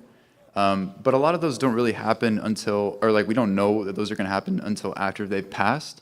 And other platforms such as like Xbox or PlayStation allow you to record like clips of like historical, like the last 2 minutes or whatever. Is that a feature that we can expect either at launch or in the future? So yes, so we are actively talking about it, and Chris, you can chime in as well. We do want creators to be able to keep recording, like in 30-second buffers. So when you do prompt that something happened, you have that recording already done, and you can prompt, and then the user control is on the fact that do they want to save it or share it out. But you could ongoing keep recording in the background. Okay, and so then to follow up on that, can you do concurrent recordings at all? Because maybe I started at the wrong point, and then I can identify, okay, I need to move this up a little bit, so we want to like start re-recording essentially. Chris? I think it's a little premature for us to give a specific answer on that one. But that use case makes sense, but we're early on developing that API. So, Chris, do you want to use the mic? Yeah, I can just repeat the answer. So it's something we're thinking about. It's the first version, so it's a little premature to start there, but it's a good use case for us to keep in mind. And as people use it more, we'll add it as it makes sense. Great, thank you. Thank you. Thank you for asking the question. Hello. Hello. So I have a question more suited for Nicholas. I was wondering, you as a content creator, what are the best features that us developers can add to our games to help you connect more socially to your audiences? That's a really good question. I think the one thing that is like so small but so beneficial is a lot of games have UI everywhere. Like the whole screen is kind of like covered with like buttons and stuff, which is obviously great for the game. But when it comes to content capture, it's really awkward. Like to like crop out like different parts, and then the graphics are also lowered. So I think, and I don't know if this is more like on like the Roblox side of things or like individual developers, but I think like a photo mode or just like a mode to clear out like UI would be so beneficial in every game, just to get instances without capturing everything around it, but just like the actual game itself is like super beneficial. So yeah, I'd say that's something that developers could definitely help integrate. I've already seen some games do it, but yeah, it would be great for more. I see. Thank you. Thank you. Hi, so my question is more for the video and capture API team. So right now, the way I understand it is, you are capturing the user's perspective, right? But sometimes you may want to, give the user some other perspective, right? So it's like, oh, I want to put this camera here. I don't really want to put it where you are looking. Mm-hmm. So is there any plans to be able to at least say, oh, capture this from here, take this photo from here, or maybe even move this video from here to here? It's something we are very actively talking about, and a lot of us really want to have that be a capability at some point. Not ready to announce a timeline yet, but it's definitely something we are very passionate about. And one other question. Do you guys already have like maybe a maximum length of, for example, how long the video captures will be? I believe it's 30 seconds to begin with, and then we will try to give more flexibility, both in the API and on the platform side, for either developers to decide how much you want those trigger moments to be, and for users to decide what they want to capture. Thank you. Thank you. Let's go on this side. Okay, so you guys talked about. Sorry, give me a second to adjust to this. I hate hearing my own voice, but. Me too. Okay, you guys talked a lot about text chat service earlier, but. Wow. Okay. I'm sorry. I'm still getting used to this, but when can we expect to see channel support in the UI for text chat service? That's still something that's missing, and we're still on Lua chat because of that. It's when? Please. Okay, this is a secret we will reveal at the end of this. Okay. No, he'll answer. He's right there. Raj, No. you're responsible. I don't know whether we should give like expect timeline, but I want to say it's being worked on right now. We're working on it right now. If they didn't come to RDC, they would have been writing that code right now. Got it. Thank you. And one more thing. There's still going to be more performance improvements on the new text chat service, correct? Because yes, in large experience, well, you guys know already. You've seen the forum polls. I assume you're referring to experience chat main, right? No problem, no problem. We get it. That slides that I showed with 10% improvements, it's actually coming from experience chat main. And as I mentioned, we're gonna do more. There are concrete plans, like that folks also coding just a second, right? Yeah, just a second. Thank you. Let's do one more on this side. Thank you so much for whoever lowered the mic. I had to get on my tippy toes to even reach it. That's the problem of my life. Same, honestly. But I saw that in one of the previews for OnTap, it's possible to lower the volume of people using voice chat. In the future, would there ever be any sort of slider for individual people incorporated in the menu? You know how there's the button to mute people in voice chat?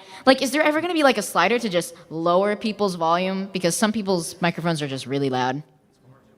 Or too quiet. It is something, it's the biggest debate in the Roblox company.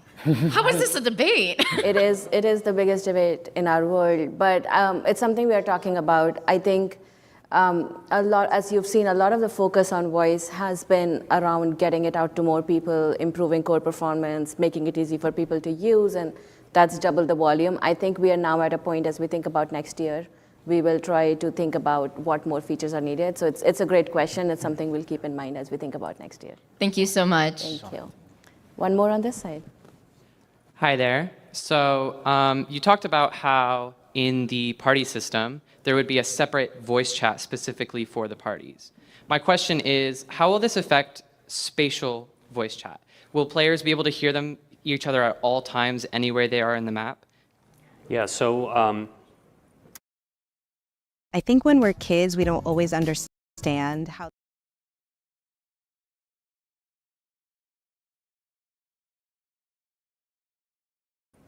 So when users are with party voice and voice-enabled experience, there will be a platform-level toggle. So user can switch between the two, and so you can hear only one voice channel at a time. You can either hear everybody in the party or switch to spatial voice and hear everyone spatially. And we'll really try to make it clear from user perspective which channels they're on. What about things like horror games where they rely on taking away information from the player? So is there going to be any way for developers to change the way that this specific voice system works? Like the voice effects, the audio API, are any of these things going to apply to the party voice chat, or is it going to be totally separate, like a Discord call? It's totally separate, but I didn't catch. Can you tell me more about the part where it sounds like the game itself depends, or experience itself depends on the voice to work? Yes. So I think a great example of a game that relies on this would be Lethal Company. When someone walks away from you, you can no longer hear them, but not being able to hear everyone around you just makes the game a lot scarier whenever you feel like alone or when you're just with one other person. Yeah. And Garima, feel free to add, but my thinking about this is that there are some games where folks, probably due to gameplay, gonna be more on spatial voice channel. And even, let's say if the whole party is already together, they can all switch to spatial voice and use experience voice from that perspective. But there are some experiences where they can just use party voice directly and that doesn't interfere with gameplay. Okay, thank you. Thank you. Okay. Thank you. Thank you everyone for coming. I know this was the last session, so thank you. I'll hope to see you all tonight. Thank you to our panelists. Thank you. Thank you. Thanks all.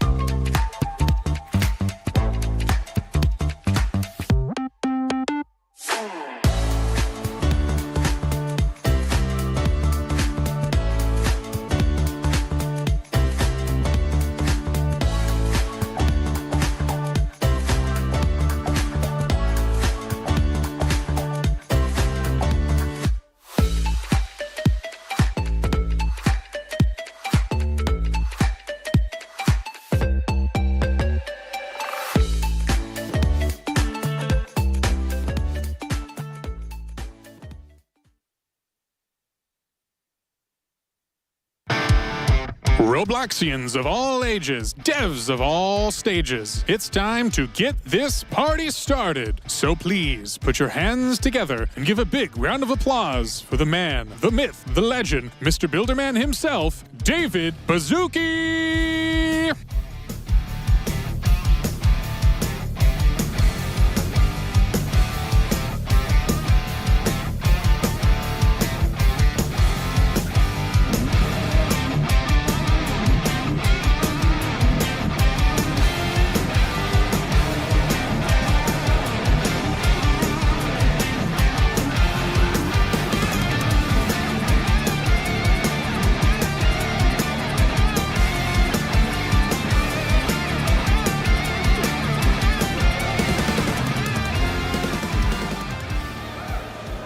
Well, welcome 2024 Roblox Innovation Awards. Welcome everyone. Woo!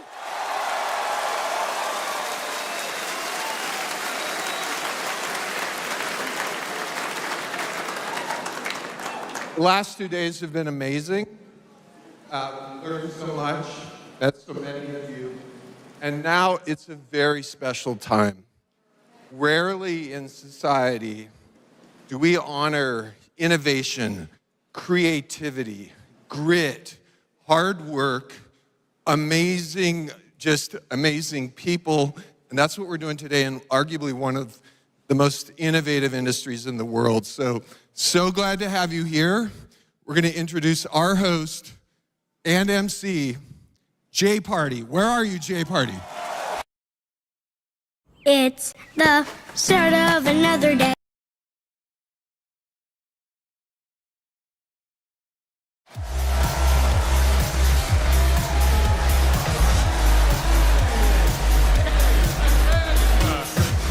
Thank you. Yeah. Don't worry, this is street legal. I guarantee it. I know what I'm doing. All right. Wow. We are here and we are live. Give it up for yourselves for making it out. Awesome. Awesome. And warm those hands up because we got a lot of awards to give out tonight. Yes. Woo! All right. Well, thank you, Dave, for getting this party started just right. And that's right, will be your host, Jay Party, for tonight's Roblox Innovation Awards Live 2024. Yes. Thank you for applauding, you three. That was wonderful.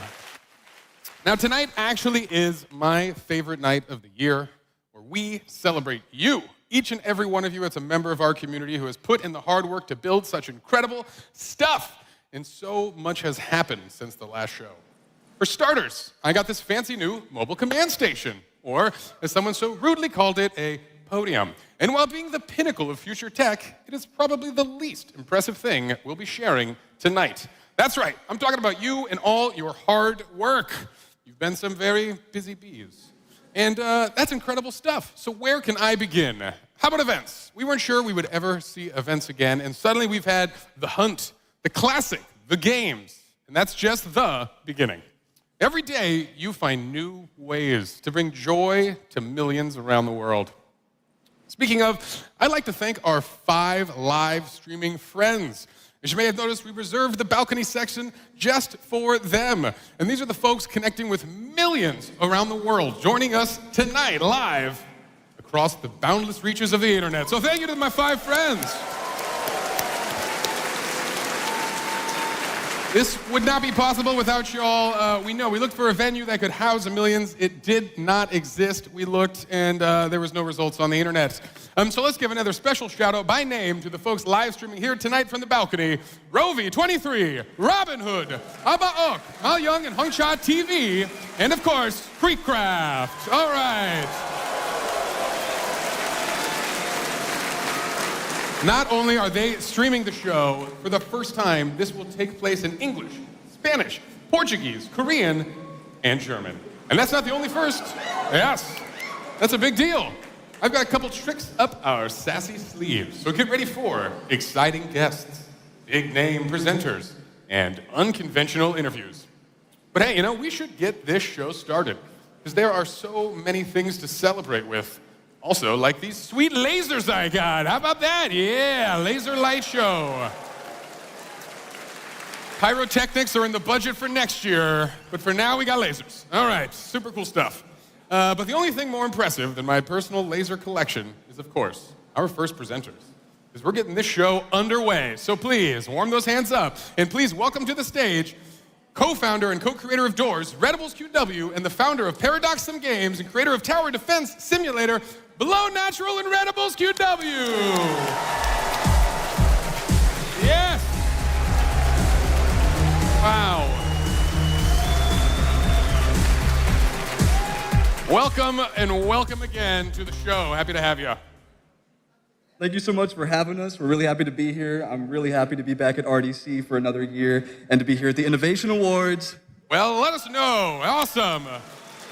What is new in your life, Redibles? Tons. I didn't say too much, but working on some awesome updates and a few other things that the community is going to love. That is really exciting. Redibles, anything new you can unveil? Like maybe yourself?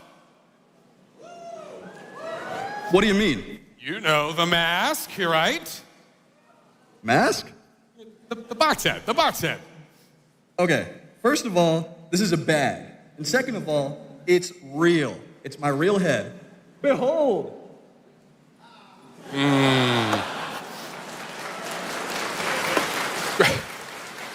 I lost that game.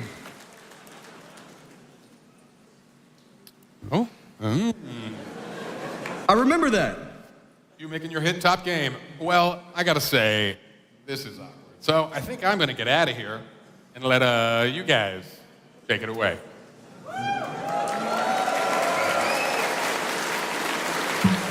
Here are the nominees for the Best New Experience. Best New Experience. A Dusty Trip. Souls RNG. Dress to Impress. Anime Defenders.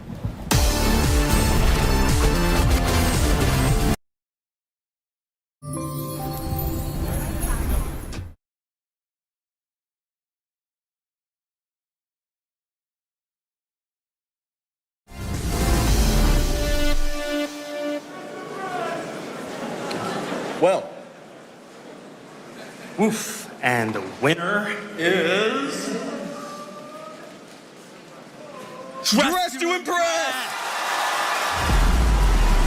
On behalf of the Dress to Impress team, thank you so much for Best New Experience. Developing Dress to Impress has brought our whole team immense joy, and we're so glad our community feels the same way. As we graciously accept this prestigious award, we promise to continue inspiring and uplifting our community for as long as Dress to Impress thrives. Thank you to Roblox, the team, the creators, and everyone who has supported our game. Much love from the Dress to Impress team. All right, congratulations again, Dress to Impress. Being named Best New Experience, very exciting. All right, for this next award, I'd like to bring out two very special friends again.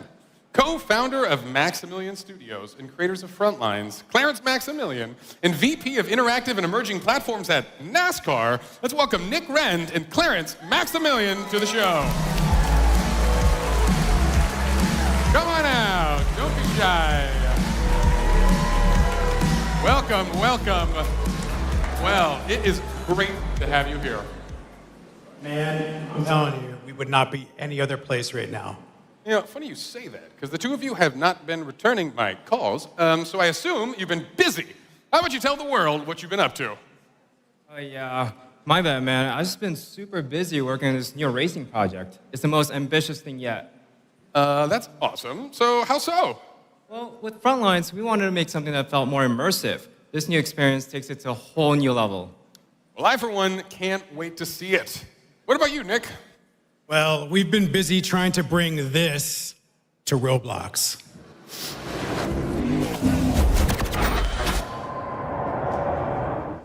All right.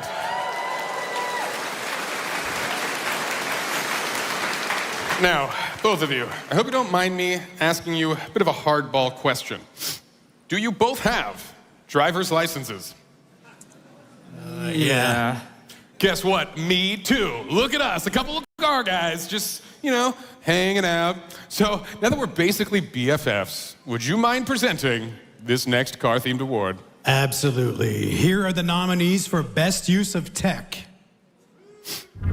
Best use of tech. Clip It. Swordburst 3.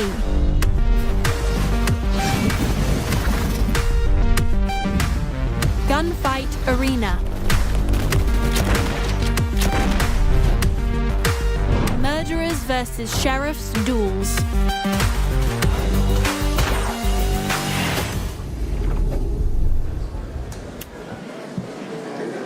Oh, rare. Whoa. Car guys. Hey. And the winner is Clip It. Yes! My name is Jenya, also known as Scripton. I'm the founder of Neuro Studios. We've created Clip It. We're super thrilled to have won the Bloxy for the best use of tech, and I'm grateful for all of your support, and I'd like to thank the GameFund team for making this possible. I want to thank everyone on my team for pushing through the constant technical challenges that Clip It has put in front of us.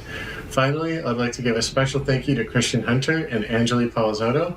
If it wasn't for you two, I don't think Clip It would have made it to launch. Thank you, everyone.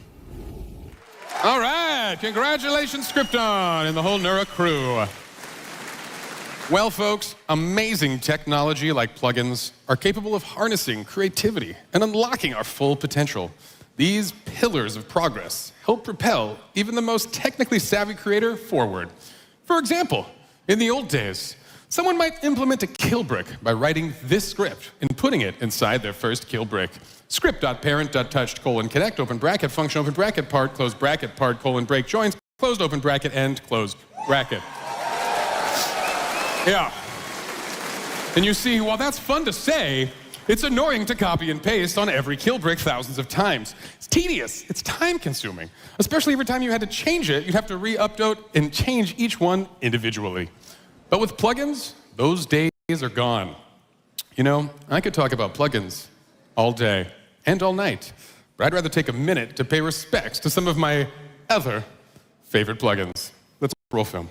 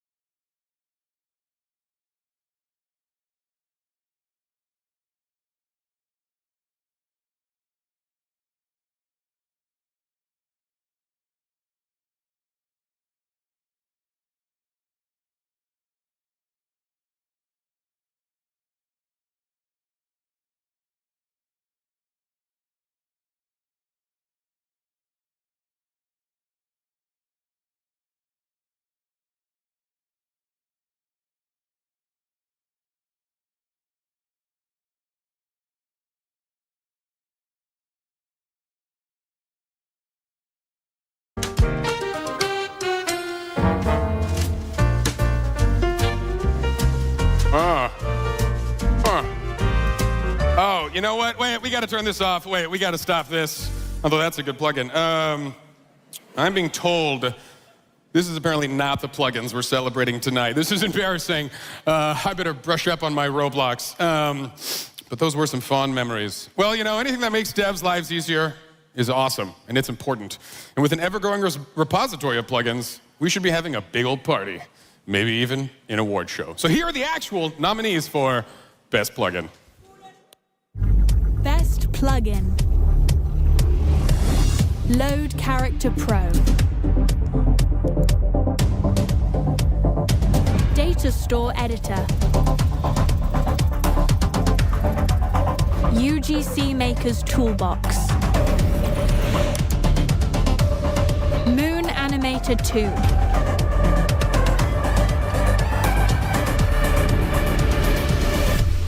All right. You can tell this is a developers conference. The loudest cheering of the night is for plugins. All right. Let's find out without further ado who the winner is of Best Plugin, the one only UGC Maker's Toolbox. Winner of Best.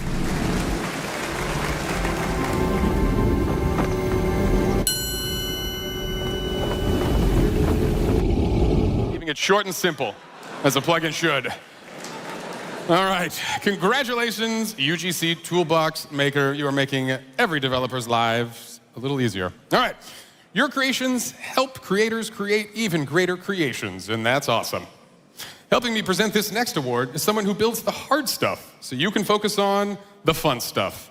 Let's welcome to the show, plugin creator and technical wizard at Easy Games, Slightnick. Welcome to the show.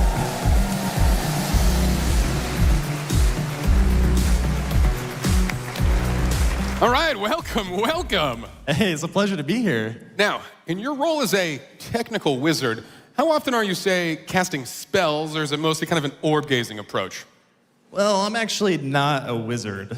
Yes, but surely you have some form of magical powers of some sort. Well, I do a lot of open source work for the community. For instance, recently I wrote a module that gives you fully typed networking, along with a wrapper around buffers to allow easy sequential reads and writes. Aha, I knew it. You do cast spells on this audience. That's a wonderful thing. So, oh great sorcerer, are there any new updates on the platform you've been impressed by? Again, not a wizard, sorcerer, or warlock.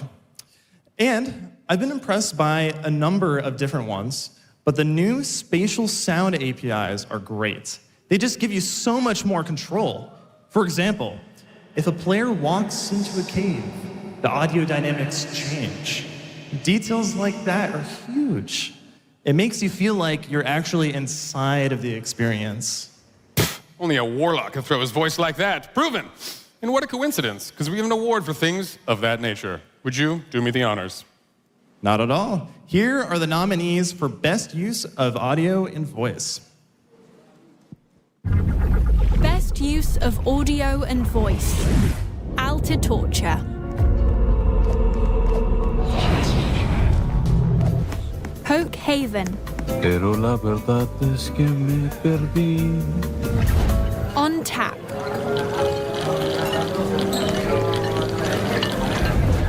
Stock Crash.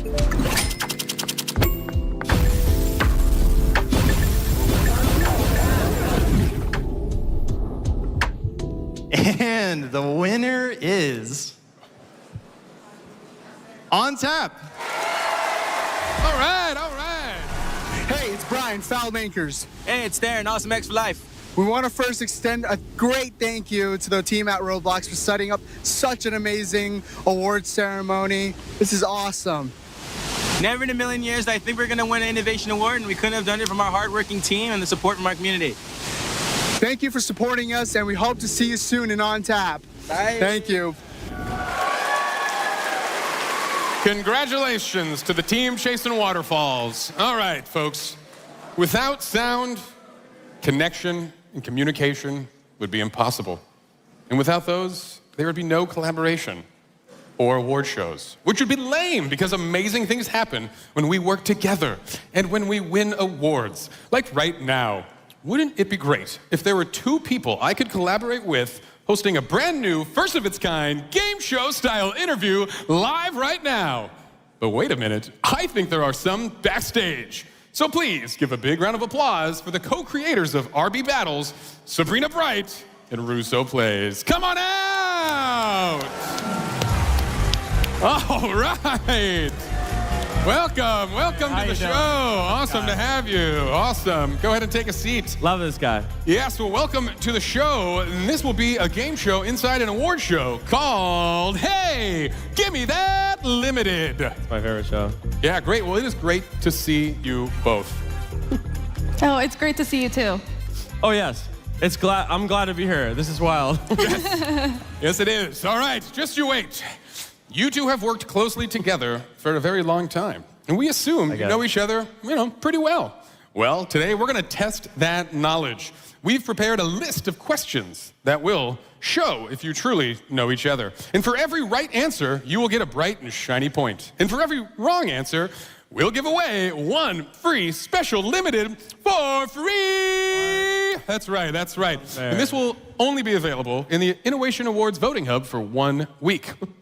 And whoever has the most points at the end will receive the grand prize. All right, let's just do this. No questions, please. Russo, you are up first. Oh, me. Hi. All right, question number 1. What was Sabrina's favorite moment from the last season of RB Battles? Oh, her?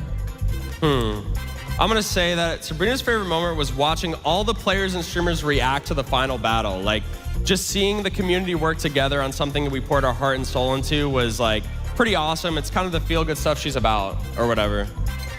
Or whatever. Well, let's see if our video agrees. Roll it. Yeah, that's Wait, so instead of completing the final battle, we're saving the universe? Yup. It all comes down to a potato. Well, that was a turn of events. All right, that is correct. Russo, you get a very first point. I know. Wow, that was exciting. There's people here. I didn't even notice. Yes, this is a live game show in front of a studio audience. All right, Sabrina, what was the name of Russo's 7th grade English teacher's You know this. parakeet's I've told you this. favorite snack? You don't know this? Judges? All right, fine, I'll give you a regular question. I told her. What was Russo's favorite moment from last season? I know this. It's gotta be when Russo came back for the finale. He was really upset he missed some episodes, and it sure meant a lot to him to see how the community reacted to that. All right, let's take a look. Welcome to the RB Battles Season 3 Championship. Come on, guys. I'm back and I'm hosting. And it's about to get slippery. It is actually going to get slippery in this match. I don't know who that was. That wasn't me. Well, ding, ding, ding, because that's a point for Sabrina. It's wild we had those videos queued up. All right, this next question is for both of you. The first correct answer wins the game. True or false? My last name is actually False. Party. That's false. There's True. no way. There's no chance. I have a last name, and it is true. You're lying. Because I want it to be true. Which means, congratulations, Sabrina Bright. You're our big winner. He's lying Thank for the you. show. Thank you What is very this? much. That's right. Your I am the big prize Okay. is an lose. exquisite framed photo of me. Let's try that out. So I just sit here? Yeah, that's right. Cool. What? Hey, And gaze in its beauty. Oh my gosh. Wow, I'm hanging he's this hot. up. I mean, great photo. All right, that is a quality, worthless heirloom. Cherish it always. All right, but for the folks watching at home, time to claim your 2024 Roblox Innovation Awards Limited Sparkle Buddy, available for the next 7 days in the Innovation Awards Hub. And for everyone here, keep those phones in your pockets because all items will be automatically added to your inventory. All right, that's all we have time for today, so thank you both for being contestants on Hey, Give Me That Limited. Everyone say it. Okay. Well, sometimes the best way to work together is by working against each other. But why don't you say we present this next award together? Let's do it. Okay, but I get to say it because you won the abnormally large size, very handsome, beautiful picture of Jay Party. Okay, fine. Here are the nominees for Best Collaboration. Best Collaboration. Audi Driving Empire Car Racing. DAZN Boxing Data.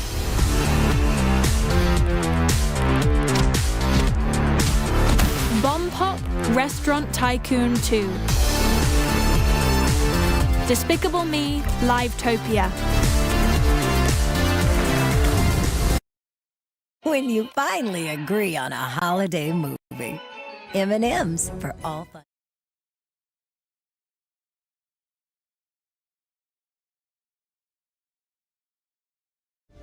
And the winner is Audi and Driving Empire Car Racing! Thank you for honoring Driving Empire with the Best Collaboration Award. First, I want to thank the Driving Empire development team. You are an extremely talented group, and this award is a direct result of your creativity, perseverance, and great execution. Second, I want to thank our community for continuing to play Driving Empire for over 5 years now.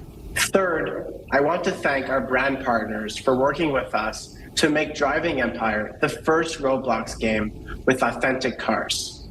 Thank you again. All right, thank you, Driving Empire. You know, sometimes the key to unlocking next level creativity is working with the right people. So joining forces to help us present our next award is the art director at Sawhorse Studios, Gino Roy, and the award-winning UGC creator, C. Sapphire. So please put your hands together for Gino Roy and C. Sapphire. All right, you guys take it away.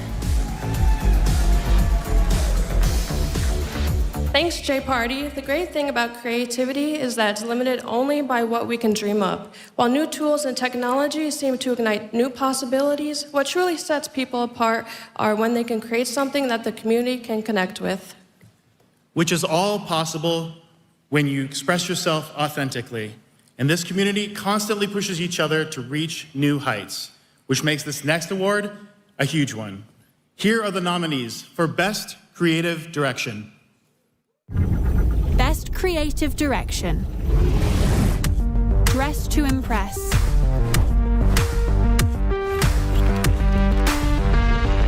Horse Life.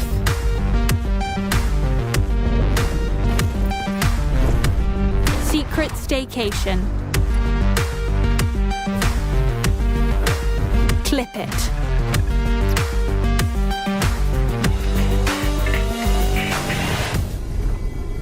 And the winner is Dress to Impress.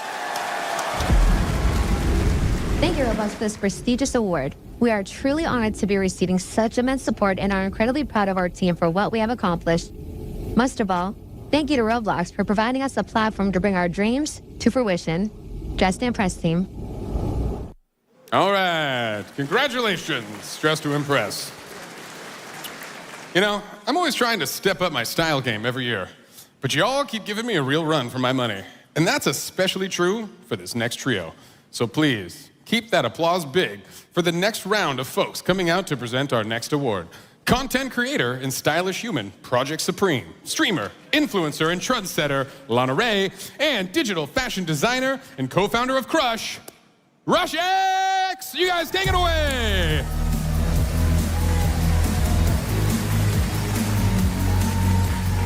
Hi.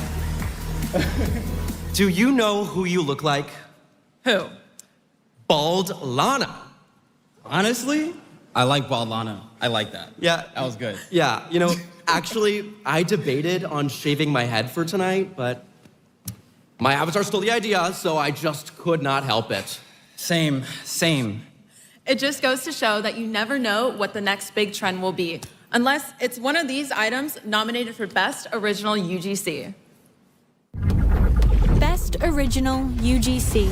Squirrel Suit. Knitted arm warmers, very white. Messy mermaid waves, brown. Mini plushie 2D. Wait, how are we gonna do this? Okay, wait, no. All right, guys. I don't so know. if we do didn't like, prepare. No, we didn't. Wait, no, hold on. On the count of three, we gotta say it right? at the same time. Okay, Yeah. okay, Okay, yeah. okay. All right. Say it at the All same right. time. Come on. 1, 2, 3. And the winner is Squirrel Suit! Hi everyone, I'm Reverse Polarity, and I'm honored to accept this year's Best Original UGC Award for the Squirrel Suit. I'd like to thank Roblox, I'd like to thank my team, and I'd like to thank all of you. But funny enough, I wouldn't have even thought to have made the squirrel suit if not for a certain mischievous squirrel who'd come by every year and eat our Halloween pumpkins. He came by so often that we named him Chuck. He was both our inspiration and the reference we used for the model. So really, this award should be going to Chuck the squirrel. But since he doesn't know how to make a Roblox account or operate a camera, I'm accepting the award on his behalf. I'm sure that if Chuck was here, he'd thank you all for your support and remind you to be kind to your local squirrels. All right. What a touching backstory. Hard to compete with that. All right. Well, folks, let's keep this show moving while keeping it pretty stylish. So that should be easy for our next group of presenters. Please welcome more to the show, UGC creator and digital fashion designer Jazzy X3, and the fairy godmother of fashion, CEO of Kestrel, Anna LaRue, and game creator and fashion designer Coffee Nerd. So let's give it up for all of them. Jazzy X3, Anna LaRue, Coffee Nerd. You all take it away. This community is filled with insanely talented creators, like my fellow co-presenters.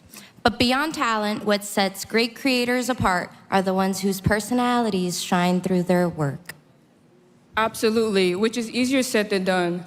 It's hard not to compare ourselves to others, but you just need to stay focused, stay confident, and enjoy the process. And while confidence is key, so is humility. It doesn't matter if you're just getting started or if you've been here forever. There's always a ton we can learn from each other. And the community is always here to help.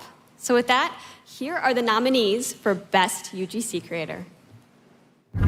Best UGC Creator. Maple Stick. Rush X.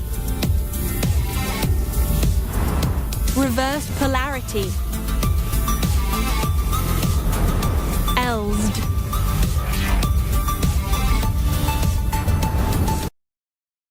Downy makes clothes softer, fresher.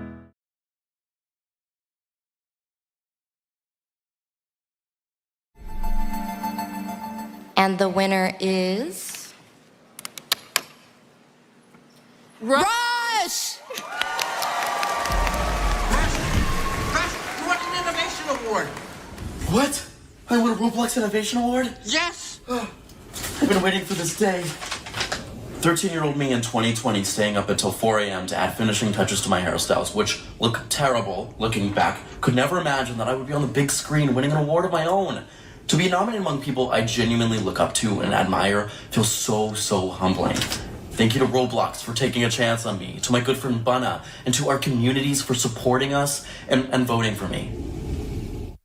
All right. Congratulations, congratulations. Well, tonight we've heard a lot of folks talk about the power of collaboration. It pushes us to be better developers, better creators, players, and especially better teammates. So please, welcome our next guest to the show, content creator and team captain of the giant feat during the Roblox event, The Games, the one and only me and you. Come on down, don't be shy.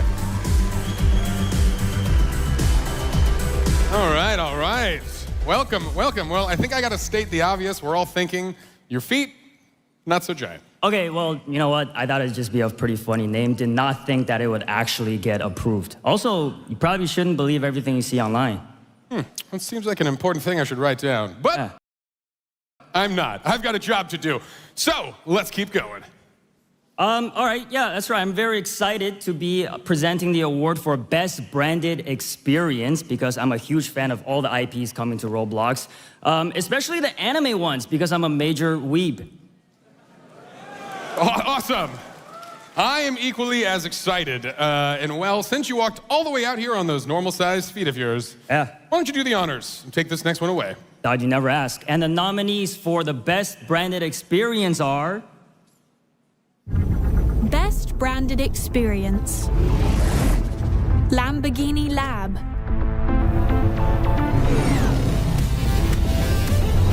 Walmart Discovered. Garden of Banban RP. Van's World.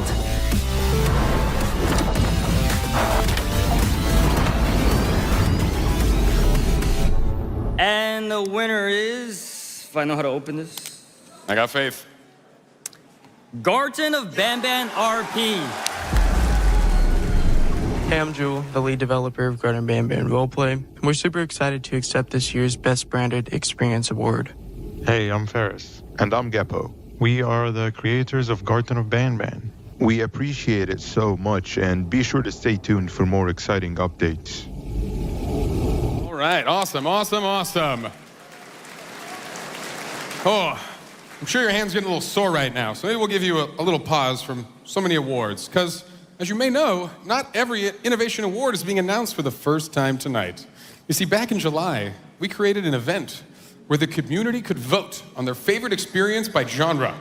That's right, 12 awards, decided entirely by you. And to honor those winners, I'd like to do something a little special. But in order to do that, I'm gonna need an extra special friend. Here to help me present all of those winners is international phenom and Copa Roblox announcer, Heitor Frutuoso. Please welcome Heitor. Valeu por me receber. Oh, Heitor, great. Well, hey, not only is Heitor going to help me present the next 12 winners, he's also going to help me set an Innovation Awards record for presenting the most awards in 60 seconds while tap dancing in San Jose. Why tap dancing, you may ask? Well, because an award is still an award, even if it's a technicality, and I don't want to waste those 7 years of jazz tap I grew up with. All right, so to make sure I actually achieve this milestone, Heitor and I practiced this earlier, and I recorded it.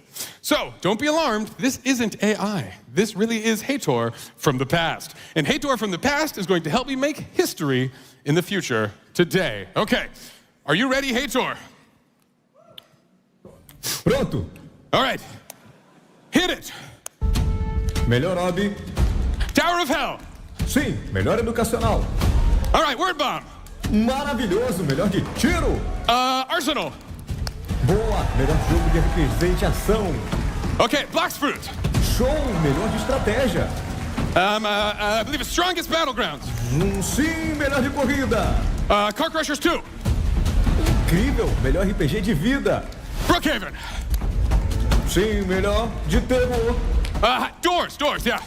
Melhor de Tycoon. Theme Park Tycoon 2. Melhor de moda. Avatar Catalog Creator, hurry. Calma aí, irmão. Oh, I know this one. Outro social. Brookhaven. Último, melhor de luta. And Strongest Battlegrounds.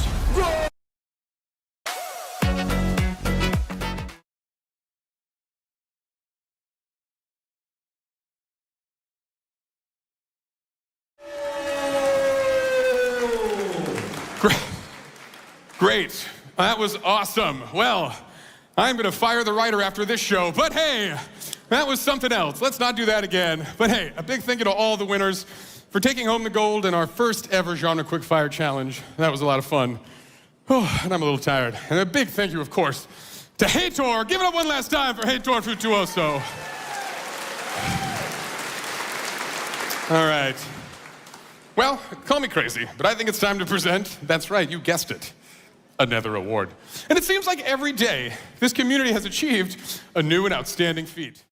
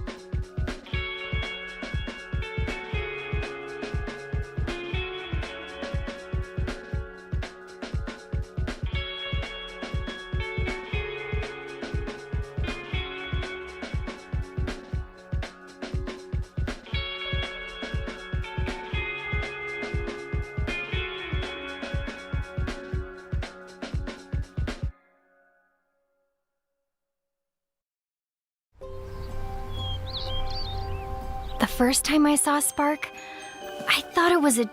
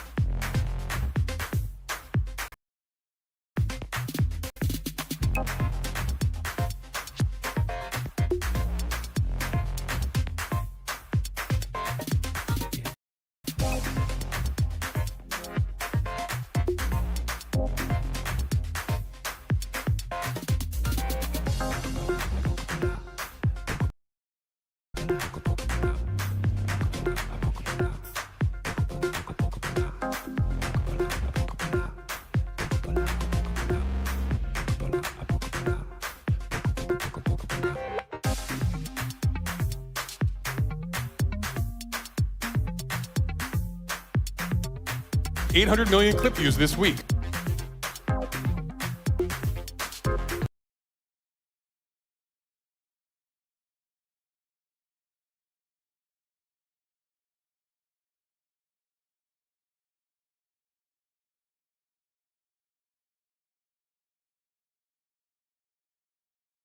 Or Creek hitting 10 million subs.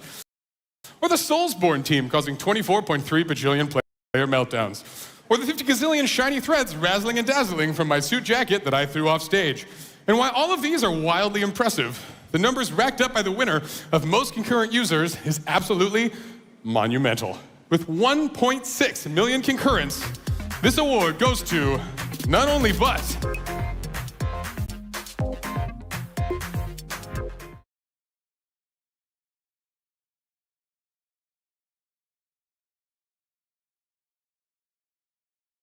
Blox Fruits. Let's hear it for Blox Fruits.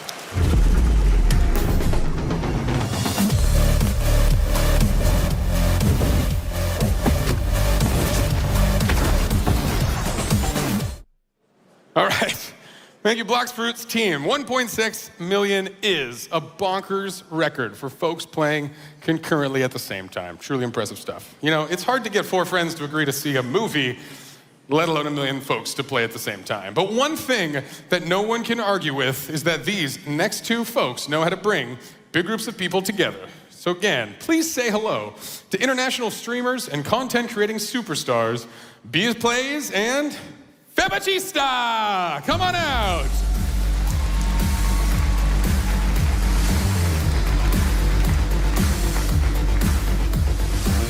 With so much amazing content out there, the best way to stand out is to stay true to who you are. When you're genuine, people aren't just connecting with your content, they're connecting with you. And when that happens, it's not hard to love what you do.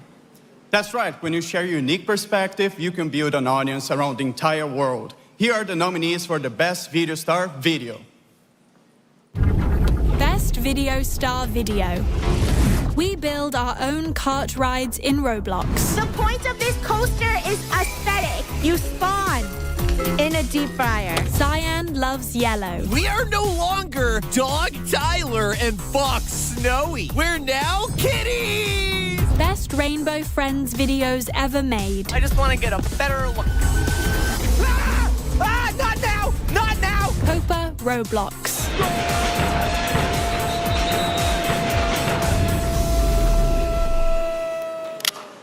And the winner is? Copa Roblox!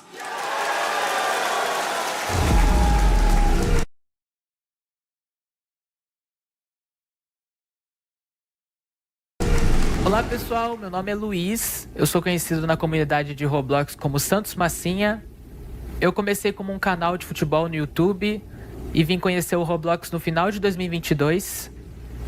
Eu tive essa ideia de realizar o campeonato de futebol dentro do Roblox. Eu não esperava que ia ter toda essa repercussão, eu fiquei muito feliz com toda a repercussão que teve e eu estou muito feliz por essa conquista que eu estou tendo hoje.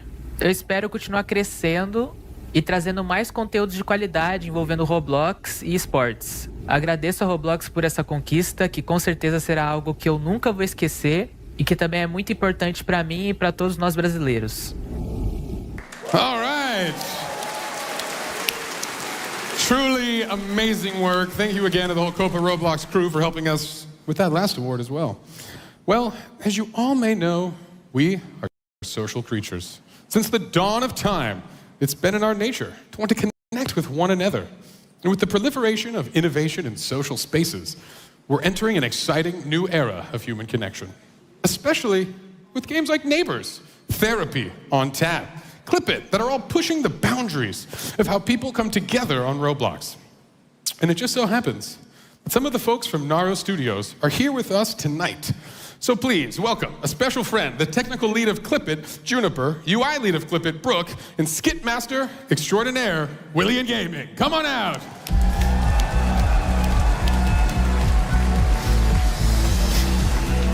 All right. Come on up, step on up to the mic. Don't be shy, it only bites a little. All right, welcome and hello. Before we dive in, I think I need to get all y'all's opinion on something very special. Sure, what's up? Okay, after reflecting on all of the great Roblox awards we've done in the past, I felt inspired. So I used that inspiration to make my very first clip on Clip It. I think it's somewhat of a masterpiece. But of course, I'll let all of you be the judge. Let's roll it.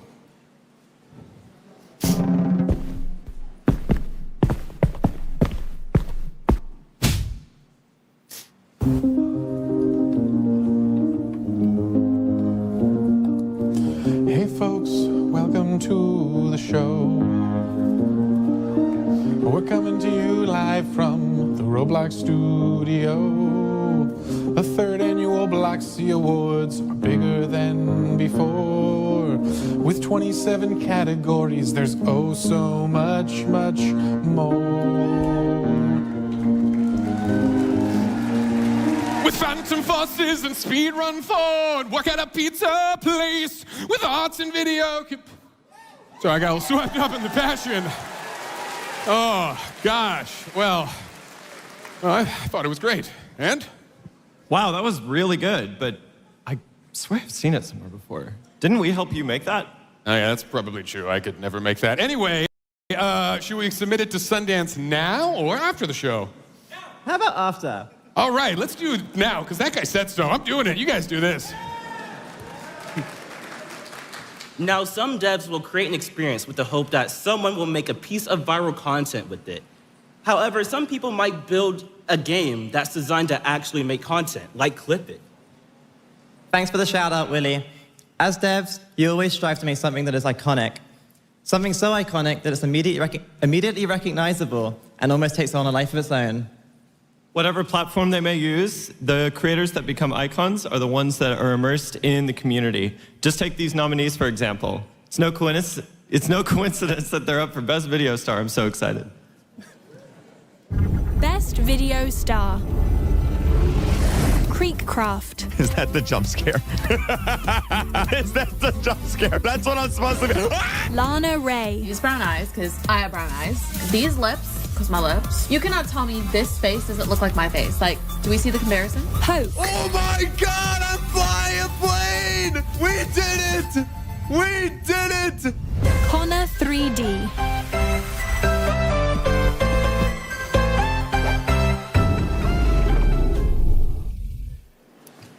And the winner is... Creekcraft! Hello there, Creekcraft here. And if you're seeing this, well, that means two things. Number one, I won the Video Star of the Year award again. That's crazy. And also number two, the Innovation Awards didn't get canceled this year. So that's awesome. I'm glad. Never mind. Anyway, thank you all so much for voting for me. I really appreciate it. Winning this award again is insane. Like, I literally don't have room on my shelf. I'm gonna have to make room. But I just want to say thank you to everyone who voted for me. I'm really glad all the free Roblox bribes worked. We're gonna try it again next year. Maybe we can go 2 in a row. And then also, I just want to give a huge shout out to all the other nominees. Connor, Poke, Lana, you're all amazing. You guys deserve this award as much as anyone. Thank you. All right. Creekcraft. Wow, we should really screen those acceptance videos before we play them. All right, not important. You have all heard a lot from me tonight. And don't worry, you'll hear more. But I think it's about time we hear from all of you, the community. And to find out who you picked for this year's People's Choice Award, helping me present this next award are 2 fan favorites. Welcome to the show, a creator whose content is so watermelon, iBella, and the developer of the one and only Bee Swarm Simulator. Welcome, Onet and iBella. Come on out here.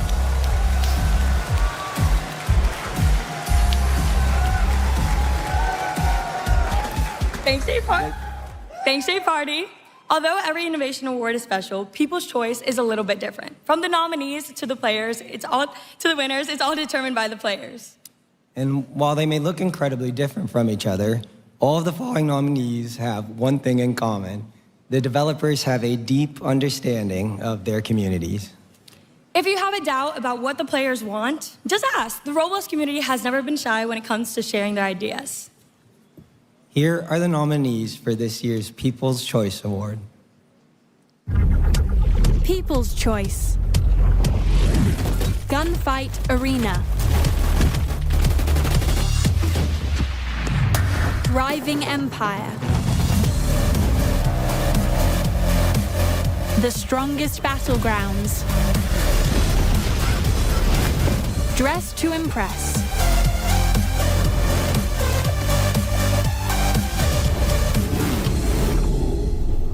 And the winner is Gunfight Arena! Oh, hey, it's me, Jandal. No, thanks everyone for voting Gunfight Arena for People's Choice. And I guess if you're watching this, we have won. So that's awesome. I want to have a huge shout out to Cullum and Colin. They've worked really hard on this project. And without them, it wouldn't be probably 10% of the game it is. So yeah, once again, thank you. Thank you to the fans. Yeah, cheers. All right. All the way from New Zealand. Thank you, Jandel, and congratulations. You know, the people, they never disappoint. You also know what never disappoints? Getting more free limited. Should we give away some more awesome stuff? Yes, we should. Whoever said no, you're in trouble. All right, this sounds fun. So I think it's time for round 2 of everyone's favorite hit new game show. Hey, give me that limited. All right. That's right. Please welcome 2 more contestants and members of the community. They are experts at giving people exactly what they want. It's the Chief Design Officer at Twin Atlas, Abstract Alex, and Director of Business Development at Twin Atlas. Of course, it's Bereza. Give it up for Bereza and Alex. Yes. All right. Oh, the next victims. I mean, potential winners. All right. Well, thank you both for joining us all here for another edition of Hey, Give Me That Limited. Of course. Are you really going to give away another limited? That's right. I wanted to give away your limiteds, and legal told me I couldn't. So now it depends on something else. On what? Well, that's you two, you silly gooses. Come on, weren't you watching? All right, if you weren't paying attention earlier, that's too bad, because we're going to change the rules anyway and do something a little different. Instead of seeing how well you know each other, we're going to test your knowledge of old school Roblox lore. And seeing as Twin Atlas built the hub for the classic, this should be a piece of cake. That's right. So, here's a quick reminder of the rules. I'll ask you a series of questions. Answer correct, you get a point. Get it wrong, we give away another Innovation Awards Limited for free. All right, and whoever has the most points at the end is the winner of the grand prize. No questions, please. Let's get started. Abstract Alex, you're up first. When I say bacon, what's the first thing that comes to mind? Hair. Let's see what we got. It's hair. That is correct. That is correct. All right, that was an easy one. We would have accepted noob, which you, sir, are not. But either way, that's a point on the board. Bereza, when equipped, what randomly makes this sound? Maybe silence. That's easy, J-Party. Witch's brew hat. Double toil and trouble. That is correct. And look at that witch's hat. I don't think the original designer knew how that worked. But hey, that is a point for Bereza. All right. This final question is for the both of you. The first correct answer gets a point. What item is in the second slot in the absolute classic Crossroads? Bouncy ball. A slingshot? Ooh. The correct answer is obviously the rocket launcher, aka the David Bazooka. Well, it saddens me to say it, but you both got it wrong, meaning you're both losers. But hey, I'm so jazzed to give this away. That's right, folks, for the next 7 days, there's a special limited ribbon wings now available in the Innovation Awards Hub for free. And since you both got that wrong, we've got a tie. So don't worry, congratulations, you both get to share a picture of me going to brunch with some of my besties. Let's check that out. Oh yes, that, my friends, is better than any limited we've ever had. And for you, Bereza, this will be the best looking art you've got in your house. So, congratulations on being a tastemaker. Okay, let's give it up for both of you again. You did great, you did great. I can tell this show's gonna have a long syndication run. All right. I think it's safe to say we all won for having witnessed such fierce competition.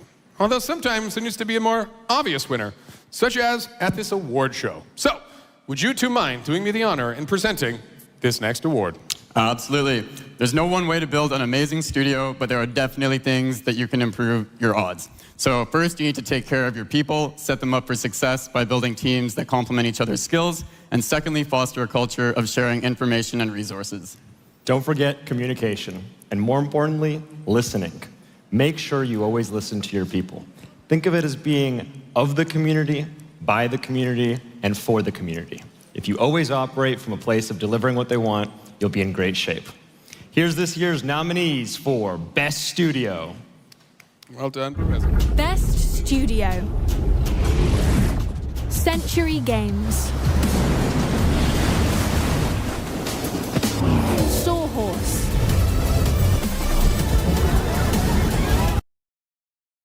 Rated M to AL. Together, we will save our people from this tortured existence. Voldex.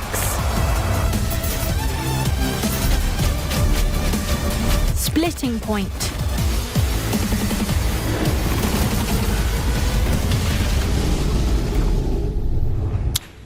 And the winner is Splitting Point.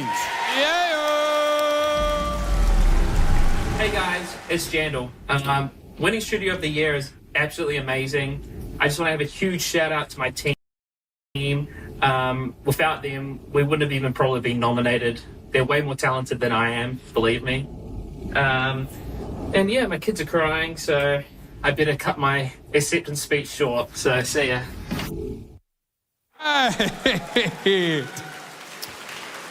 Oh, congratulations again, Splitting Point. Doing some wonderful stuff. And taking home the honor of Best Studio is an impressive achievement. You know, folks, I've had a lot of fun tonight. But there's actually only one final award. And that can only be presented by none other than the man himself, Mr. Builderman, David Baszucki. Let's welcome him back to the show.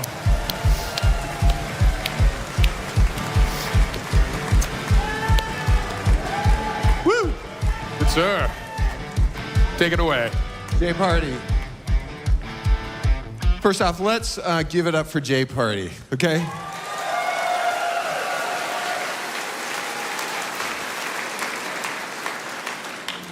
There's something unique about the Builderman Award of Excellence.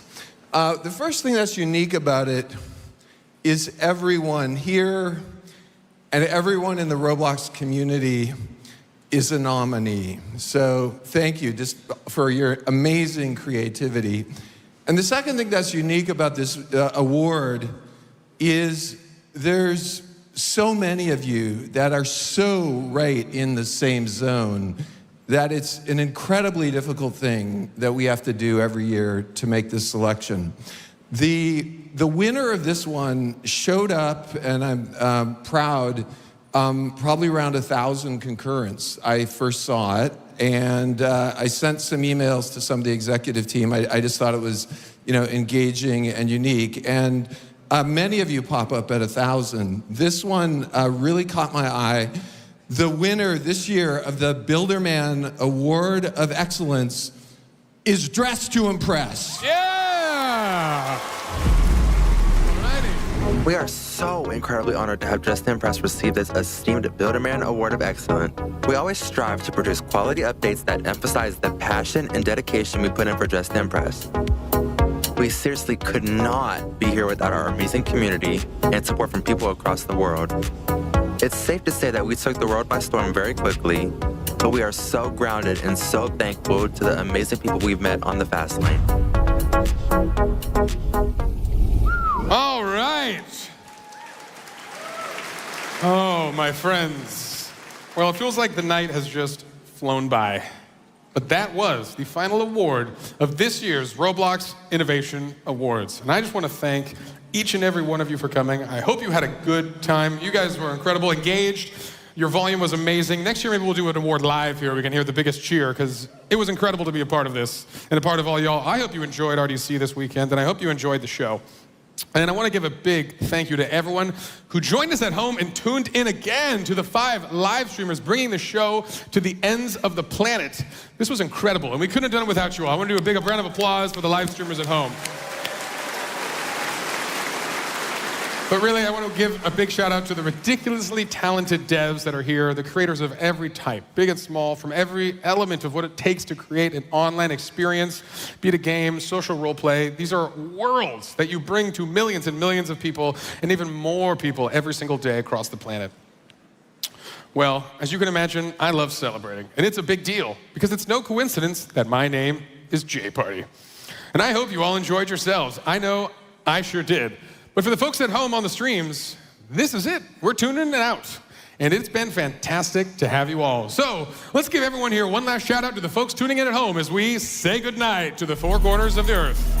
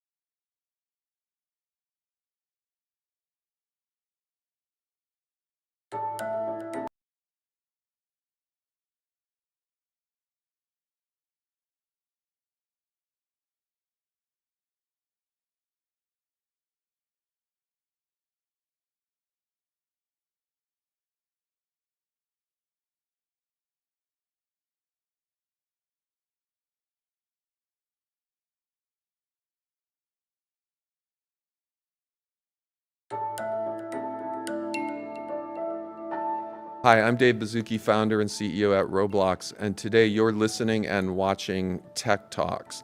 Today we are joined by Arvind KC, Chief People and Systems Officer at Roblox, and Shobs Ahluwalia, Chief Information Officer at Roblox. We are going to be talking about culture of innovation, people and systems, and both the tech that forms the platform for how we work with our people system operating system, but also the human element that sits on top of it and our values and mission and how that comes together to drive a culture of innovation. Casey, great to be here. Shobs, great to be here. Thanks for joining me. This is kind of unorthodox, isn't it? We don't have a CHRO. We have a people and systems officer. Like, what's up with that, Casey? Can you share a bit about your background and how we came together? Yeah, no, of course. First, great to be here, Dave. Yeah. And you're right. My background has always been in engineering and building products. And usually what we find is excellence happens in the convergence of two things. And one convergence that both of us were drawn to as we're talking about this is the convergence of technology and building the right organization. And that's what led to the genesis of this role of people and systems. So it's not about just thinking about how do we build our people and our organization, but how do we make it last so that it's not dependent on the people who are crafting it, and it constantly evolves. And systems is the part of that equation, which is usually missing in these roles. Well, when we think about your role and complemented with Shobs, we have all the traditional HR functions. We have HR, we have recruiting, we have compensation, we have talent, we have information, we have systems. You have a little bit of an unorthodox past for that role, right? Because you came through, I believe, a Facebook trajectory, a Palantir trajectory, a Google trajectory, not as a CHRO, but much more as a systems person. That's exactly right. In fact, prior to Facebook, I was building supply chain solutions. And it's at Facebook that I first started building products for the people space. Yeah. And what I learned over there is that when I was doing that, of building products for making better leaders and better managers, I got better in my own craft of being a good leader and manager. So that was my initial foray. It continued in Palantir, where for a while, in addition to the CIO and CISO roles, I was acting as a CHRO, but there was a brief stint. And then it continued in a slightly different way in Google, where we had to reimagine how people and teams come together and how can you bring back the impact at scale that Google had. So while I've never had the traditional CHRO role, all of this was a build-up to what I have at Roblox now. Yeah, well, it was amazing that we found you. And when we did this search, we intentionally were looking for, could we find someone that combines systems thinking, building people infrastructure with the empathy to be a people leader? And like, it's a miracle we found you. And then combining that systems vision and really unifying the CIO into this people and systems role. Shobs, you just recently joined us as well, right? And you've also had a long history of working on information architecture, kind of the things that are going to drive the systems. Can you just share a little about where you were before Roblox? Sure. So again, thank you for having me here. It's a pleasure. I have been working in systems and technology for 3 decades almost now. And I'm a computer engineer by education and trade. I used to write C-level device driver programs a very long time ago. We talked about that when we interviewed. I got really excited about that. We talked about those big Motorola switches and paging when it used to be technology. That's pretty hardcore writing device drivers. That's right. I like that. It was great. But like over time, then I worked in the telecom industry to begin with, but I moved on to working to internal systems a long time ago, which started with the ERP systems, but really I began to find holes in internal systems and begin to develop systems by itself too, which was interesting.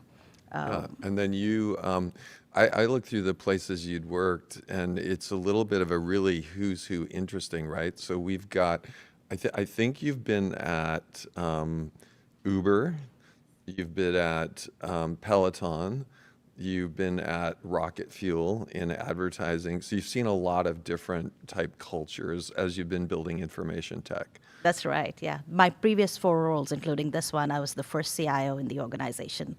They didn't have like that Yep. role before, and the charter was to create systems that can help amplify the internal processes. That's right. You know, how do you make them simple, elegant, and extremely valuable, so that they're there to make the company just work way more efficiently. Yeah, it's almost in this area of people and systems. There's other areas where we have traditional products like CRM systems or things that keep the human element alive but offload a lot of what we do in humans. And the people systems running the company role, it's a little unique. And so we have this vision of some of this we're going to have to build ourselves also. So this is somewhat unique role, Casey, on people systems and integrating this. Can you share just a little about the vision of like what we're trying to do here? Yeah. So when you think about any company, there are 3 things that a company has to do, right? They have to build the product, they have to build the business, and then they have to build people or build the organization. So I think of like at the highest level, my role is to start with building the people and the organization charter. And we sometimes say that's the primary product of the company. Everything else sits on top of people and how we find them and mentor them and support their career. That's exactly right. And I think I still remember one of the discussions we had where we both converged on, like, if you really build the people, the rest of the things will take care of themselves. That's right. And that's the goal that we want to achieve. And what Roblox has been exceptional at is building the right flywheels. We have built a creator flywheel, we've built a user flywheel. And now when I think about the people and systems role, it is to build the people and the organization flywheel. What does it mean? It means, if you decompose it, it is how do we continue to hire the best talent? How do you continue to ensure that the managers and leaders we have are focused on building the right product, the right people, the right business? How do we ensure that groups and teams work really well together?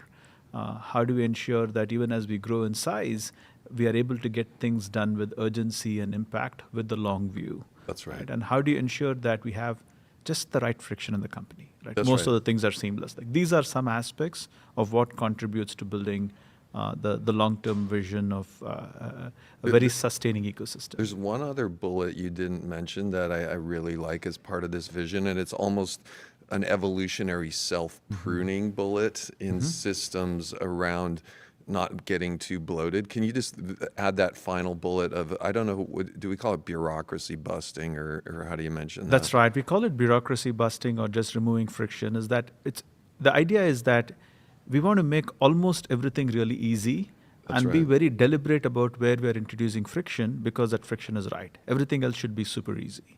Yeah, because typically as organizations grow, or whether it's an organization or a legal system or a state government, it's very easy to add things. Right. It's so difficult to remove things. That's right.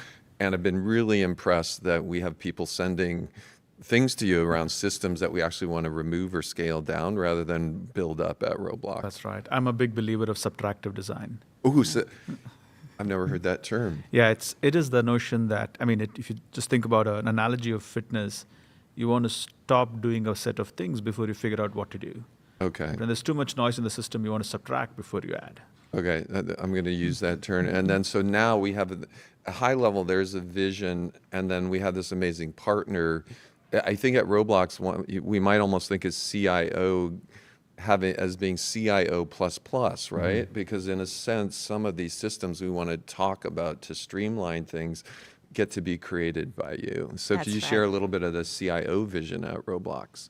So the vision here is to create frictionless experiences for our employees and builders so that they can be supercharged in productivity. And we look at it end-to-end from, let's say, hire to retire, end-to-end journey. And I look at it at both as process simplification and then adding systems on top of it. So building on what Casey was saying, the first step is how to have the best process. Yeah. And as an example for bureaucracy busting, we can look at do we have too many approvals or too much friction that is not best. But then create those systems that can be so beautiful and well aligned and just at the right time. So that, and a lot of technologies help with that today. Okay, so we're gonna dive in and frame, like some of the people who are watching this who might not work in a tech company are saying, what are all these systems? What are we talking about? And so I'm gonna highlight a little bit of things around A, how we run the company, and then B, we'll talk very briefly about some of the systems, and then we'll get into it. So first, one of the things I think we've always been talking about for a long time at Roblox is this notion of how do we structure the company. And internally, we, in effect, run the company. We try to as a set of smaller companies that have as much autonomy as possible, but at the same time come together at various levels. In our executive meeting, we have representatives of the 8 or 9 what we would call companies, and we work on all the horizontal connection, but try to see that autonomy. Can you share a little about this? This is almost like the design of the groups, teams, and pods in the company. That's right. So it starts with, at the lowest unit, what is a unit where we will get tangible work done without a lot of coordination headwinds? And that tends to be the 2 pizza rule of something that is about a dozen or so people who can be focused on a mission and get something done. And that's the team, that's the pods. Yep.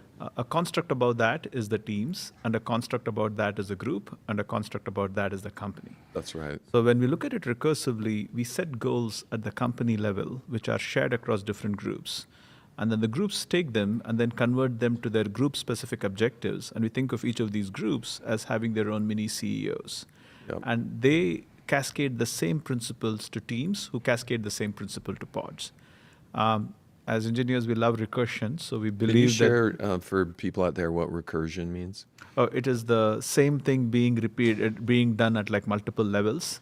So That's the right. idea that there is a set of routines that we would do at a company level, and the right subset of it just gets cascaded down, and you can examine any part of the company, and things happen in a very similar way.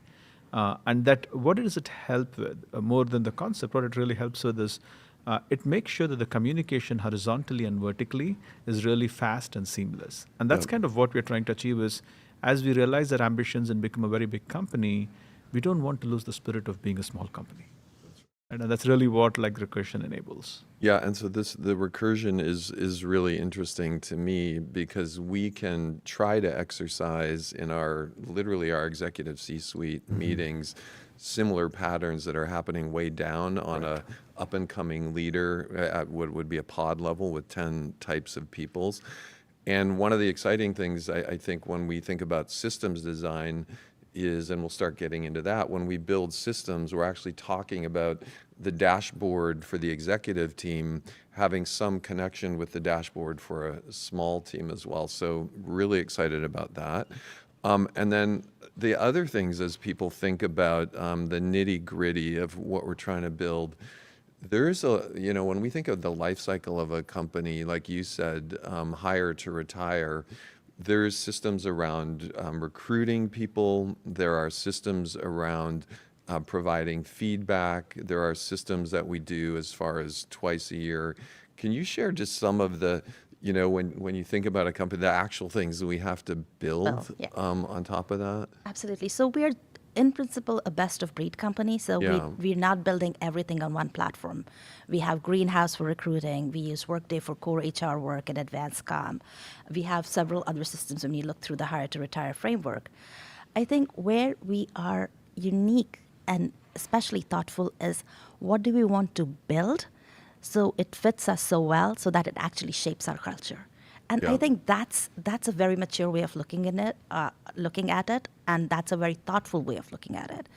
In this example, while we use, first of all, we connect all of those systems, but while we use Workday for several things, we have our own homegrown system, RoGrow, which we use for performance management. That's right. While the performance management process in the industry might not be the best liked process, the system that we have is actually well regarded in the company because we try to make it so unique to us. It follows our principles and our culture, and we try to make it lightweight on everybody involved. And so there's this super cool notion of what we're building in people systems where we are running Greenhouse, we're running Workday, we're running a bunch of other products. but when I right now go to our Roblox people system, technically, I hit this website that says Roblox operating system, and I never see those products. Can you share a bit how is it that I never see those products when I'm using the Roblox operating system? Because we are able to skin the systems behind the scenes, and That's we're able right. to extract the right information and present it to the user. Yeah. The how should not be as apparent to our builders. That's right. But the why and the what, the information should be there in a consumable way for them and right at their fingertips. And that's what we strive to do. There's data lakes behind the scene where we are looking at systems and we are trying to get intelligence from systems, and actually even trying to we've got a PSA team.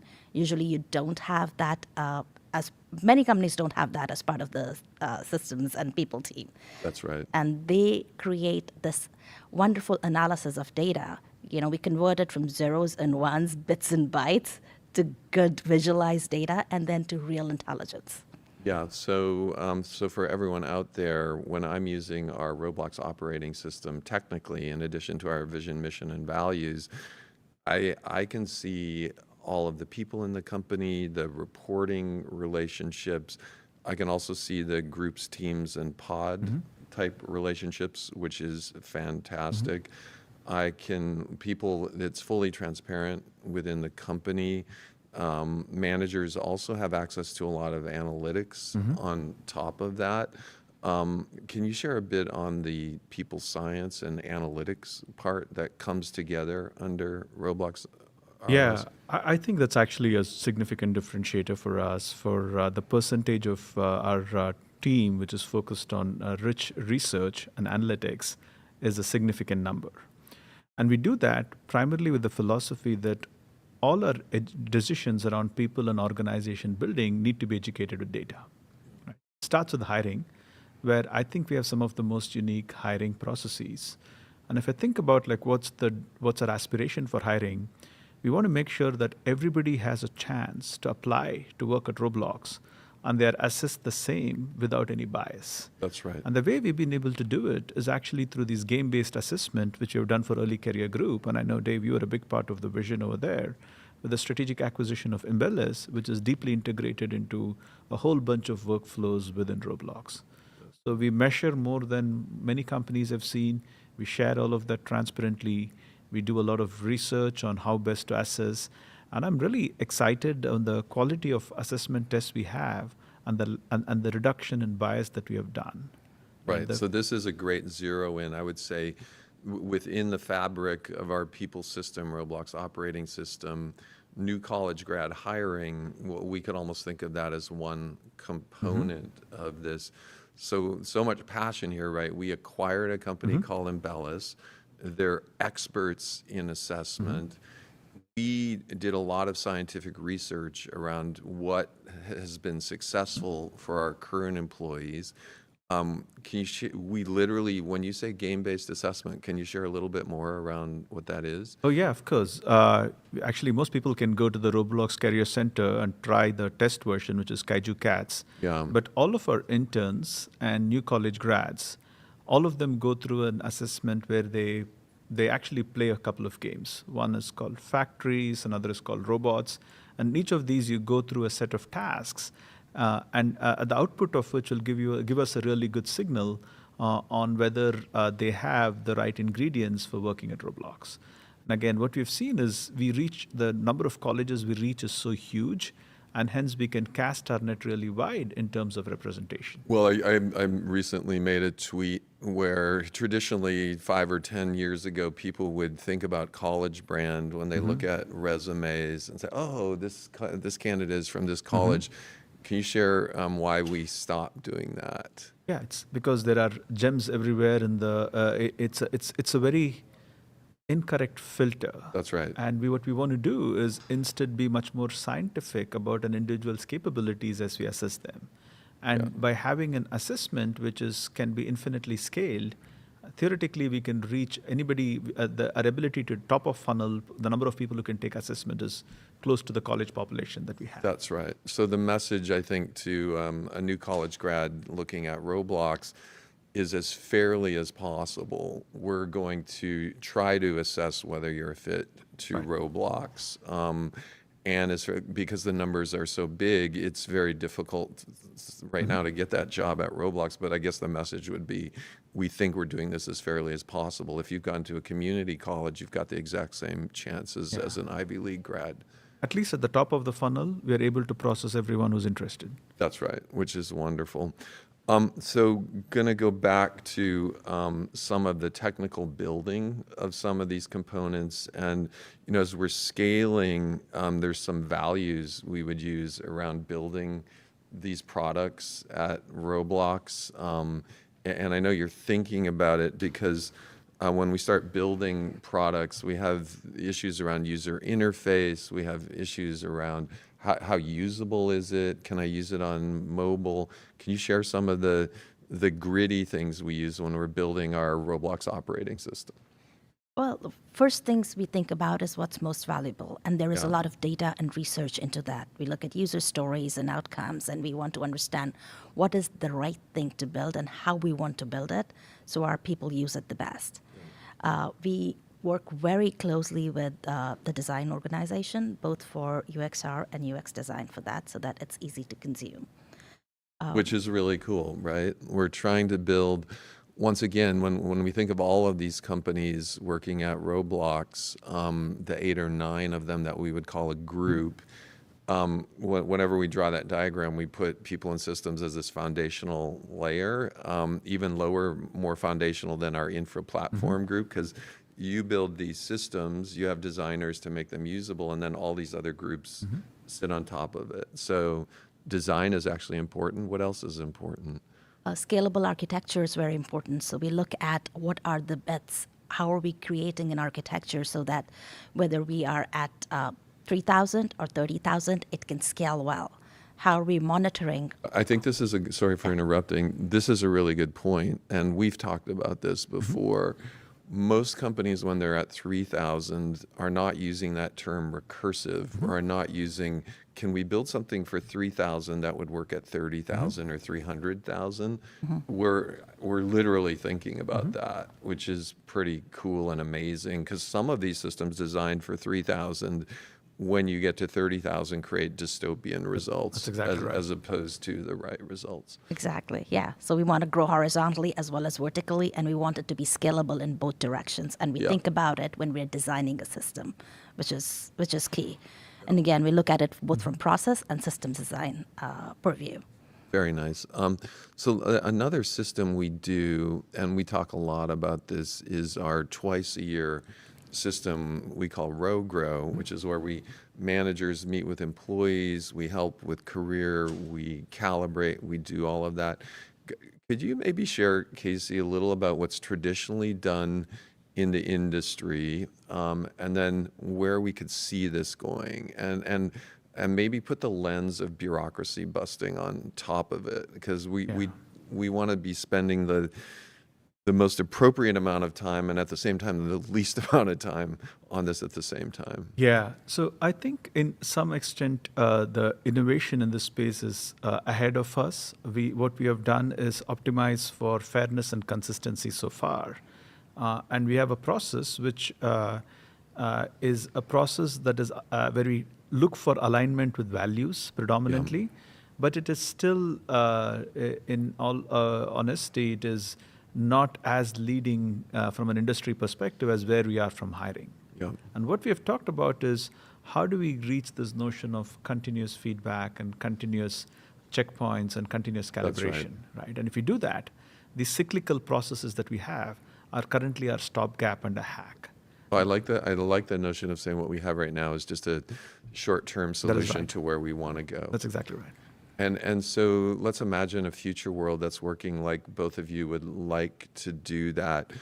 What changes? Do I once every 6 months write a bunch of stuff up and get together with my manager and they write stuff up? Or what's the difference between that and maybe a future vision? If I can jump in, I would just say there is no points in time when this happens. Okay. So performance, management and performance conversations just happen naturally as part of a manager-employee relationship, Right. where we are all focused on making sure that our builders are always growing and always learning. So there is no touch point ever anywhere during the year. When the time is right, when the signals are right, when the employee has come to that level, but they are producing so well and they are so aligned with our values, that conversation about, hey, maybe let's take you to the next level can happen. It just happens at that point. That's right. There may be, I wonder if there will be a time in 10 or 20 years when we look back at performance management and these types of systems. Because I'm old enough to remember prior software eras where once every 6 months we would print this thing called a CD-ROM. There'd be a lot of process to get all the QA right, get it all right. Then twice a year out it goes. Up comes the web, up comes things like Roblox, where we ship literally several times an hour. Hundreds of teams are shipping, and all of a sudden it's so much more iterative, so much more fast, and there never is the notion of this big 6-month checkpoint. I'm wondering if what we're working on ultimately will just become the norm, and it'll seem somewhat weird to do these big 6-month type things. Yeah, no, that's exactly right. I mean, anything that is hard, you want to do it small and often. That's the idea of how software evolved in the way you talked about, and continuous integration coming in. And we're going to do that for continuous performance, right? Promotions don't need to wait for a milestone. That's right. Right. Rewards don't, higher compensation doesn't need to wait for a milestone. Feedback doesn't need to wait for a milestone. All of them should happen continuously. And that's the evolution through both technology and processes that we're after. And we get bureaucracy busting for free because That's right. there's no longer this 1 week every 6 months. That's exactly right. Okay, so this is almost one of the most concise ways we've talked about the vision of where we want to go on this. Thinking about the people and systems and initiatives around living out our vision on people and systems, any we want to touch on high level? Like one is brainstorming ideation as a start. I know there's others. Any you want to touch base on around that?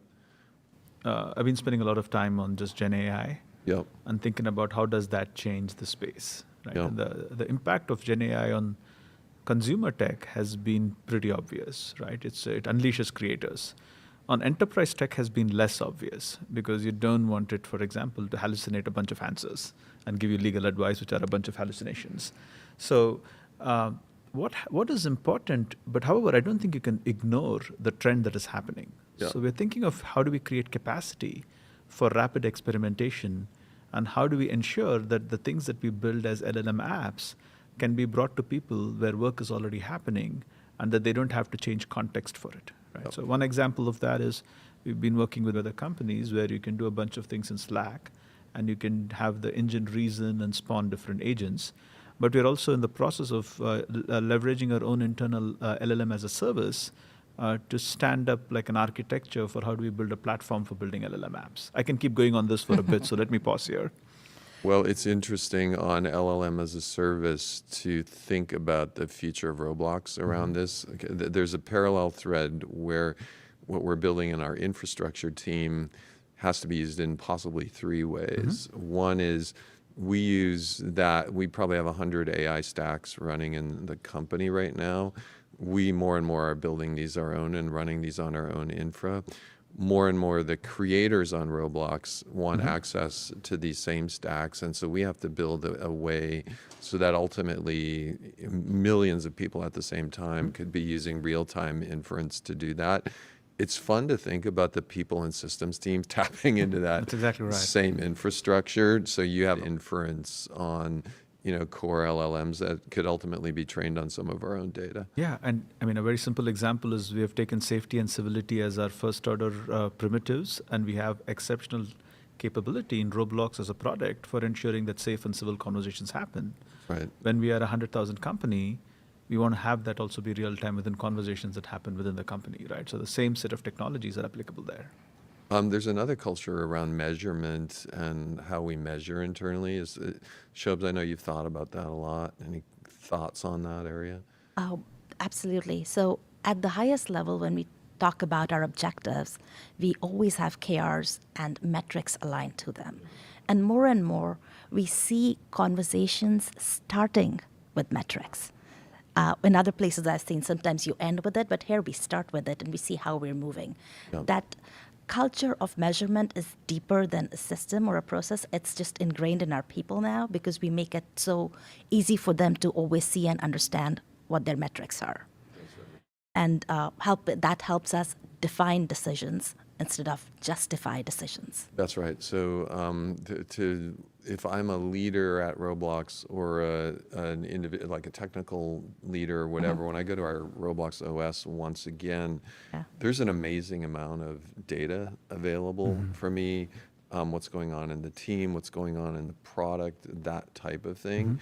So just for people out there, this is also built into Roblox OS. And so in addition to finding people and groups and what they're working on, there's an amazing amount of stuff to look up as well. That is. And there is also more to do. I think we are early in the journey. There is way more to do over there too, which we have a great roadmap and plan on. Okay, so piggybacking on that around tracking and OKRs, some of these metrics we share with the company as well. We want to be very transparent.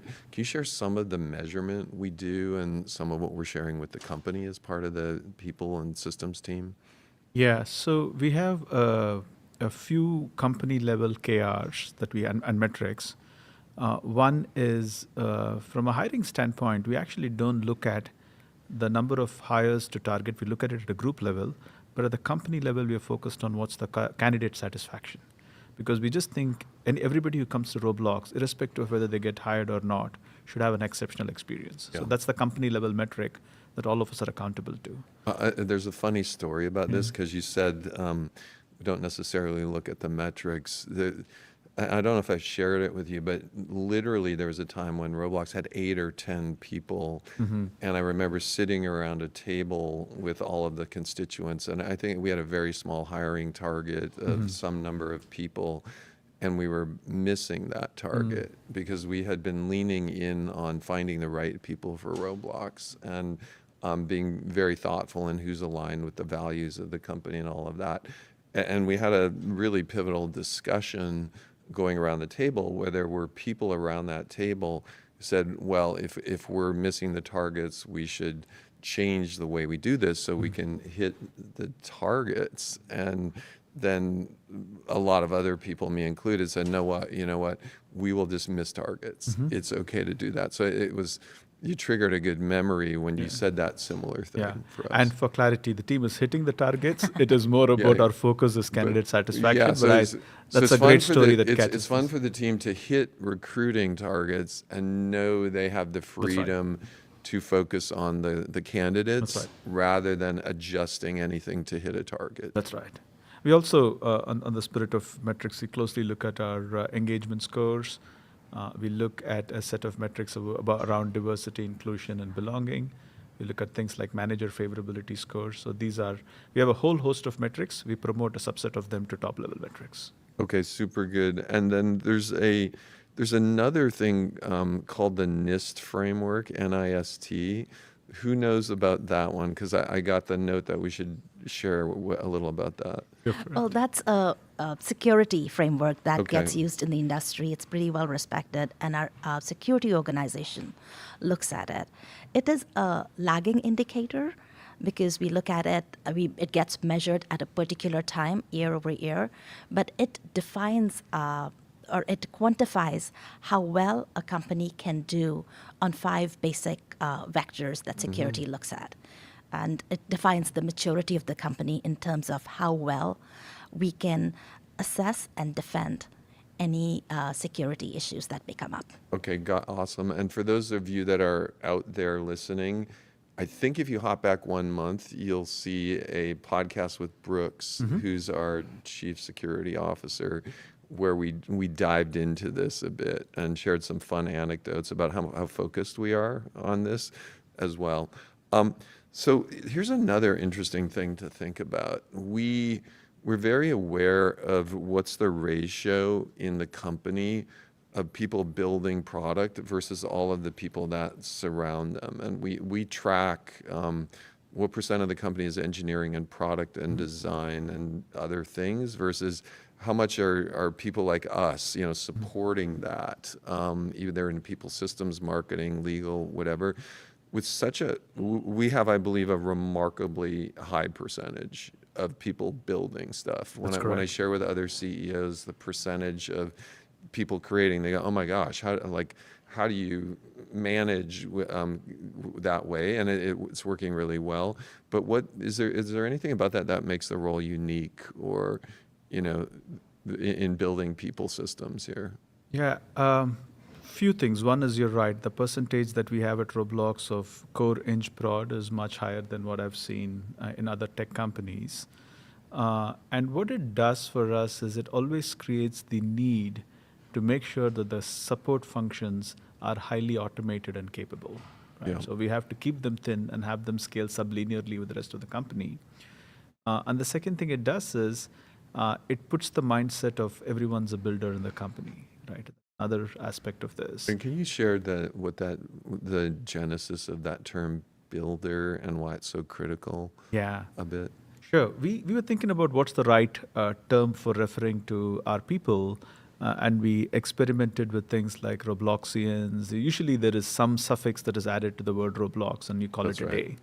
But that doesn't capture the spirit of what we're actually here to do, right? And the way we think about it is, we are a group of a group of people in the background enabling the entire world to be very creative, right? And so we think about the people in the background who are helping the world be creative.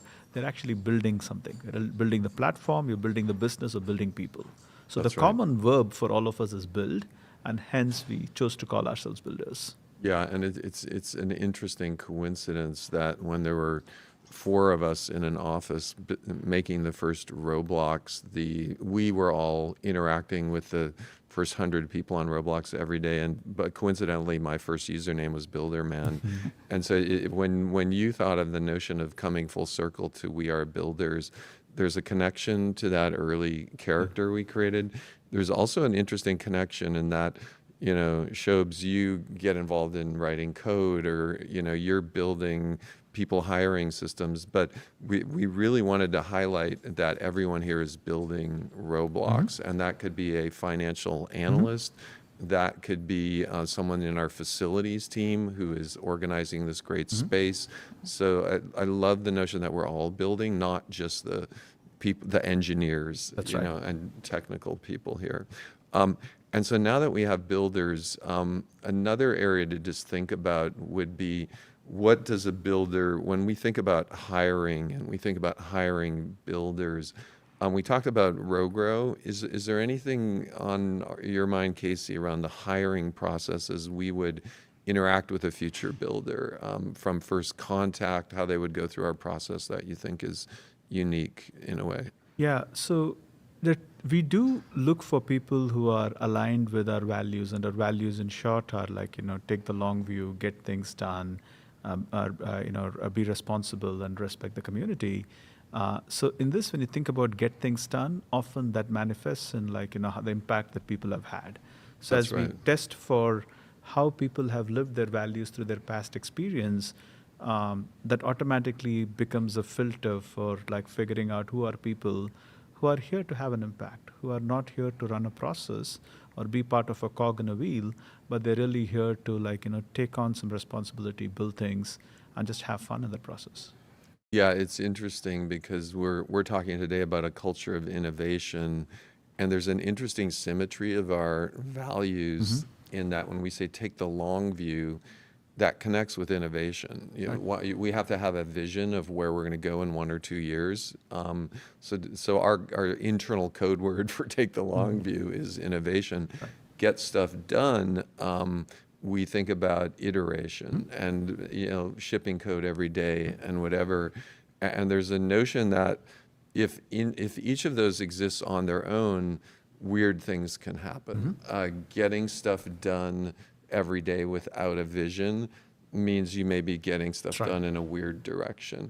Taking the long view without getting stuff done on the way means those traditional 2-year mega projects You're a that, university. Yeah. that then drop 2 years later and it's already too late for the market. So there's an intersection of those, which is really interesting. And then the other two, we are responsible, in a sense, moves to more this notion of what we're trying to build, how we run the business. We're trying to have leaders at the pod, team, and group level who are future CEOs who are responsible for running that. And then, of course, respecting the community about putting our community before the company. So there's a lovely symmetry around putting all of these things together. It's funny because as we talk about these values, and we've been talking about a lot of technical stuff, it's worth coming back to some of the soft stuff we do as well, around transparency, because there's transparency not just in the systems, but what we do every week, for example. And so, Shobes, can you share just every week Friday at 9 o'clock what happens at Roblox? Absolutely, especially since my team support that event. So we have a weekly AMA with you, Dave, where the entire company is invited. And we share the progress very transparently on different areas or different interesting things happening. But there's also the Ask Me Anything or the AMA part of it, where I think your guidance is the grittier, the better kind of questions. But we encourage all of our builders to be able to ask what is on their mind. And sometimes it's not even questions, it's also thoughts or what they're thinking of where the company might go. Yeah.